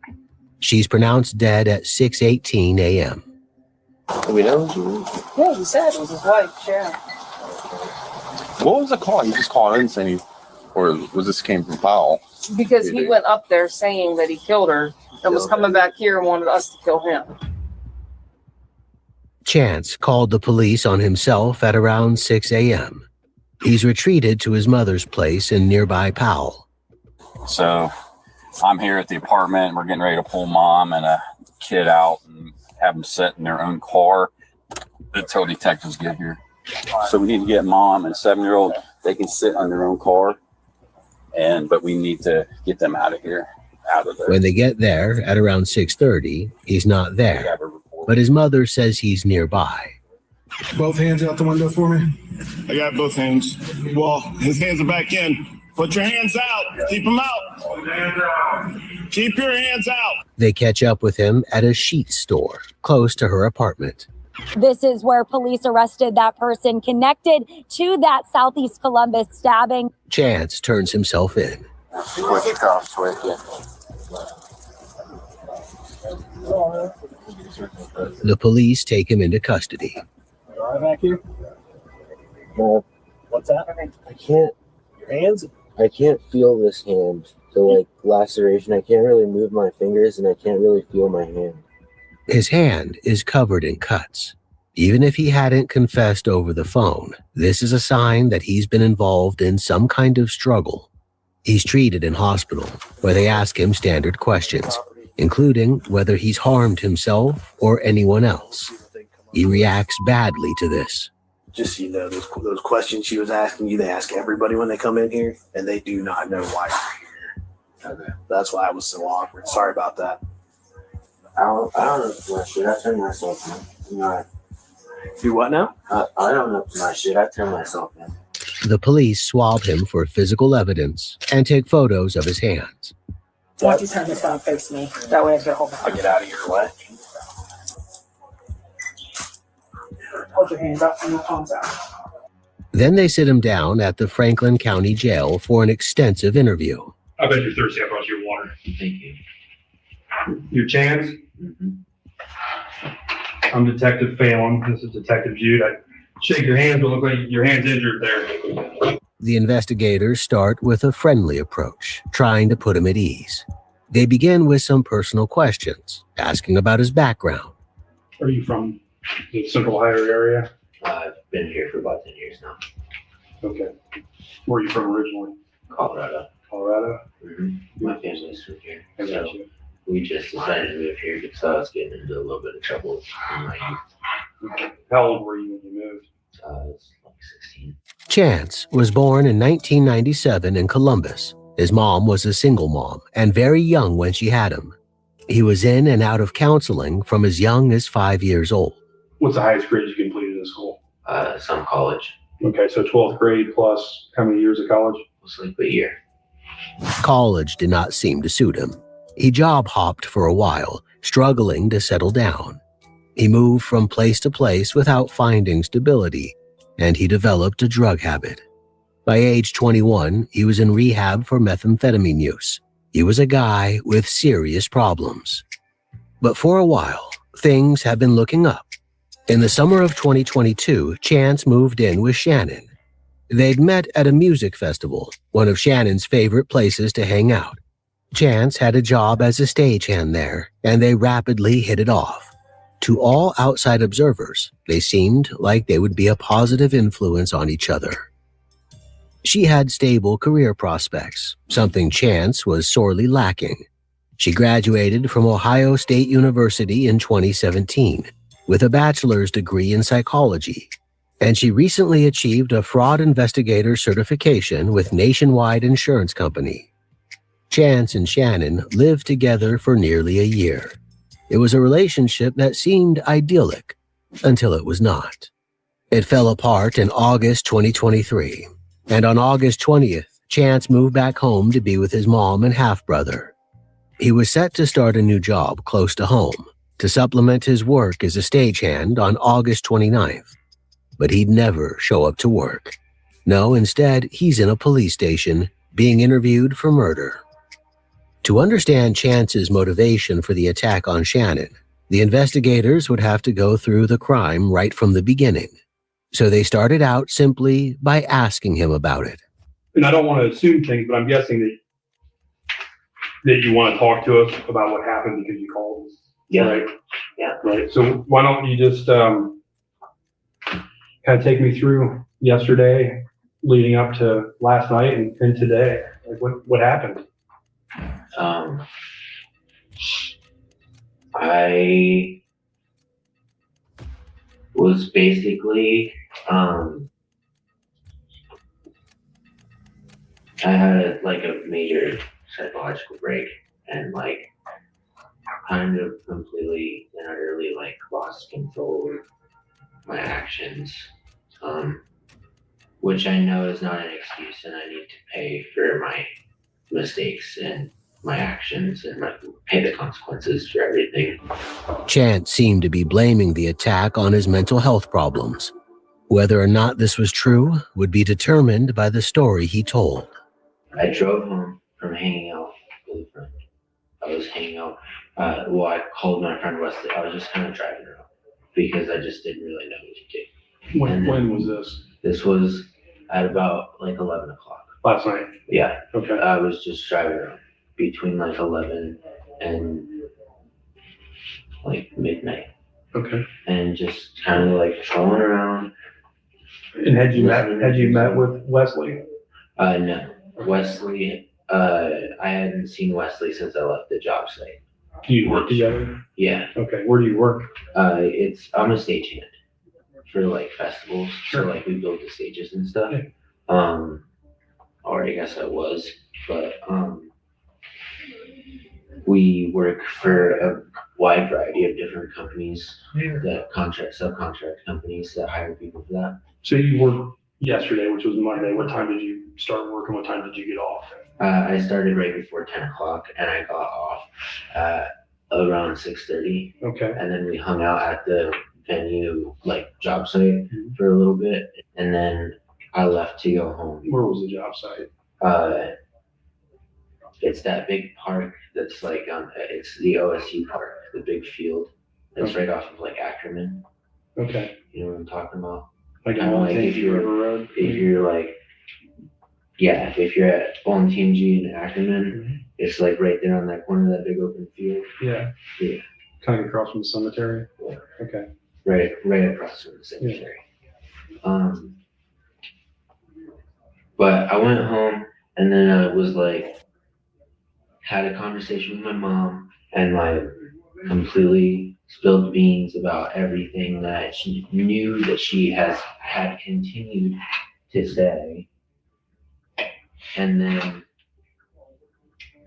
I just went for a drive to try and clear my head. At this point, the investigators notice he's still handcuffed and make a further attempt to build trust with him. I don't mean to interrupt you. Are you handcuffed still? Yeah. Okay. You want me to take that off? Would you be more comfortable? Yeah. Okay. I apologize. I didn't see that when you came in. Okay. Then Chance returns to telling his story. So basically, I was driving around and I thought to myself I should check myself into a mental hospital because I'm not really all that safe. And then on my way home, I had like this weird thing that was just like, well, if you want Shannon back and you can't get her back, you can like take her life force and then you'll be together forever. I went home and I changed my clothes into all black and I grabbed the knife and I went over to her house and I approached the door, which I'm sure you'll see on her doorbell camera, Ring camera, at some point throughout your investigation. I twisted the doorknob. She screamed, "I will call the cops." And I slammed my shoulder into the door 2 times. After the first time she said, "Are you fucking kidding me?" Because I think that she thought I was just being obnoxious and pounding on the door or something. Or honestly, I don't even know if she knew it was me until I got into the house. And then the second shove gave way and I didn't make a noise. I didn't say anything. I didn't do anything. I just started stabbing Shannon. And she didn't even realize what was happening until I had stabbed her a couple times. Chance makes his attack sound as senseless and random as it appeared. He says it all tonelessly. I don't know how many times I stabbed her. I know it's a lot. I also know that I cut her throat to speed up the process. What kind of knife do you remember? You guys should have possession of the murder weapon, but it's just a kitchen knife. Okay. And where did the knife come from? Your mom's house, or? Yeah, I grabbed it out of the knife block. Okay. And I just remember looking at her and just kind of like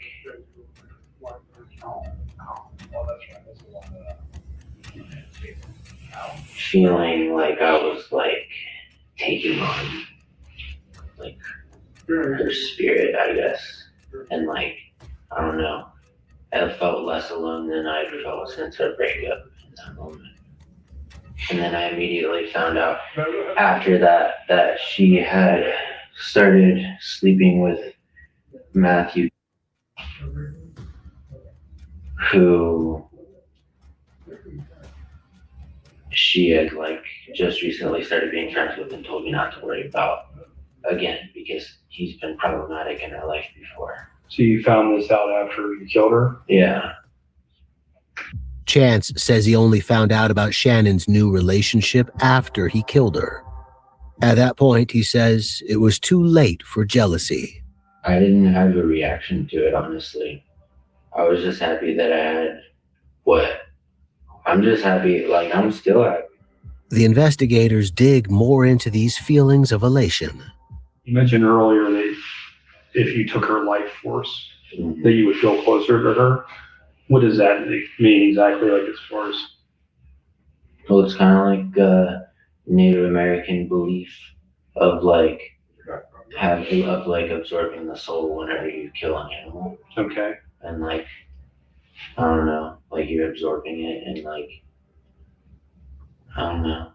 I oftentimes whenever I'm experiencing episodes of psychosis, think that I'm a god.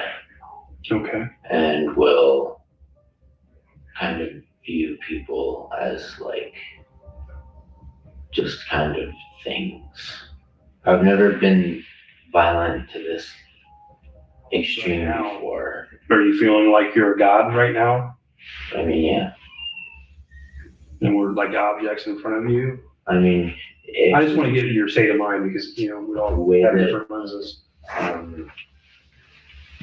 mean, you're not necessarily objects, you are people of authority, and I am paying the price for like human laws and stuff like that because I am in a human vessel. But like, yeah, like definitely like a god and like can make things happen. Chance claims he has undiagnosed schizophrenia. This includes apparent delusions of grandeur, which, when combined with his use of methamphetamines, created a disaster waiting to happen, triggered by the stress of the breakup. This is the implication of his story, that he only found out about Shannon's new relationship after his psychological break had begun. But is this true? His mom might be able to provide some answers. He came home last night around like 10 or 11. You know, obviously there's not a reason like ever murder someone, but this girl has been like messing with him pretty significantly since they've split up, and they've only been split up for a week. But she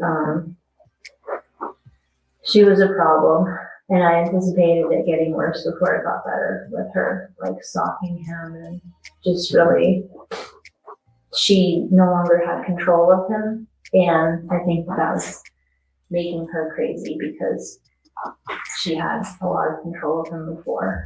According to her, it wasn't just the breakup. Shannon was treating him badly. He woke me up at like 5 in the morning, so I wanted to talk to you. And if you don't want to talk to me, you don't have to. And we talked, and then that led me to say you need to call 911 to yourself right now. And he said he was gonna kill himself and all this stuff, and I said you need to just call and do it right now. But this is his mom. There's no guarantee she's telling the full story. The investigators ask him more about this other man, Matt Kilkoff.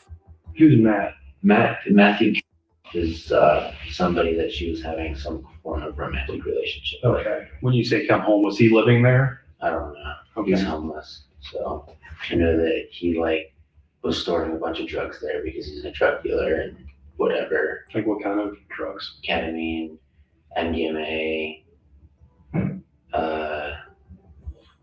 probably cocaine because he's a huge cokehead. Did you get ketamine from this guy before? In the past. Okay. But like it's been a really long time. Okay. So you just kind of ran into maybe some of the same circles. Yeah. Okay. And I mean that's how I met Shannon. Is through like concerts in the music scene. Well, it makes sense if you work stage and Yeah. do that stuff that you get to go to all those. I think he left town to actually go to work, but I don't know because I actually watched him leave. You watched him leave where? Their house, or Shannon's house. When was that?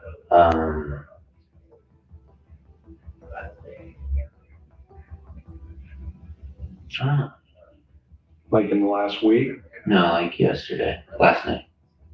Okay, like before you went into the house, or? Yeah. Chance says he thought Matt was just couch surfing and staying with Shannon while he tried to find another place to live. But he slips up. He calls her house their house, like maybe he knew Matt was a more permanent fixture in Shannon's life already, even before he descended into that violent rage to kill her. So he'd been at Shannon's house already that night, a little before midnight on August 28th. He'd seen Matt, his romantic rival, leave.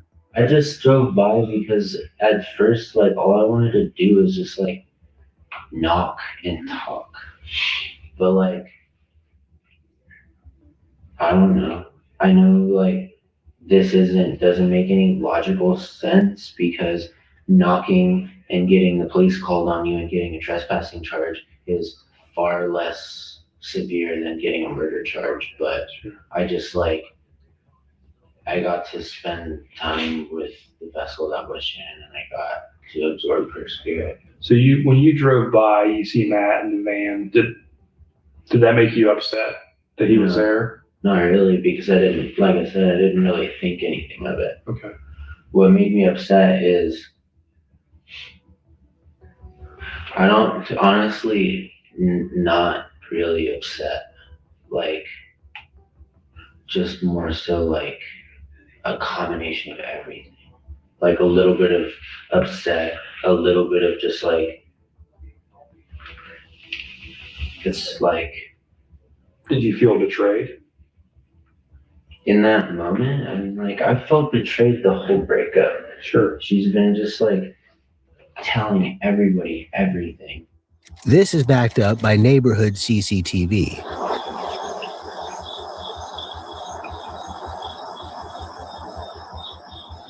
I don't know if that helps or anything. Yeah, well, that probably does. He was seen driving past Shannon's house just after 11 p.m. He denies that the killing had anything to do with Matt.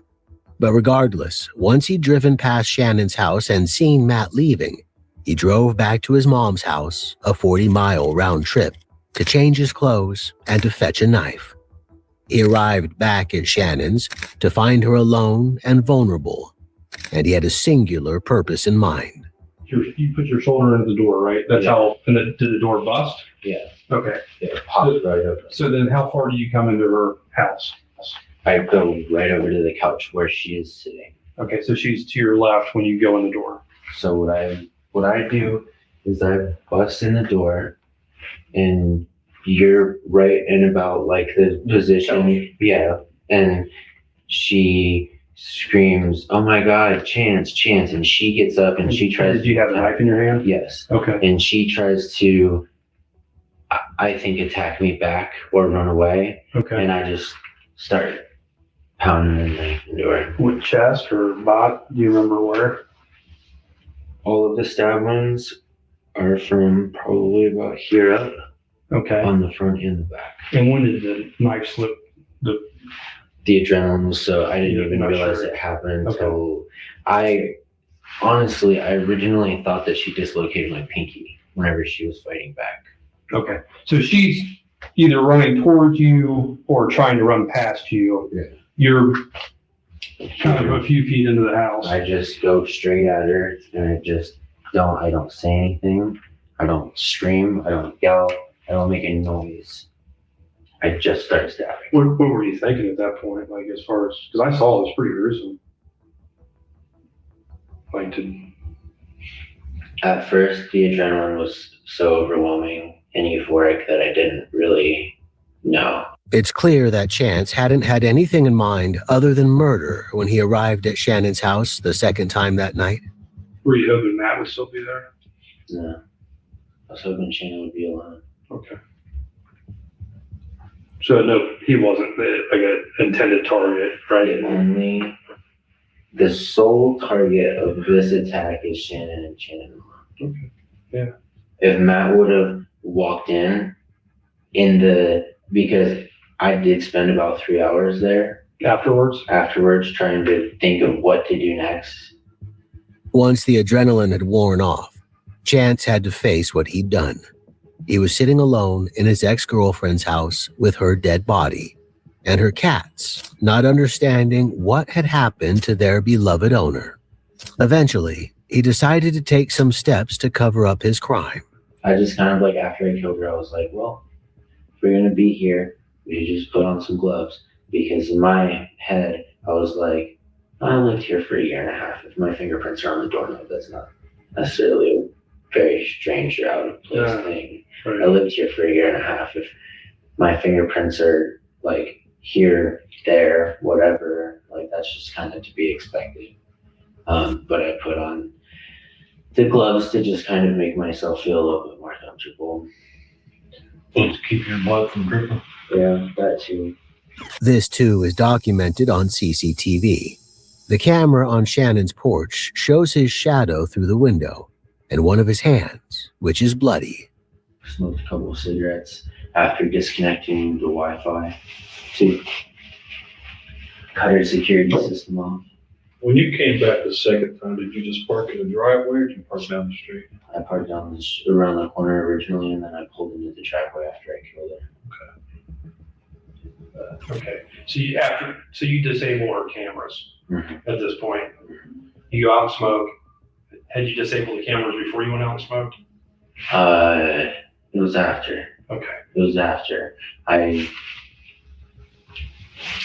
was just kind of sporadically doing things. Sure. At the end of the day, I owned that I wasn't going to get away with it. It was just how much time can I give myself to experience freedom before I go to jail for the rest of my life.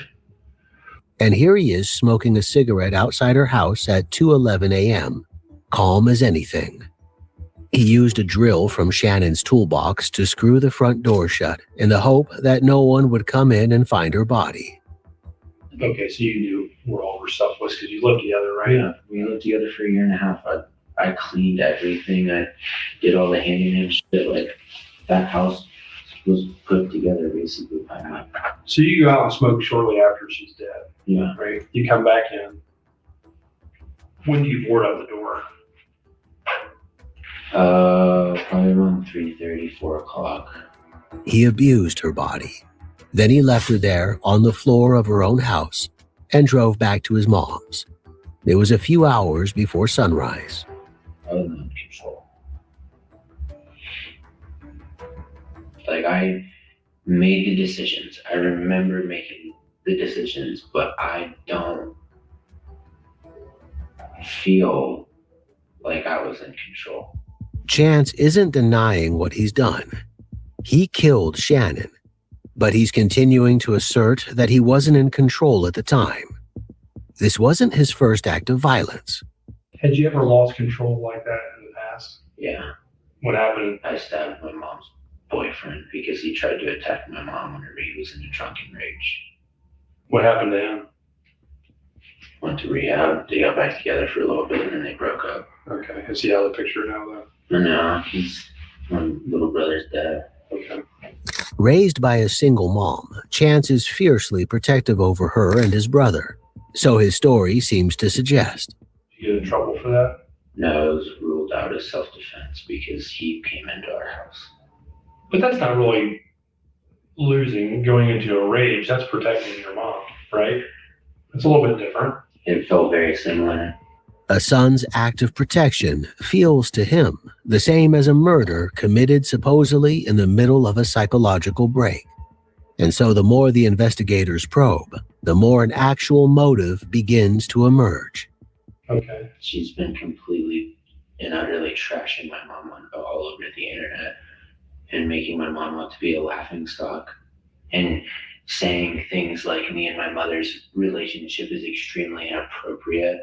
Like implying that, like, we want to have sex with each other and shit. Like, it's fucking disgusting. Are you serious right now? Did that piss you off? Are you kidding me? Yeah, you have the fucking audacity to say to like start publicly saying that the reason I date older women is because I have an Oedipus complex. You're only 3 years older than me. It's not like I'm out here dating 40-year-old women. You know what I mean? Dating somebody that's 3 years older than me. That's perfectly normal. Yeah. And like, so she implied that you had some attraction to your mom. Yeah. And that's the. She implied that was pretty hurtful. Yeah. She implied that we had an extremely inappropriate relationship. Like, and just kept like, yeah, just saying it in ways that like was implying that like there was some kind of weird like sexual tension and like weirdness. And where did she air this out? All over Facebook. Now they're getting into the real heart of this case. Shannon had an active Facebook presence, and she took to her social media in those 9 days after her breakup with Chance to talk about him and to warn other women. She used a Facebook group called Are We Dating the Same Guy, sharing Chance's photo. She said he stole from her and that he comes off super sweet and honest, but isn't. She posted something similar in a group called Ohio Rave Sisters, again warning other women to stay away from him and saying he'd stolen from her to buy drugs. She wrote, "Since making friends aware of why the relationship ended, I found out they've been lying to others and scamming them."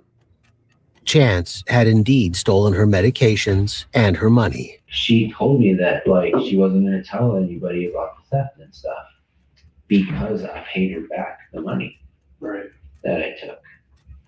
And the only reason I took the money is because she took my debit cards because she didn't trust me with finances.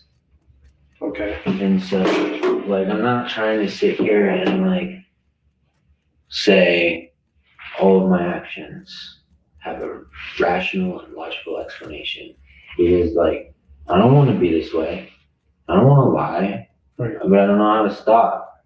I don't want to steal, but I don't know how to fucking stop. Right. And now... Is that in part because of the addiction, do you think, with ketamine? I mean, the stealing had to do with being... Shannon thought that the stealing had everything to do with the addiction to ketamine, when in reality, I go through bouts of unemployment because of the nature of my work. Chance had an excuse for this behavior, but it wasn't something Shannon could tolerate in a relationship. She tried to be nice about their breakup, saying she needed to focus on herself, but this only made him angrier. And I'm not going to lie to you, there is a part of me that's very upset knowing that they slept together, because the first thing that Shannon said whenever she got out of our relationship was, I need to be single for a while and really figure out my own shit. Right.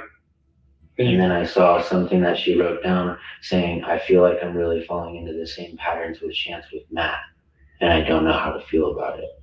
Where did she write that down? It's in her notes on her phone. Okay. So this isn't something you knew ahead of time. This is something afterwards. I mean, I assumed, sure, because... What's this dude doing at her house anyways, right? Yeah. Well, like, men and women can be friends, you know what I mean? It can be, like, gender friendships, but, like, at the end of the day, like, But you suspected something was going on. Yeah, like, obviously. I saw her dancing with him, like, the day after. Like, we broke up at the concert. Right. So, like, I'm sitting here and I'm like, don't play me like a fool, just be real with me. Well, you're a smart guy. I'm like, that's, you know, that's clear. I mean, to be completely honest with you, if she would have told me that she was sleeping with somebody else, I probably would have just hated her and been like, fine, you enjoy your new boyfriend, whatever. I'm just gonna go fuck bitches, get money. Right. Like, whatever. But I thought that she was being single, and I thought that she was like working on herself. And then she's making all these nasty posts about me and my mom. And I just kept getting pushed and pushed and pushed, because these aren't like small things, dude. They're like getting like 40 comments, like dozens and dozens of likes. I hate social media. These are like vast reaching posts, you know what I mean? And I'm sitting here like, I'm losing everybody that has ever cared about me to this relationship. On August 21st, Shannon posted online that she'd tried to talk to Chance's mom about his behavior, but his mom had only mocked her. Shannon and Chance ran in the same social circles.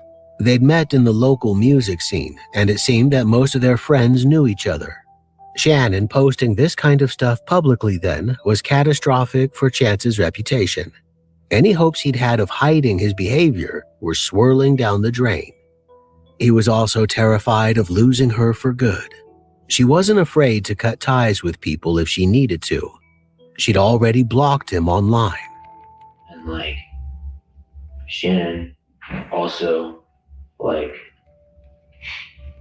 has a really long track record of getting like higher authoritative figures involved in preventing and being left alone. For example, her ex-boyfriend, Cody Gonzales, she has a stalking protection order against. If the courts got involved, he thought he'd never see her again. Added to his possessive jealousy over her possible new relationship with Matt, which he had already suspected even if he denied it to the cops at first, and his history with committing stabbings already, Shannon had no idea how much danger she was in. I mean, to be completely honest with you, gentlemen, I do feel guilt, but it doesn't matter. Why doesn't it matter? Because at the end of the day, I allowed myself to get to this point. Mm-hmm. I had the conscious thought, check yourself into a mental hospital. But instead of doing that, I grabbed a knife, changed my clothes, and killed Shannon. And you knew that was illegal, right, and wrong before you did it, right? I knew it was illegal, but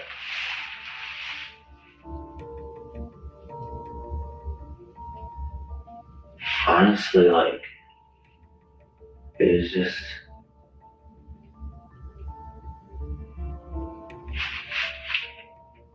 I knew it was illegal, but I wanted Shannon back. Whether Chance was hearing voices or not, he'd known right from wrong as he killed her. He'd planned it, driving by her house before going home to change into all black and fetch a weapon. After the murder, he'd made an attempt at covering it up, turning off her security system and putting a pair of gloves on, even if he knew this was useless. I knew I was not going to get away with it. There's no way I was going to get away with it. First of all, who else is going to kill Shannon? Nobody. Who's the most likely suspect? The person who she just broke up with is having a really nasty breakup with and is currently making all these nasty Facebook posts about, right? So, I mean, that's the first person I would look at. Throughout the interview, Chance had displayed a strange peace and acceptance of what he's done. He believes in some way that he's taken control of Shannon in killing her. This aligns with his spiritual beliefs. Before they terminate the interview, the investigators ask him one more question. What's the tattoo stand for? It's the Ohm symbol. It represents the sound frequency. It's been recorded and picked up throughout the entirety of the universe, known and unexplored universe. Mm-hmm. It's often referred to as the God frequency. He says he believes killing Shannon has given him access to her life force. This counteracted their breakup and made her a part of him forever, so he wants to believe. But in reality, he just cut her life short and she'd be with nobody ever again, including him. Chance seems to realize this, despite his claims to delusions. We'll never know what she truly felt because her last words were, "I love you." But I don't know if that was out of fear or if she was actually trying to get you to stop. Yeah, I don't know if it was out of fear of trying, or she was trying to get me to stop, or she just like actually loved me and wanted to say it. There's no way of knowing if those even were her last words. All they have to go on concerning Shannon's last moments is Chance's story. But as for the rest, there's no denying he'd killed her. Now it's just a matter of due process. Even Chance seems impatient to get it over with. Left alone in the interview room, he mutters to himself, "Come on, take me to jail already, dude." In the end, the police do what he wants. They charge him with 2 counts of aggravated murder, 2 counts of murder, aggravated burglary, and abuse of a corpse. His mother hires a psychologist to analyze him, possibly with a view to an insanity defense. The doctor gives a provisional diagnosis of depression and mood instability, citing his history of substance abuse and lack of medication as possible contributing factors, but not excuses for what he's done. This is no defense. In July 2024, Chance pleads guilty to aggravated murder and abuse of a corpse. His mother and various other family members send the judge letters to ask that he be sentenced with a possibility of parole. They cite his mental health issues, troubled childhood, and drug addiction. Shannon's family, however, also have something to say. I want to see the full power of the law at work in the form of a full life sentence without parole. I could talk all day about her accomplishments, how smart, beautiful, and thoughtful she was. What I cannot talk about is how devastating this has been on me and my family. In the end, on August 9th, 2024, nearly a year to the day after the murder, he's sentenced to life in prison with the possibility of parole after 31 years. This is 11 years longer than the minimum term, but not enough for Shannon's family, who miss her every day. What do you think about this tragic story? Let us know your thoughts in the comments below. Until next time.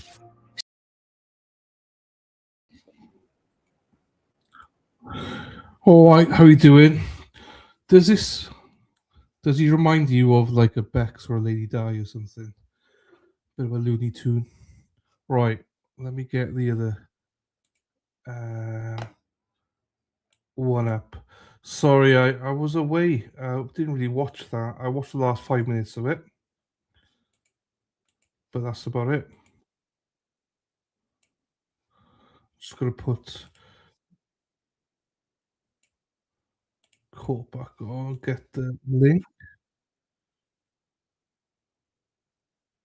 Well, so these guys seem to think that this might be the last witness, which would make sense to a certain extent. It got very testy there earlier on, to be fair. It was very, yeah, I don't know. We'll see what happens after, because what's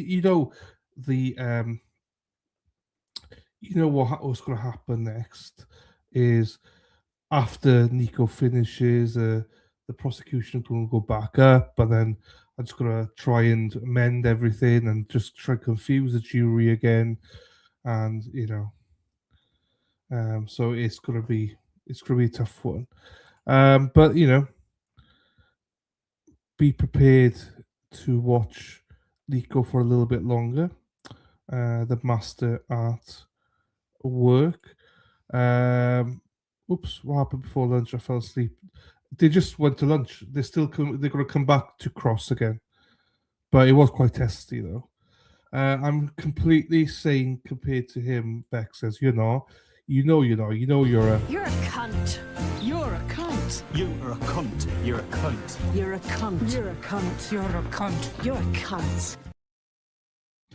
There you go. You're a cunt, Bex. But you didn't. It was, it's worth watching again, Lady Di. I mean, like these two said, the video and stuff, the demonstration or whatever you call it, was quite impactful, I think, towards the jury. But then Nico's dismantled this guy. I just hope that the jury see it and they're able to understand the dismantlement of it all and the injustice of all this.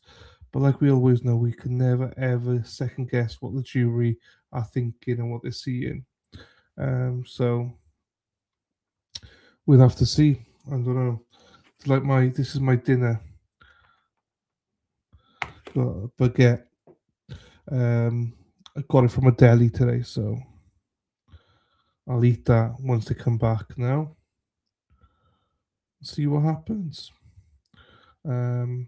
Also, Lady Di, you need to stop sleeping. That would be beneficial for you, I think.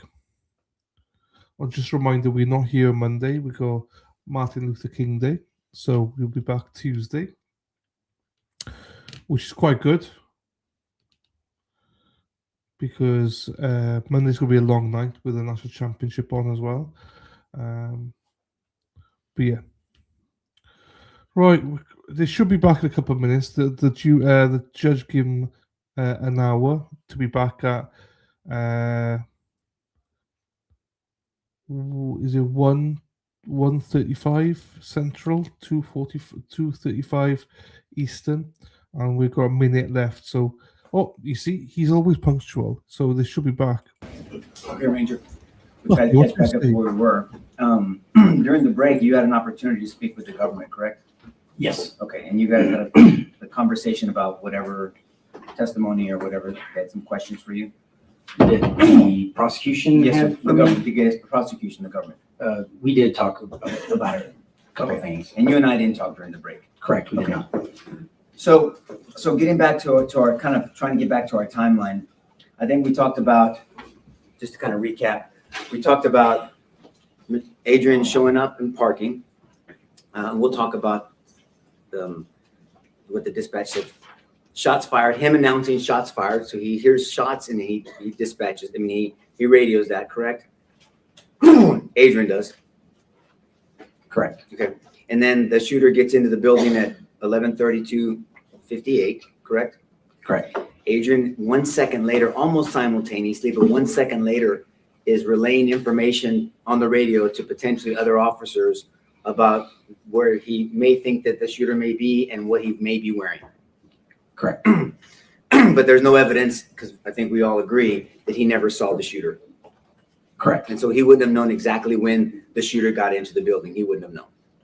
Correct. Okay, I think that's where we're at. But we do know, and we talked about this, and I think we went over it briefly, that at 11:32:23, Officer Mendoza shows up. Put that picture up. Shows up to the corner of Groves and Geraldine. Yes. And that would be 35 seconds roughly before the shooter enters the building. Approximately, roughly. Right, approximately. We're both doing the same thing. Okay, so, and you agree that corner of Groves and Geraldine has a different line of sight than where Adrian ended up parking? Yes. And when you mean by line of sight, the jury's heard this before, but just recap, it means that if somebody has view of somebody, so if I'm looking at the jury, I have view of the jury because I have line of sight of them, correct? Yes, unobstructed view. That's a better way. Thank you for that. Unobstructed view. The jury just came out of the jury room. When they're in the jury room, that we can't see them because there's something obstructing our line of sight. Yes. Okay. And so Adrian at no point had line of sight of the shooter, outside or even inside, but outside especially. From the area where there's no visual or no video representation or evidence of where he was at, along the west wall, he would most likely, he would not have had a line of sight of the shooter. Yes, sir. But from the next one, that one. We look at Defense Exhibit 10, and it barely doesn't cover that corner where the three officers showed up, right? Correct. So Officer Mendoza shows up, Officer Salcedo shows up, and then Sergeant Coronado shows up, right? Correct. You would agree that those three officers, depending on cars and where the shooter was at specific times, has line of sight of the west side of the building. Other than for vehicles, just like you clarified, Yes, sir. other than those, they would have line of sight of the west wall. And you know, at the point of through your investigation, putting the timeline together, you know that Officer Salcedo, the jury's heard this already, had a different type of weapon system, right? I knew he had a rifle. Right, and specifically an AR-15. Is that correct? As far as I'm aware, yes. I never actually looked at his rifle. Yes, sir. But having a rifle is obviously more advantageous when you're dealing with, number one, a weapon on the other side that is shooting at fast pace, but also when you're talking about distances. A rifle is preferable. It's a superior weapon. Yes. And I've asked all the Rangers, and I'll give you the answer. They all pick the rifle. If you give them the rifle or a handgun, if you had to get into, unfortunately, to a gun battle, you want the rifle. For longer distances, yes. And so Salcedo had that, and then there were two other officers that still had weapons in their hands as well. Yes. They had sidearms. And you know now that Adrian, all he had was a sidearm because the school police did not issue long rifles to their police officers. Yes. And so from a perspective of opportunity and ability, in general, overall, we can look at specific factors. These three officers had better opportunity and had the ability to engage a shooter that happened to be on their side. I disagree. You disagree? Okay, I want to make sure I understand. So you're saying that officer,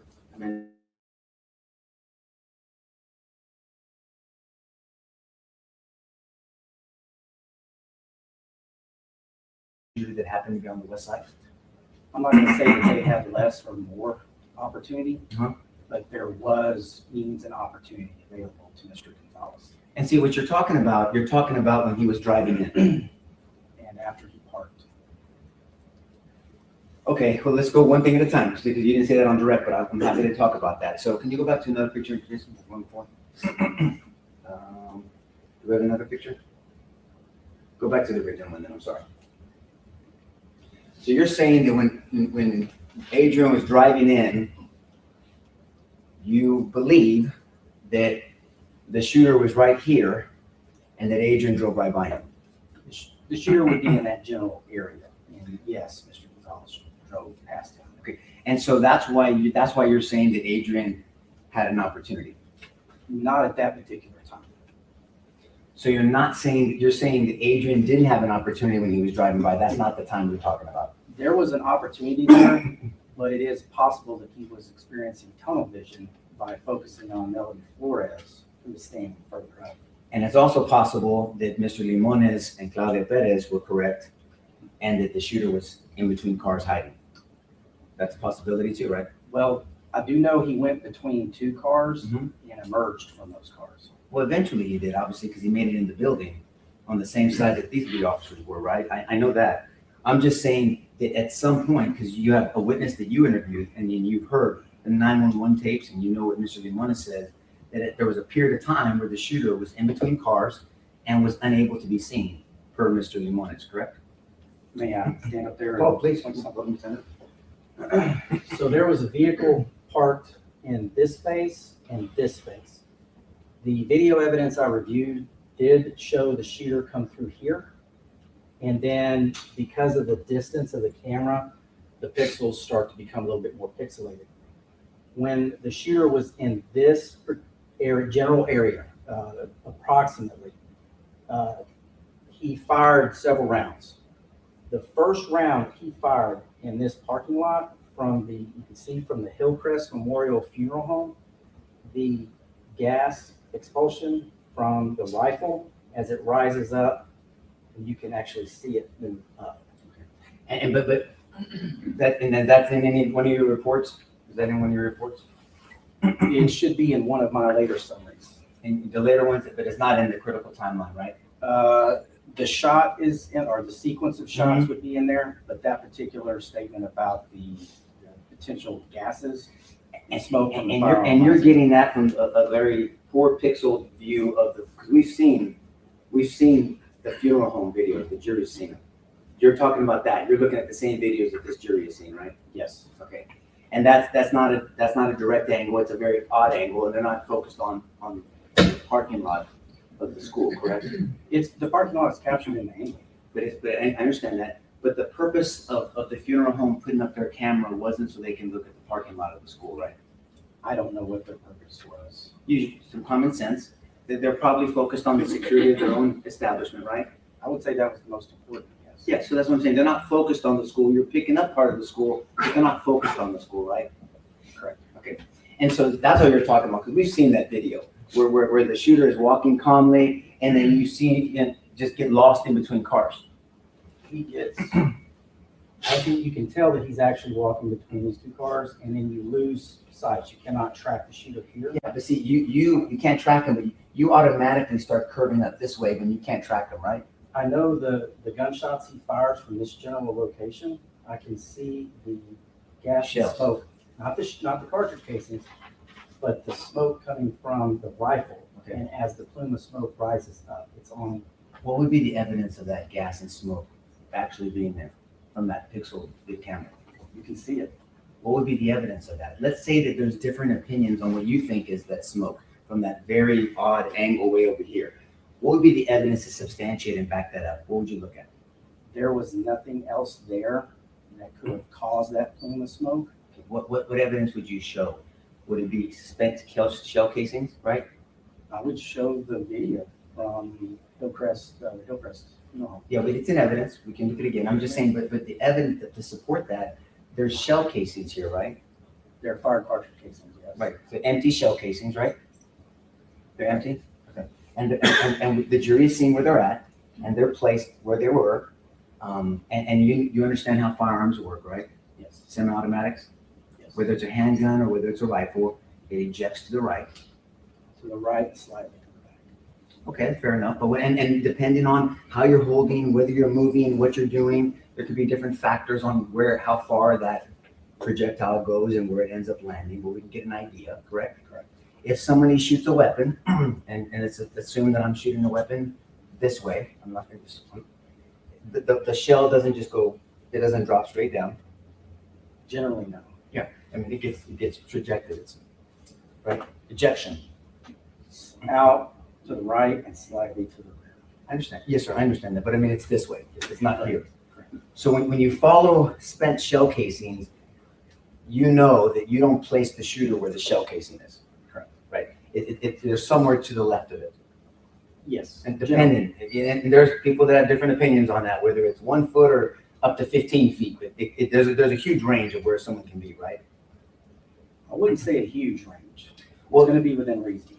Well, 2 to 15 feet on extreme sides. I would say closer to 10 feet max, Okay, in your opinion. in my experience. I understand, but there's other people with different experience that may say 15. So 10 to 15 at max, to be fair, and 2 to 4 to be minimal. Is that a range? Can we work with that? So if we have shell casings here, then in your opinion, 10 feet, other people's opinion could be 15, but for sure somewhere between 2 to 4, up to 15, 10 to 15 feet, the shooter is to the left.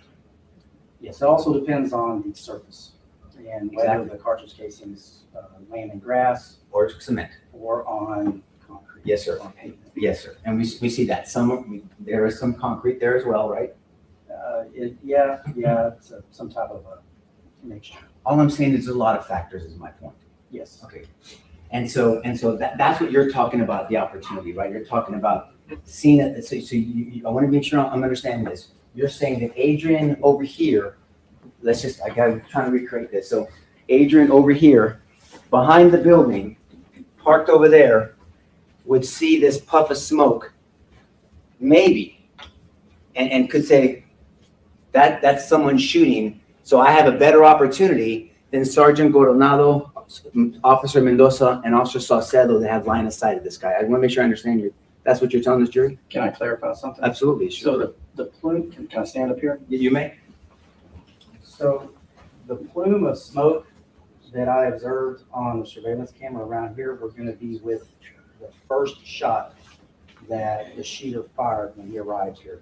Say that one more time, I'm sorry. So the plume of smoke that I saw in this general area, that would be associated with close to probably the first shot that the shooter fired here, and Mr. Gonzales had not driven by him yet. You're saying probably, right? You're saying, so let's, can I go by what can we just take your fact as the probably that may be true? What are you referring to with probably? You said probably, I'm not saying that. No, the plume of smoke right here that is associated most likely with the first shot. Most likely is a probably, right? Well, the plume of smoke is noticeable right after the shooter fires his first shot in this area. But you can't say for sure what that is, right? You're just saying it can be associated. I can't tell you for certain Yes, sir. that it's going to be the gases expelling from his rifle. However, there's nothing else here that would cause that same. And from your investigation, where was Mr. Gonzales when that happened? At this point, he had not even arrived yet. So you're surely not telling this jury that you want to hold him accountable for a shot that he didn't see, right? I never did. Well, but remember, you can't see now if you don't mind. But remember my first question before we went through this exercise, I said, who had the better opportunity and ability? And I said, these three officers with line of sight and with the long rifle had a better, and you said, I disagree. And I asked you, what did you mean? And you've just gone through this exercise right now. Can I explain myself? Sure you can. Can I stand back up there? So when these shots were fired right here, Mr. Gonzales had not arrived. The three officers at the intersection had not arrived. Mr. Gonzales had driven past and had parked up here. The 14 seconds that passed, he gets out. When he gets on the radio and says shots fired, he has now clarified. He heard something. He understands that shots are being fired because he put it out over the radio. But can I stop you there so we go step by step? But before that, it was dispatched that there were shots fired, right? Dispatch did say that. Okay, so I mean, he just finally heard them himself, and now he's saying, I'm at location, I'm hearing shots fired, and they're trained to report what they hear, see, perceive. That's part of your observation, so he's doing what his training tells him to do, right? So he perceives and hears shots being fired and then gets on the radio and broadcasts that. I don't think that's contested. I think that you look, so, but you're saying that shows that he has a better opportunity than people that saw the shooter? So at this point, once he's here and once the shots along 102 and 104, once those shots start happening, these officers haven't arrived yet. Okay. They're not in a position. They don't have the opportunity. Okay. Here, a possible opportunity is because you have cover on this building. In this area right here, even with a handgun, an officer can come down here to gather additional information, and this is the opportunity that was available to the first officer, Mr. Gonzales. For 22 seconds before Mendoza showed up, right? Well, the two opportunities are independent. But let's go one thing at a time. So, so you're saying that you believe that Mr. Gonzales, Adrian, had a better opportunity or a different opportunity than because shots were fired, and although he didn't see it, he heard them, right? He acknowledged he did, yes. Well, sure. Is there a special class in either T-code training, Texas Commission on Law Enforcement? Every officer in Texas has a T-code license, correct? Yes. Anything in the academy of the Texas Rangers that distinguishes shots fired and you say, where'd that happen? That's on the northwest side. I didn't have to see it because I can tell that's on the southeast side. Is there special training to get your ears to be able to tell not just where shots are fired, but then when there's echoing involved? Because you know about echoing, right? Okay. So is there special training for that? There's firearms experience that we have. But no that wasn't special my training. Yeah, so there's no special training. Is there a special type of ear, a gift from God that gives somebody that special ability to tell, can you do this? Can you do what you're expecting Adrian to do? Not that I'm aware of. So you can't do something that you expect this jury to hold Adrian responsible for. Is that a fair statement? Are we talking about what I would possibly do? Well, I'm happy to talk to you about that, but I know you didn't come to testify about that. I asked you something specific about your ability, about your ears. You're trying to hold Adrian, it seems like, responsible for something that you've admitted to this jury that you can't do. No, I can hear shots. I know that, but do you know where they're coming from? I'm going to find them. That's not what my question was. I mean, because when you hear a shot, you're admitting that you don't know where they're from, right? So you're saying that there should be something. I'm not admitting I don't know where they're from. I have to hear the shots in order to be able to make that determination. So I want to make sure that jury understands you, because I'm not sure I do. So you're telling this jury that you can be somewhere, forget about the stress, the stress factors, they're called human factors, right? let's just set aside human factors for a second. That you can be in a situation and someone can shoot a shot. We can put a blindfold on you to make sure to test your abilities. Bah, bah, and you can say that is on the northwest side of me. You're saying you can do that? I have to hear the shot in order to be able to. But you should know if you can do this or not. Can you do that? I can. There have been many times where I have been able to accurately find the location of where shots were coming from. So you heard a shot and you knew where it was coming from. You heard a shot and you said, that's on the northwest side of me. That's on the southeast side. You did that? You've done that before? I have, yes. How many times? I would say a handful of times in my career. And have you done it with echoing off a building? I don't know if anybody believes you. Objection to sidebar comment. I'll move on. He's right. I sustain myself, Judge. You're right. And so you're telling this jury that you have that ability. Objection is repetitive now, Your Honor. Let me finish my question first. All right, finish the question. Thank you, Judge. So you have that ability. It's on a fired shot by fired shot basis. Okay. Yes, I have been able to accurately determine where shots were originated. Now let's take it a step further. Have you used this unique ability to tell where shots are coming from once they echo off buildings? That's the second part of my question. I have heard echo from shots, yes. Okay, I understand. So have I. A lot of people have. But now we're taking it a step further. We're testing your ability. So you're saying you can hear shots, know where they're coming from. You said you can do that. Amazing. And number two, now you're saying that you can hear shots echoing off a building and you can still tell where they're coming from. That's what you're saying? I can't comment on that unless I hear the actual shot. I'm asking if you've done that before. Have you done that before? Have you heard shots echoing off a building and being able to determine where they're coming from? Have you done that before? Yes or no? The shots echoing off the building from the shots striking the building or the sound echo? The sound, sir. Or both. Because there's an echo, right? When shots are fired near a building or at a building or around a building, there's an echoing effect, right? If you're outside and there's no hearing issues or no major obstructions, when there's an echo present, in my experience, the first shot's always been the loudest, and then the echo is muffled. That wasn't my question, but I understand that. My question was, you have heard shots fired around buildings or at buildings, and even though the shot makes an echoing off that building, you have the ability to tell where it's coming from. That's my question. I have accurately determined the location of fired rounds with echoes involved. You're the first. That's amazing. Okay. And so that's what you're saying now. You're saying that 23 seconds before Mendoza shows up, and then 2 seconds later, Salcedo shows up with a long rifle, and then 3 seconds later, Coronado shows up. You're saying this 20-something seconds when Adrian gets there is dealing with a frantic person, hears shots fired. He doesn't have your special ability, so he radios it in and says shots fired, and you're saying that's the opportunity that you say he could have had to know where this shooter is at? Is that what you're saying? He had approximately 50 seconds from the time he parked to the time the shooter entered the west door. That wasn't my question, though, because you were making a distinction between the time before Mendoza shows up, because that 50 seconds includes these three guys over here with long rifle, right? The portion of it does, yes. Yeah, so you were talking about this portion when Adrian was by himself, right? Not in that area where he was parked. Okay. Remember my first question? I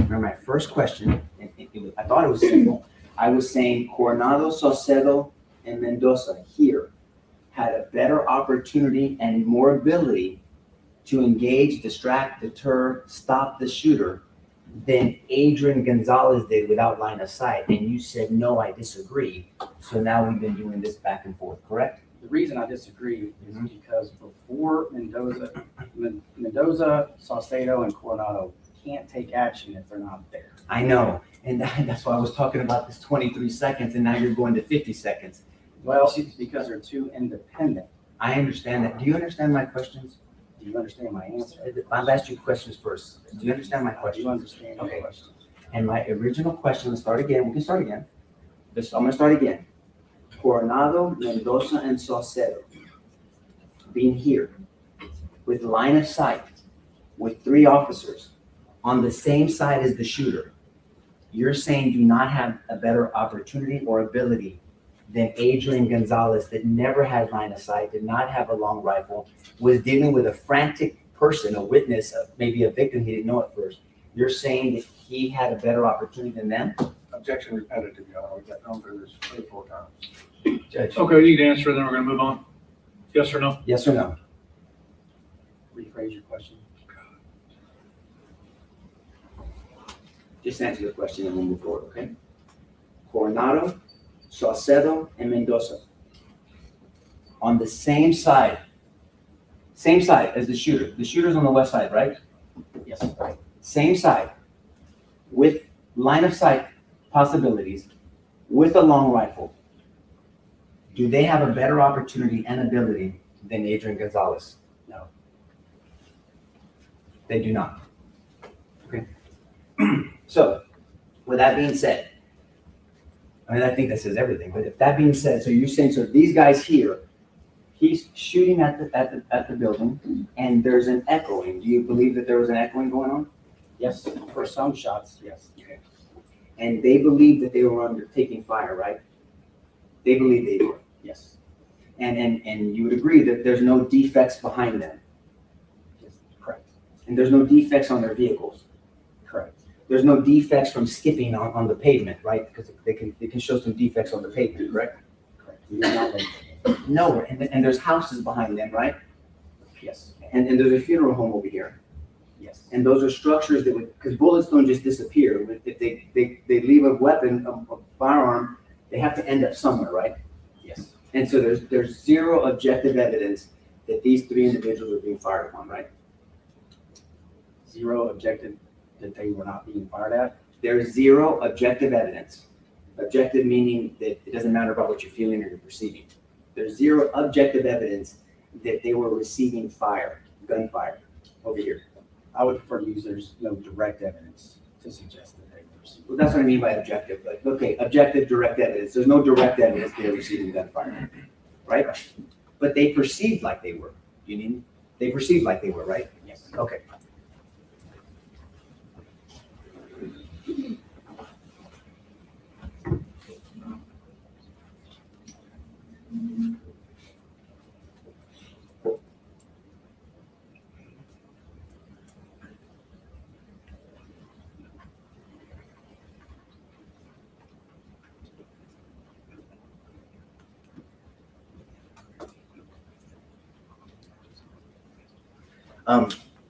Let me represent to you, and maybe you know through your investigation, that Saucedo told Coronado, I think I see him. Can I take a shot? I'm gonna take fire. I'm gonna take a shot at him. You knew that. I did. Okay.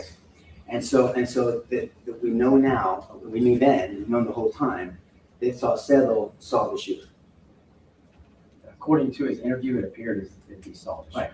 And matter of fact, he asked to shoot this shooter, but you know through your training that an officer doesn't have to ask for permission if they feel like they have the need and the fact scenario that gives them the authority to shoot, right? Legally, according to Chapter 9 of Texas Penal Code, no, they don't. And departmental policies may. Your Honor, I'm having trouble hearing the witness's answers. If Mr. Hood could sit down when he asks the question, I'm sorry, I'm just having trouble hearing. You can probably pull that microphone. If you're talking that way or looking at that diagram, just pull it down. Where does the government want me to sit to ask my questions, Judge? I'll sit there. Where do you guys Well, want I me to mean, the sit? local rules are questions are asked from the council table unless you're utilizing a diagram. Well, I was about to, but I understand that I'm making them uncomfortable, so I'll go over here. Whatever. And I haven't objected to the sidebar. Well, you can object all you want. I'll sustain the objection to both, to the sidebar, and let's get a witness question on the table, please. We're trying to. So what, make sure you speak into the microphone for them. And so we know that Saucedo asked for permission, and you mentioned Chapter 9. You're specifically talking about 931 and 933, right? Yes. Of the Texas Penal Code. Self-defense and then defense of third person. And the deadly force. And use of deadly force. Yes, let me get there. Proportionate use of deadly force, right? And so under 931, 933, and then the whole chapter, you don't ask for permission if the situation, if you have a reasonable belief of apparent danger and is imminent, then you can use force proportional to what you feel that you're receiving. Right? Technically, yes. Well, it's legally, it's not technically. Legally, that's the fact. That's the state. That's the standard, right? Legally, yes, but departmental policies may be different. I understand, but let's talk about the law, because every department is different. Correct. Right? And you know, Sergeant Coronado thought that was ridiculous for him to be asking for permission to use force if it was necessary. You knew that, right? I was not aware of that. Okay, well, he testified to that. And so you have Officer Saucedo that had the opportunity because he saw the shooter, had the ability because he had a long rifle, but he didn't take it, right? Correct. He had opportunity and did not take the shot. And ability meaning he had a long rifle. I mean, that's different than a handgun. It is different. Yes, correct. And so having opportunity and ability, he could have distracted, deterred, and stopped, denied the shooter entrance into the west side of that building, correct? Yeah, yes. Okay. And we're still dealing with Adrian on the other side, dealing with a frantic person that could have been a victim or not, was a witness, hearing shots, calling them in, right? Calling them in at a right here at 11:32:09, right? Yes. Repetitive again, Your Honor. Got the fourth time. All right, I'll sustain the objection. Give me a list of questions you want me to ask him. Which ones? Which ones? What do you want me to ask him? Ask the witness. No, not a chance. Not a chance, brother. Not a chance. I know it's hurting you. And so that we have that at 11. So then at 11:32:58, we've talked about now that the shooter is inside the building. Now let's talk about what everybody does once the shooter makes it in the building. Okay, I want to direct your attention to that. Okay. So we have the fact that the shooter enters the building. Now Adrian doesn't know he entered the building, correct? We know that now. It's possible. Yes, he doesn't know. Right, and we have direct evidence to show and to show that he doesn't know. But so Adrian doesn't know he enters the building, but those three officers do know he entered the building. I don't know that for a fact. Well, they interviewed, right? Saucedo and Mendoza and Coronado, they all interviewed. You know that. I know. Yes. Okay. And they all said that they saw him enter the building, but they thought he was going to run through the building. I'm going to object to that. That's a misstatement of fact, Your Honor. Well, he can say no then. Okay, ladies and gentlemen, rely on your own recollection of the evidence. Proceed. Well, you reviewed their interviews, right? 3 years ago, I reviewed their interviews. I don't recall the specifics. You're here to testify in front of this jury. We're talking about your critical timeline. And so the last time you reviewed them was 3 years ago? When I created more so the synchronization products, that's based on the video and audio evidence extracted from those files. But you're part of the investigative team, right? I had a part in the investigation, yes. But you know that Mendoza and Saucedo and Coronado interviewed, right? I do know that they interviewed, yes. And they believed that this shooter was going to run through the building. I don't recall what they said in their interview. They knew that he made it in the building, though. There was radio traffic shortly after the shooter made it into the building that said, "I think he made it in the building, guys." Yeah, and that wasn't Adrian that said that? It was not. Okay. And at the time that radio said I think the shooter made it in the building, there was a gunfire right after that, right? At the same time. Look at your timeline, please.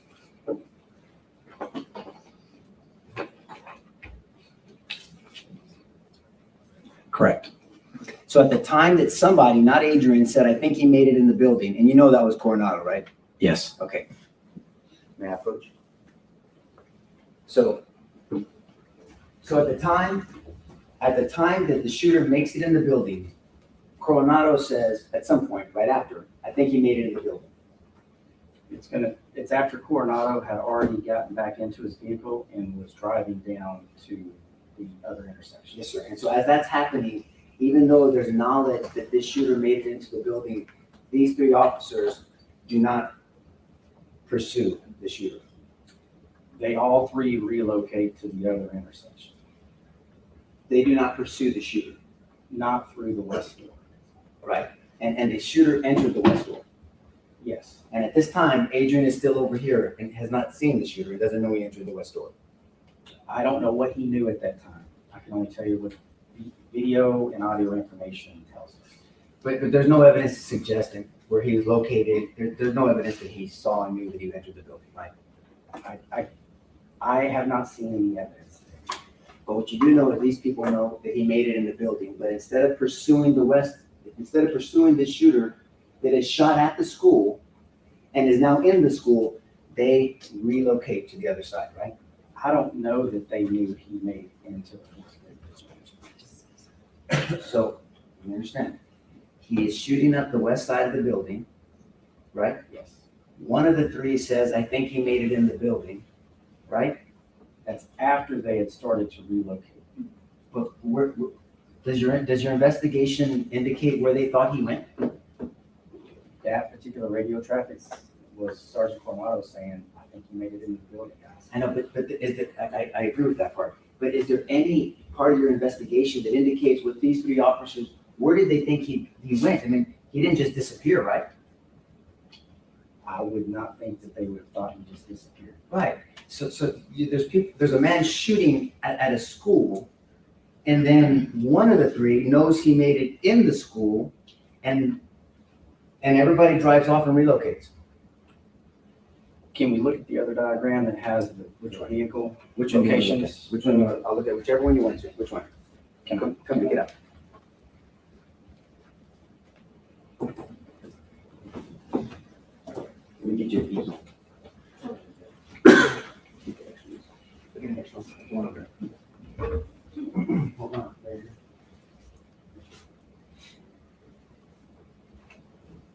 Where do you want to put it? Where do you want to find? This one? This one. Okay. This one. Can you hear me okay? So on the day of the shooting, these parking spaces were occupied.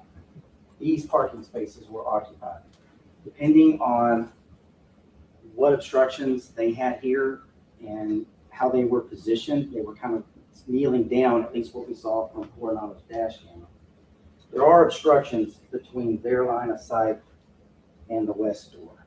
So it is possible that they could not see or did not see the shooter enter through the west door. And what do you think they thought? What does your investigation show? Because they know that there's a shooter shooting this portion, shooting at this side of the building, right? And then one of the three thinks he made it in. What does your investigation or the Rangers' investigation show? Where did they think he went? Where did they think he went? I don't know what they thought. Okay, but nobody asked him? I'm sure one of the interviewers did. And if do you remember them saying they knew he went in, but they thought he was going to run through the building? I do recall hearing at one point about numerous bailouts that occurred in that area, and that sometimes they would be concerned about them running through the fourth grade building. But I'm not sure who said that. I understand, but there's some evidence, and maybe somebody else can test. Maybe they'll call them, but maybe there's some evidence. There's evidence that they thought he was going to run through the building, right? I can't attest to that. Okay. But regardless, we know that these three, because it's in your animation, these three blue things that are supposed to be the cop cars, instead of going to the west side door, they do this at different times and they drive all the way around, correct? Correct.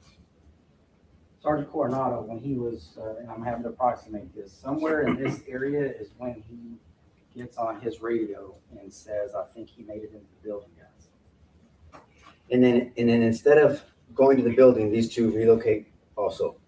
They all three, with Sergeant Coronado leading, follow and drive up here and take up different positions in that area. And so there had been shooting already by that time? Yes. And so they didn't go to the shooting? They actually went in the direction of it. Well, so I guess all of this, so if they would have gone this way, that would have been in the direction also, right? The shooting is taking place here, and they are relocating from here to here, so it's in the general direction. No, the shooting specifically is happening here, leading up to a door. So you're saying that this is in the direction of the shooting?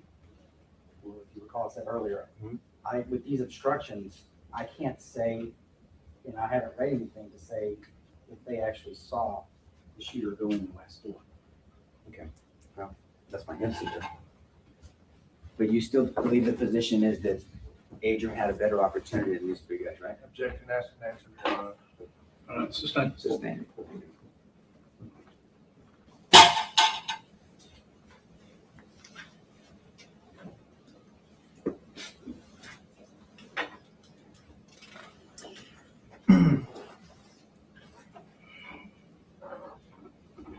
Now, as Coronado, we saw the video, but as Sergeant Coronado's relocating,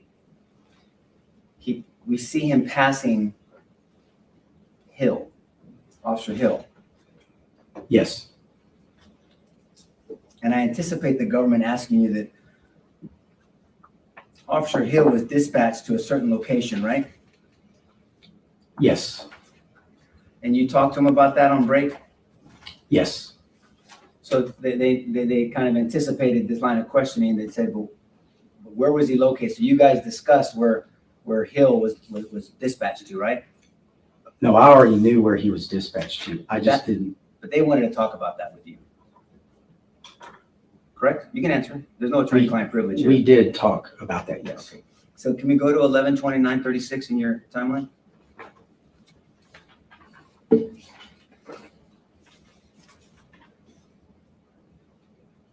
Okay. So that's Hill specifically was dispatched to 715 Old Carrizo's Road, right? Yes. Had one vehicle accident. Was there a vehicle accident at that location? No. But that's the same transmission that every officer heard, right? It was broadcast. So what I'm saying is, so whoever had the right station set would have heard the same thing. And was listening to the radio. Right. And so Adrian didn't get something different. He got the same broadcast, if you heard it, as Officer Hill. Possibly, yes. But instead of going to a corner and standing there, Adrian drives onto the campus, right? With the same dispatch information. He does. He came from the opposite direction. And he goes into it and he hears shots fired, be advised, shots fired, right? That was broadcasted. Yes, so, and then he relays the shots fired. No, I know that, but I'm going off the critical timeline here. So that was Adrian heard the same thing as Officer Hill did, right? Which time are you still looking at 11/29/36? I haven't moved from 11/29/36, sir. Yes, sir. I don't know if Mr. Gonzales heard that transmission. I can only say that it was broadcast by dispatch. Well, he drove. Objectively, we know that he obviously drove 2 shots fired, or what he thought was shots fired. That or a crash. Was there a crash at the school on the southeast side of Robb Elementary? He drove by the crash. That wasn't my question. Was there a crash on the southeast side of Robb Elementary all the way where Adrian drove? No. But he still went there?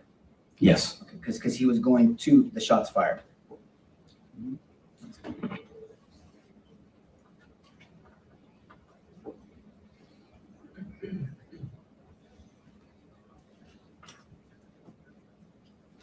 So if you're testifying that you can't say for sure if Adrian heard this, right?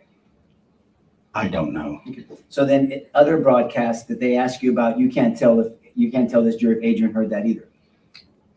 I don't. Correct. I can't. Only if somebody acknowledges, can you get confirmation that they heard the radio transmission? I understand.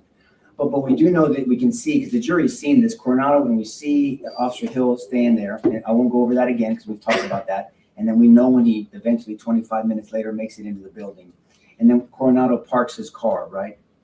Now all this time, because in your animation, and look, it sounds horrible. It bothered all of us to hear it, because you hear the shots and you're trying to use your opinions of putting the best thing together the way, with limited information. But that doesn't take into account Miss Flores being with Adrian, right? Because that's not in your calculation.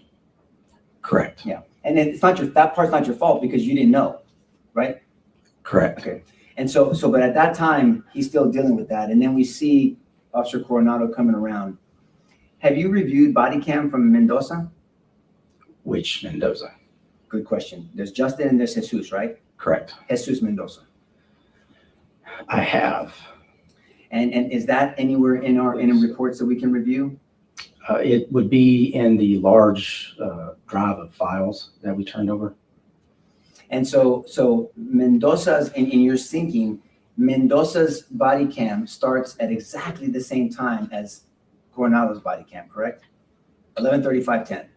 I don't recall when Jesus Mendoza's body camera starts. I'd have to look it up, but I know Coronado's started at 11:35:10.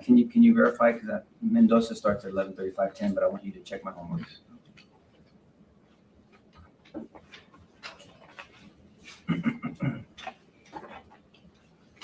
And on that, I might have to actually look at the video to confirm the start time of it. Okay.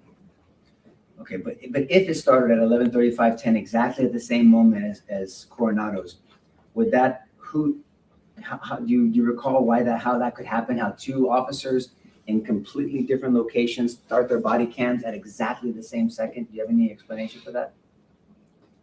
Coincidence? Okay. Because we don't have any body cam from that corner, do we? Which corner? Good question. The one of Groves and Geraldine, where those three officers were there when they had line of sight? Correct, we do not. And that would have helped us because then we could have potentially heard from their body cam Mr. Limones and anybody from the funeral home yelling instructions. He's in the building. He's in the building if they were saying things like that, right? Yes.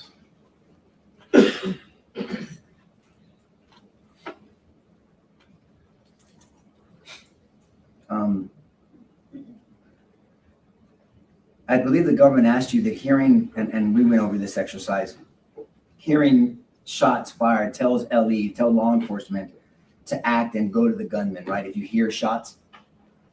Correct, to go to the shots. Right, but like my follow-up question is you have to know where the shooter is to go to a shooter, right? Or have a general idea of the direction from which shots are coming. And Randy Hill didn't do that, correct? Immediately? I think by the time Randy Hill arrived, the shooter was inside the building. But there was a lot of shots. I mean, how many shots do you think happened at 160 something? Total, Yes, before sir. breach? Yes, sir. There were 162, not including the shots at breach time. And you're not saying that all those were before Randy Hill showed up, are you? Correct. And all those didn't happen before Coronado showed up at that corner, correct? Correct. And they didn't happen before Mendoza or Salcedo showed up, right? Correct. Matter of fact, how many shots had happened inside the building by the time Coronado, Mendoza, and Salcedo had line of sight? How many shots had occurred inside the building while they were on that corner? I'm sorry, give me the beginning time and the end time again. So how many shots, just to give you a framework, how many shots had that shooter shot inside the building in room 111 and 112 when Coronado, Mendoza, and Salcedo were at the corner with line of sight? How many shots had happened inside the building yet by that time? You'll have to give me the start and the end time because I'm going to have to calculate it up manually. Well, can you look at, I mean, let's just do some thinking. So look at your critical time. When Mendoza, Salcedo, and Coronado were at the corner. Correct. Had any shooting happened inside? At that point, no. That was my point. 0 shots had happened in room 111 and room 12 when those 3 officers were at the corner with line of sight, right? Correct.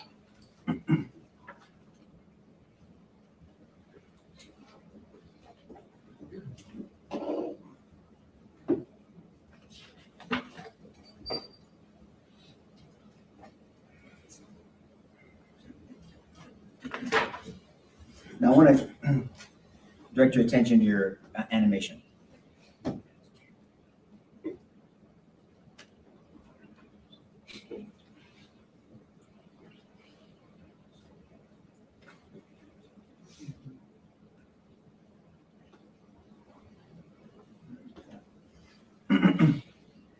So you said, I think on direct examination, if I heard you wrong, please, I'll take it off my notes.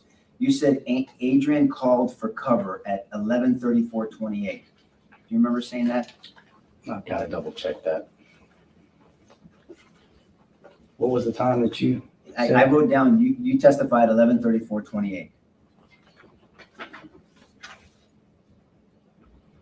Correct. At 11:24:28, Mr. Gonzales said, somebody can give me a cover unit over here.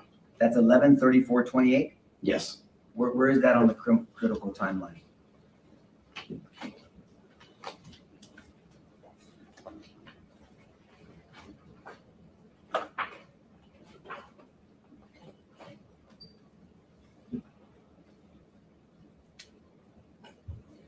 It's not on this version of the criminal timeline. Is there another version that I don't know about? No. So why isn't it on this version? It was a time I created a spreadsheet of all of the radio traffic that with the times adjusted. And that particular file that contained that communication by Mr. Gonzales was noted on that spreadsheet. Can I look at that spreadsheet? Is there a way for me to look at it? How can I? I have it right here. Did you give it to the government? Yes, it's included in the. When did you give that information to the government? That would have been turned over, I believe, September of 2024. 2024? Or I believe 2024, yeah.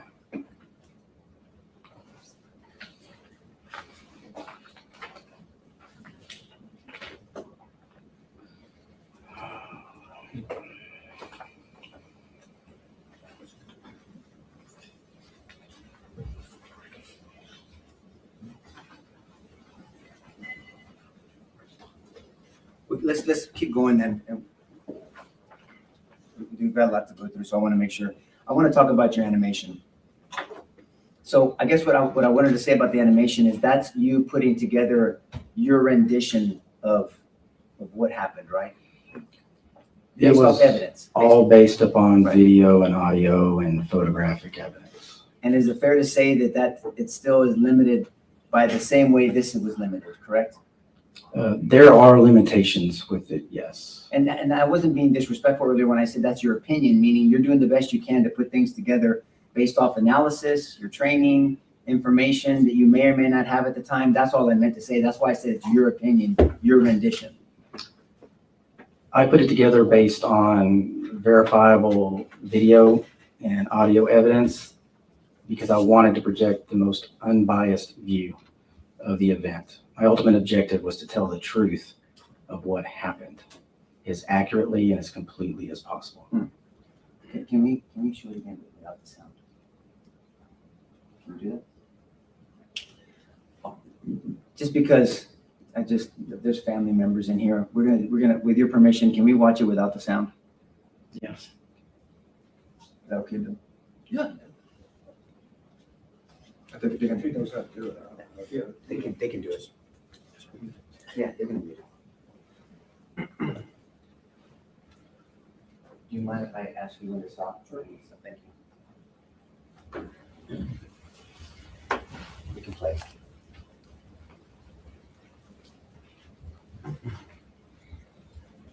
And this is the sync time that you use for the critical timeline, correct? Yes. This should link up. Within a second because of the millisecond. And so as we're asking for him to put down here, he's already shot his gravity shot, right? Yes. Right.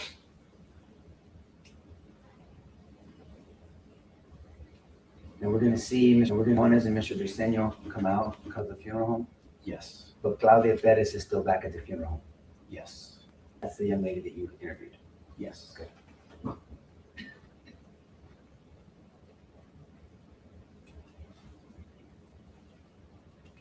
Now at 11:29:30 is when dispatch puts out Randy Hill that there's been an accident and then and then shots fired. Is that correct? Yes.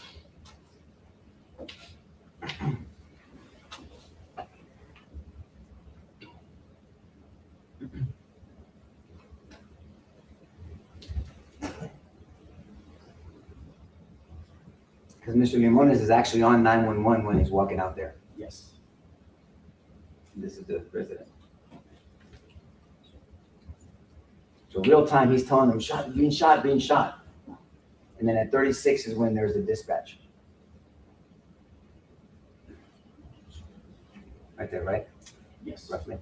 But then in the same call, he's talking about running towards the school, wearing black, shooting at the school. That's all in the same 911 call, correct? Yes. Okay.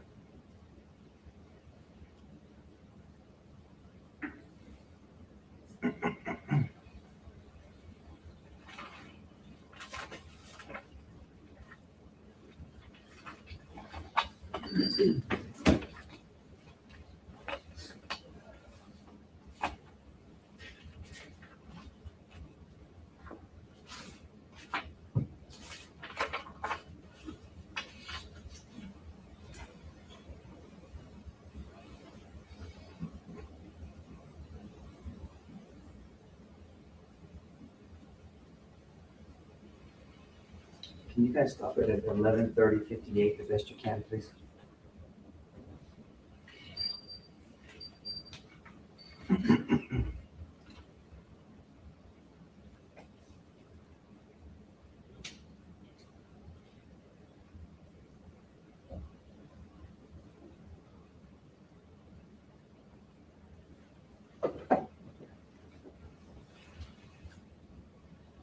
Pause.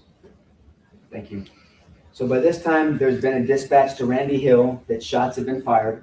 But Mr. Limones has been saying it's towards the school, running towards the school, wearing black, right? I want to make sure we have context right there.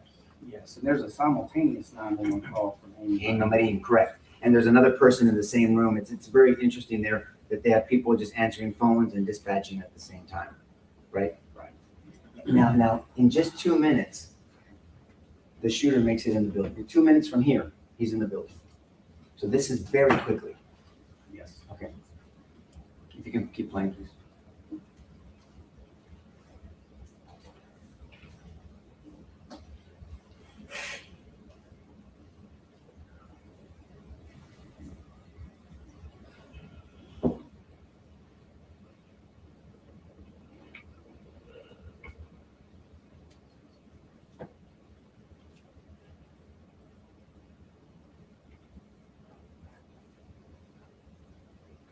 Pause, please. And this is where we kind of can quibble back and forth with each other, but whether this little curve happened or whether it was straight, you're just doing the best you can to make an estimate of where you think is happening because there's no direct video of this area. So where he turned to go down until he gets to, oh, sure. From the point where he turns to go down until he gets to this point, it's a point to point. I noted the time when he was roughly in this area and the time when he roughly gets to that area, and so this animation draws out at an average pace. But there's no way to objectively for sure verify that he was there versus here. I mean, there's no gun shells, there's no footprints, right? Not through that, but we do have certain features that are observable from this video. The same video that the jury has seen from the funeral home, right? That angle. There are a couple of angles, but yes. It's the same one. Continue, please, guys.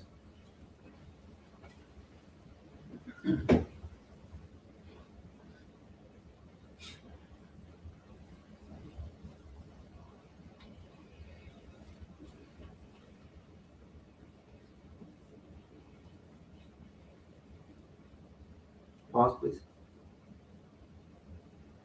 Okay, so you're saying that you believe he was standing exactly right there, and Adrian, because of tunnel vision, drove right by him. Based off what you're saying. That's a strong possibility. Fair enough. Continue, please.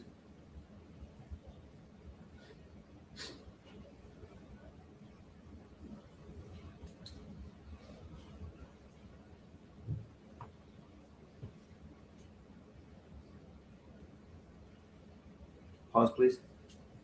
Now you're aware that where you put the X's, where you put the Adrian was, the shooter was, that's where the shells were found, right? They're not found further. They're found on this because the reason why the pictures that the jury has seen, it's in evidence seen, we see the grass line versus the pavement, the parking lot. We have the pictures. So that's where the shells were, right? I made the X large enough to encompass the area where the general area of casings can be. But X just denotes that shots were fired in that general location. Well, but literally the X denotes where the shells were found. And that's what the really X denotes, right? And possibly where the shots originated from. Well, we went through this exercise, right? Where shells are, that means the shooter is not where the shells are. Right? Correct. Okay. And so we talked about this, went back and forth. So we're going to give some ranges.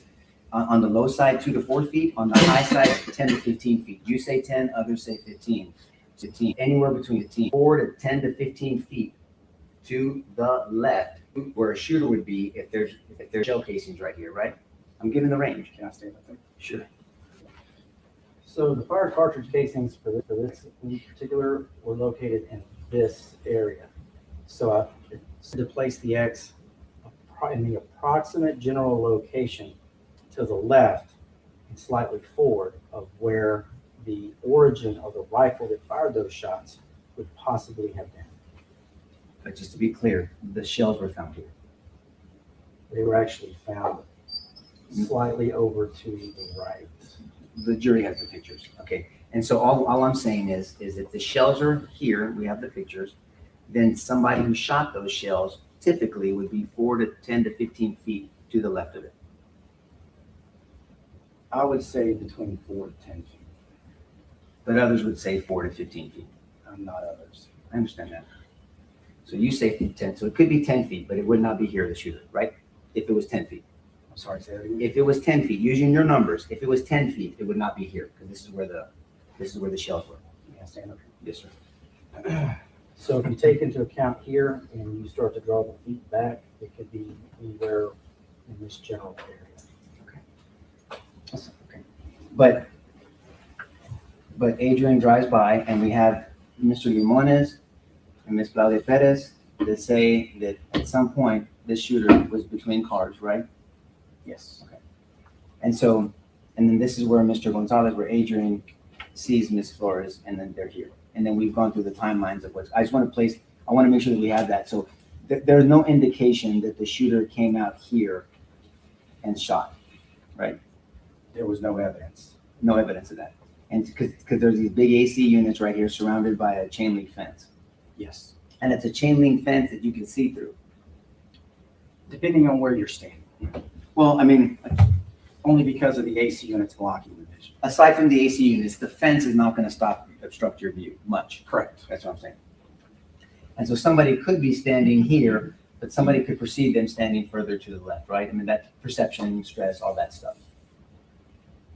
I can't say what somebody could perceive. But you understand, we talked about human factors, you understand perception distortion? Perception distortion, can you define that? We understand time constant, when you consume, condense, thank you. Time condensation, can condense time, that's something that happens under stress? It is possible that a person could lose track of time. And so what perception distortion is you lose track of what perception and what reality is because you perceive it something else. You perceive that it's something else. That's all. It's possible there could be some slight changes. Okay. That's all I'm saying. There's auditory exclusion. You did a good job explaining that for the jury. Auditory exclusion. Right? Yes. Tunnel vision. And so as we go back up here,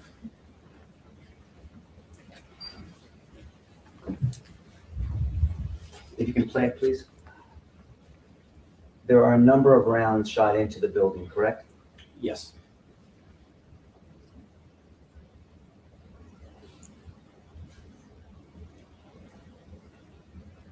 If you can pause, and you've paused Adrian out, pause his vehicle here at some point.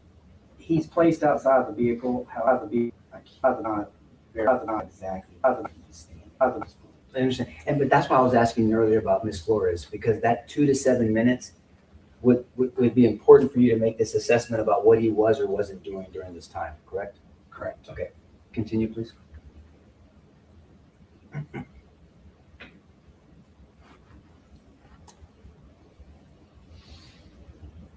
And that's Officer Mendoza. Pause, please.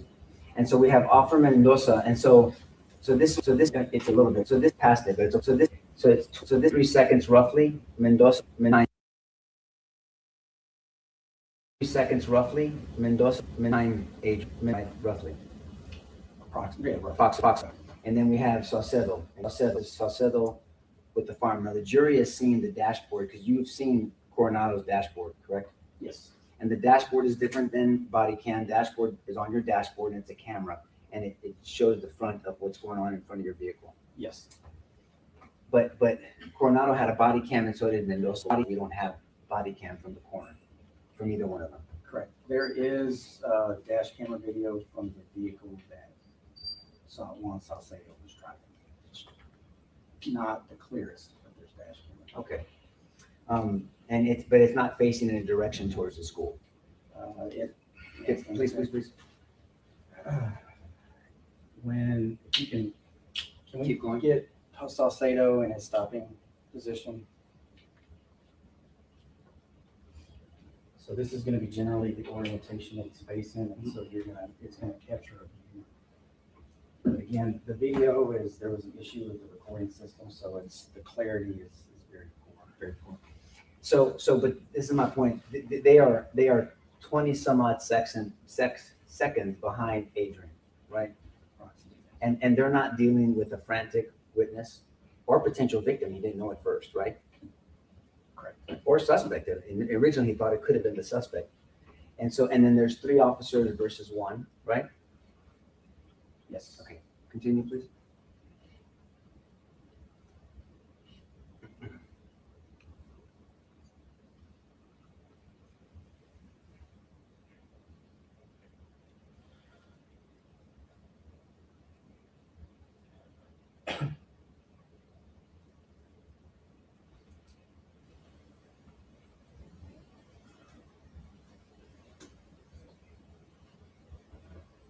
Pause, please.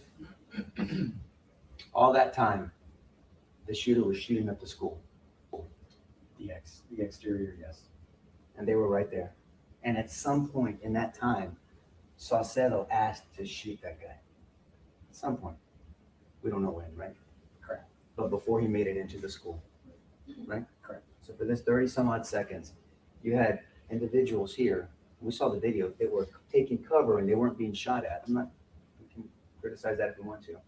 But they didn't act to stop the shooter from getting into school.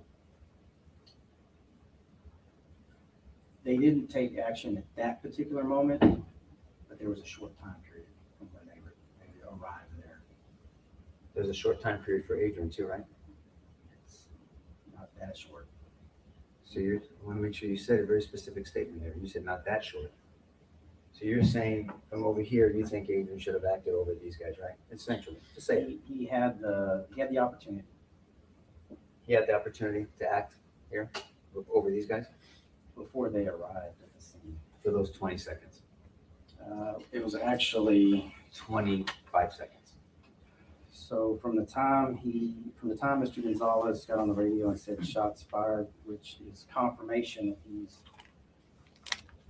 he's progressed through any type of auditory exclusion or tunnel vision. He's processing information, or at least he's getting some verbal confirmation of that. Mhm. So from the point when he gets on the radio and says shots fired until the shooter enters through the west door was approximately 50 seconds. They're part of that 50 seconds. They're a part of the latter half of the 50 seconds. They're part of the 50 seconds. They are inside. Did they say shots fired? I don't recall any of their video traffic having. Because they didn't do anything. So they didn't say shots fired, but your position is, and we'll move on, that Adrian had a better opportunity than these three men together with a long rifle that had line of sight. He didn't. On the same side as the shooter. You're just saying Adrian had a better opportunity. That's all. I'm just saying that he had an opportunity and had access to more information. Play, please.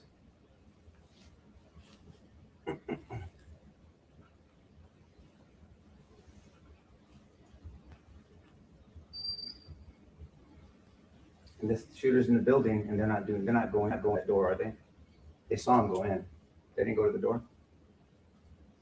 They did not on foot go in that direction. Did they drive in that direction? They're driving up Geraldine. Pause, please. Did they drive in this direction? They did not drive in that direction. See, because for these kids, no one gives a crap about this street, right? You understand that, right? Where Hill is over here. See, he's already parked over here, hanging out, standing around. No one cares about this street. You can smile all you want. He's standing around, right? What was funny about what I said right there? Why did you smile? Well, I want to know why you smiled. I didn't smile. I was merely just licking my lips because my mouth is dry. Okay, get some water, please. You have a lot of water there. So nobody cares about this street. Sidebar comment, Your Honor. So here, he didn't drive to this. He didn't drive to this door. Objection asked and answered, Your Honor. Sustained. They drove around. They drove around. They drove in the direction of where they believe the gunshots are coming from. I believe. I'm not them. So you seem to want to put yourself in their mind and make excuses for them. I'm asking, he can say no. I'm asking him a I'll question. overrule that objection. Ask the question, please. Okay, are you making excuses for them? Yes or no? No. Okay. So they drive this way to where Hill's hanging out, right? And they don't drive there. We're past that, correct? Correct. Okay. Play, please.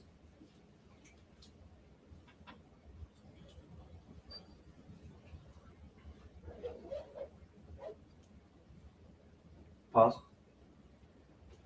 So what time did he start assaulting those children at that door? I have to look. It's 11:33:22. But verify, please, because I don't want anybody saying that.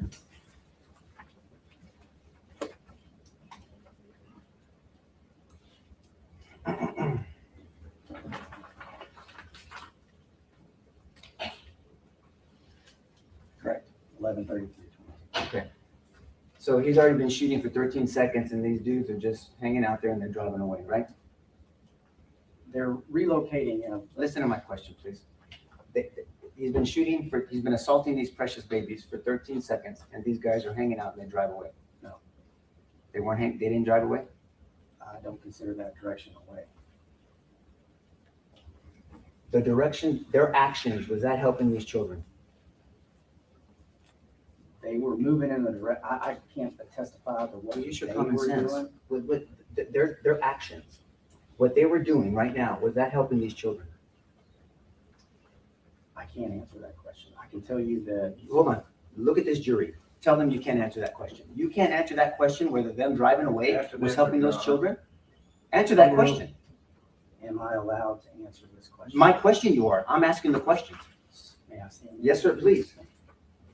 Around this area right here is when Sergeant Coronado gets on the radio somewhere in this area and relays the information. I think he made it into the building, guys. And how does that help? How is their action, not his words, how is his actions helping those children?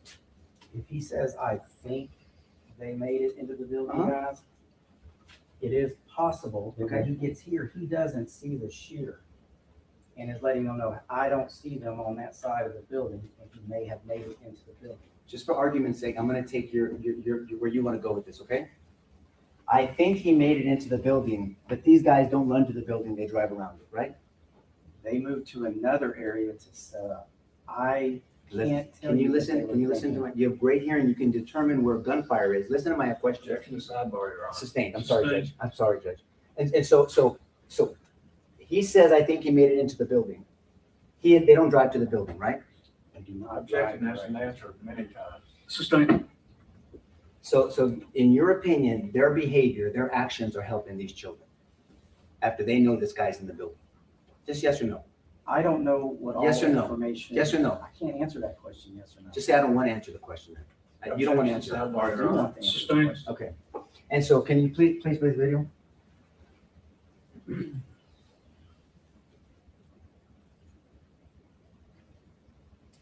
A lot of shooting going on right now, right?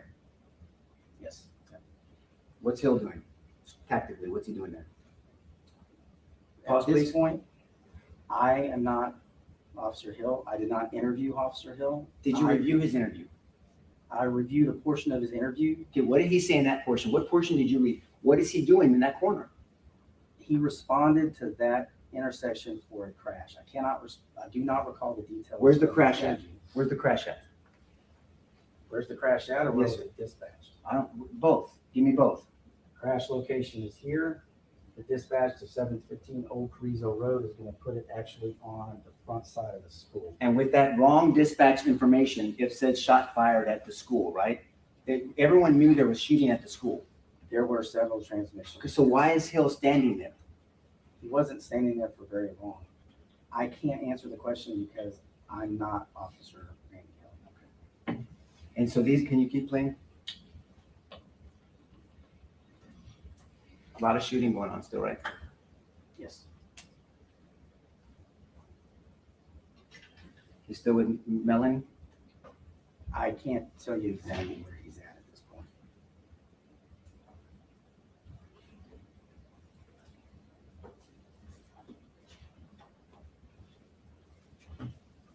Now, pause, please. Now, out of all these officers, how many of them knew? How many knew that the shooter was in the building? I don't know. Well, you knew these three did, right? Or you don't know that either? I don't know what they heard on the radio. So you don't know what anybody heard on the radio, you just know what's dispatched? I know what was dispatched, and if there's not an acknowledgement on the radio by the receiving officer, you can't confirm that they received the information.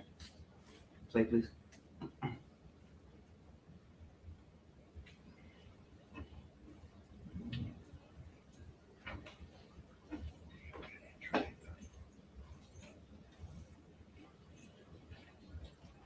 And while this is playing, you're the one that you created this. The animation? Yes, sir. Yes.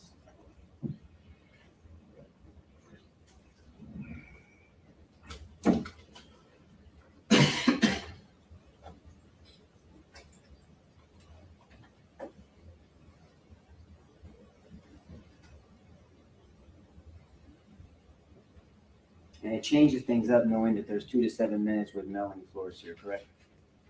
That's a factor that would have been helpful to have.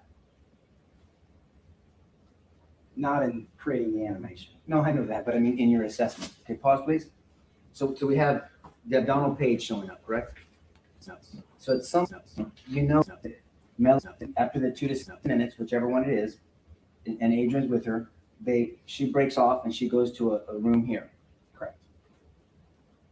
And she describes Donald Page as Adrian Gonzales. I was unaware of that. Did you look at her interviews? I looked at the initial interview and then did not look at any subsequent interviews. Her interviews and her testimony said that Adrian Gonzales was wearing khaki pants, a short white shirt, and had a full beard. Did you know that? I did not know that. But Donald Page goes here, and in your, keep playing, please, sir. Adrian leaves cover when he sees Donald Page, and he goes to Donald Page. You know that part, right? We actually can verify those movements from Sergeant Coronado's body camera. Well, we've seen the body cam. He's running, it's moving, it's not looking at Donald Page and Adrian in all the context. We know that all 11:35, all 9, all Page, all driving onto the campus, right? Roughly. Yes. I mean, you can check your timeline. So at 11:35:09, Donald Page is coming in. 11:35:10, Coronado's body cam turns on, and so when Page gets there, Coronado sees Page and Adrian there for once. I mean, they're there for just seconds together, right? Just on the timelines. I looked at Sergeant Coronado's body camera frame by frame. I understand. You could actually see significant movement from both Donald Page and Mr. Gonzales. Yeah, significant movement towards the school, right? They were walking. They're going towards the school, right? Yes. And so Page is driving in seconds before Coronado's camera turns on. Adrian comes out from cover. Melody leaves him. This is all within seconds. He goes to Page, and then there's significant movement. They're already moving towards the school when Coronado's running up, correct? Correct. Yeah. And then there's another round of shooting, and it sounds louder from Coronado's because it's on his body, but shots fired, and he says all that. But when you look at the frame, Page and Adrian have already darted into the building. They moved, but they were walking. Then you didn't look at the same video I did. When he's there, before the shots. As soon as those shots go off and Coronado starts yelling, you look at the frame again. Page and Adrian are in that building. You remember that, right? I do know that Donald Page was the first, and by how many seconds? Look at your timeline. I believe it was approximately a second to 2 seconds. Not more, 1 second. Look at your timeline, please.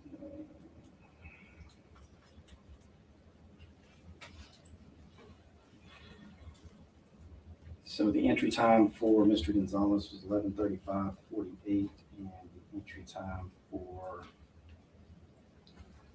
Mr. Page was 11:35:46. Okay. But you understand that you know now that when they went there, and I guess someone can ask Page, that Adrian opened the door for him and then Page came in. And that happens tactically many times, right? I couldn't tell who opened the door. But tactically, when you have two people, that's a smart move. Somebody opens the door, someone comes in, and then the person that opened the door comes in behind them, right? Tactically. That is a tactical option. And so if that happened, that makes sense. Yes. But they essentially both came in at the same time. Very close. Okay. And then so by the time Coronado and the chief make it in there. Paige and Adrian are down the hall. Yes. Okay. So you agree that they both acted? At that point, yes. They're acting, they're in, and they put themselves in danger by running inside of the building. Yes. And you can see that the smoke from the firing of the AR-15. Yes. And you see Adrian's gun out, right? Yes. Side ready. And then there's Paige ahead of him, right? Yes. And then you don't depict it on here, but there's 2 or 3 officers on this side, Martinez. And Correct. who else? And who else on this side?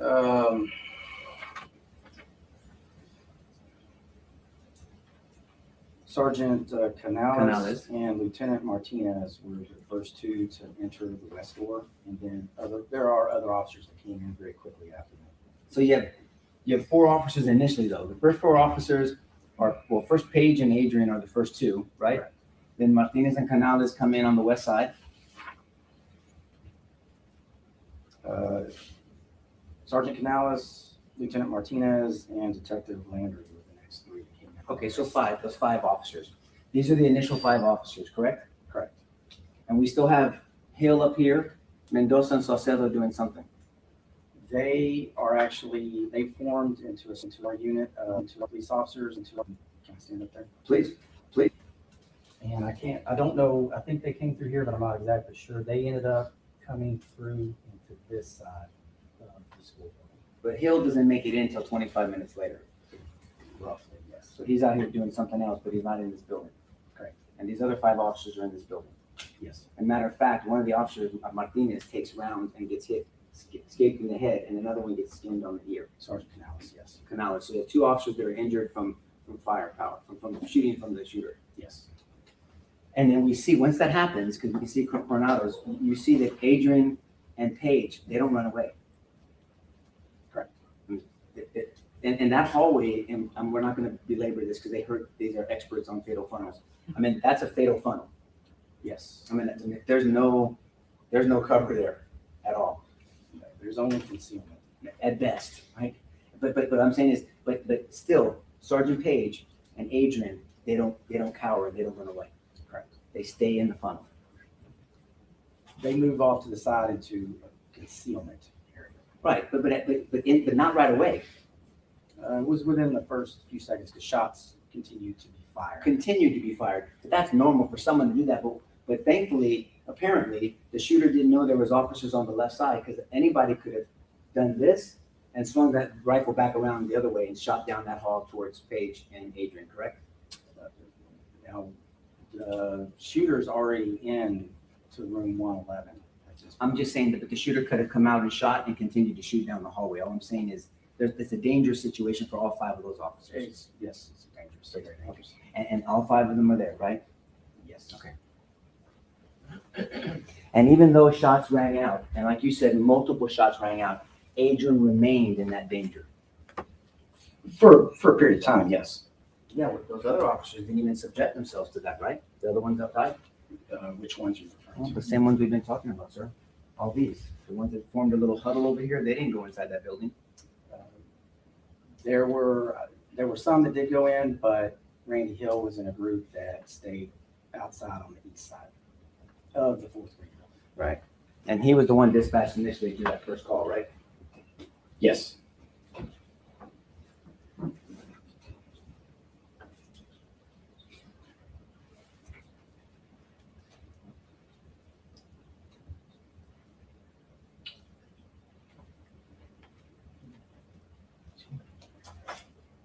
Let me say this to you. Good point, Jason.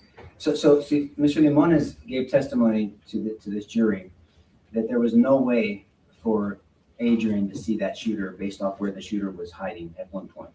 You don't know that, but I'm telling you that, okay? If that was his testimony. It was.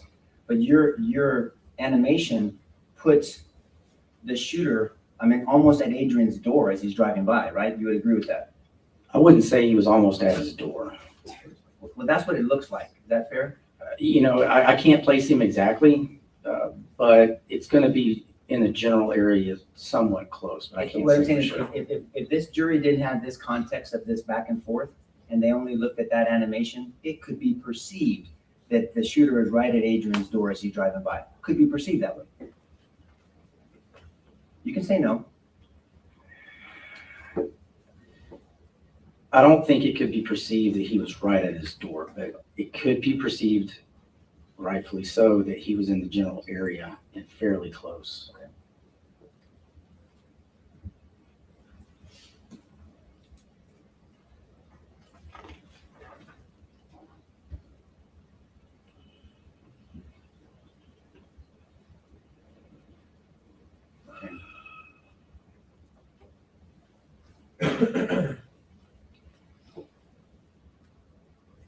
Now, the government asked you a question about what the three officers did at the corner, Coronado, Mendoza, and Saucedo.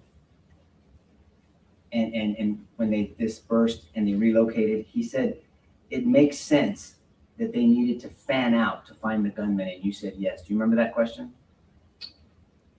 From the prosecution? Yes, sir, on direct examination. Yes. Do you understand what he meant by fan out? Are you talking about Mendoza, Saucedo, That's where this Coronado? question came from, yes, sir.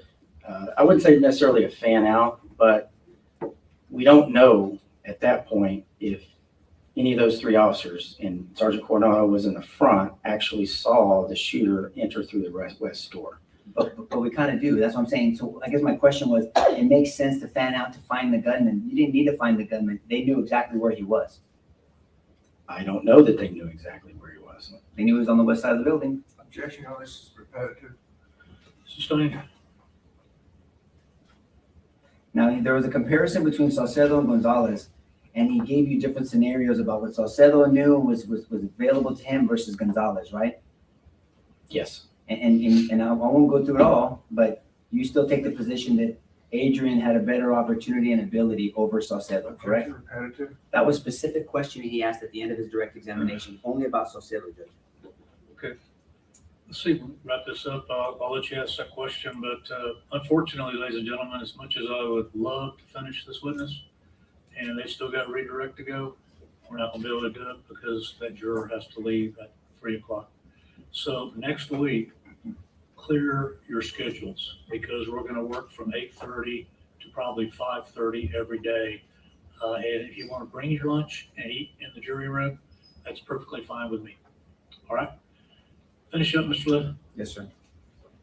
So your position is that Saucedo specifically had a better positioning and that Gonzales, Adrian had a better opportunity and ability than Saucedo.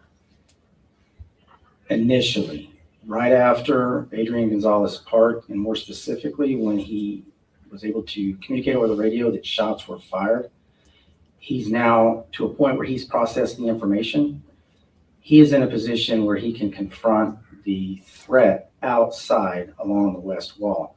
He's already had the ability to process the shooting and to process the information, as opposed to the other three officers. So you're making that decision. He's processing that information in 25 seconds before they show up with no line of sight, right? That's your position. Well, he confirmed it with his radio transmission of shots Confirmed fired, hearing shots, right? which meant he could distinguish shots being fired. Well, anybody can distinguish a shot being fired. I'm just saying, but that didn't confirm he knew where it was at, right? Correct.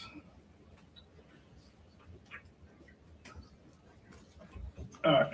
Want to see Mr. Goss huddling over there. I know it's going to be another 2 minutes. So, ladies and gentlemen, let's go ahead and break. Long weekend, very, very important. Be safe. Don't get sick. Don't catch whatever this flu is going around. Don't fall down. No mishaps. And we're going to, I think I asked the bailiff to ask you, is there any concerns about 8:30? Were y'all able to work that out? Or is there anybody that, let's do it this way. Is there anybody that can't do 8:30? Okay. We'll see you Monday morning at 8:30. Thank you very much. I'm sorry, Tuesday morning at 8:30. All right, so jury.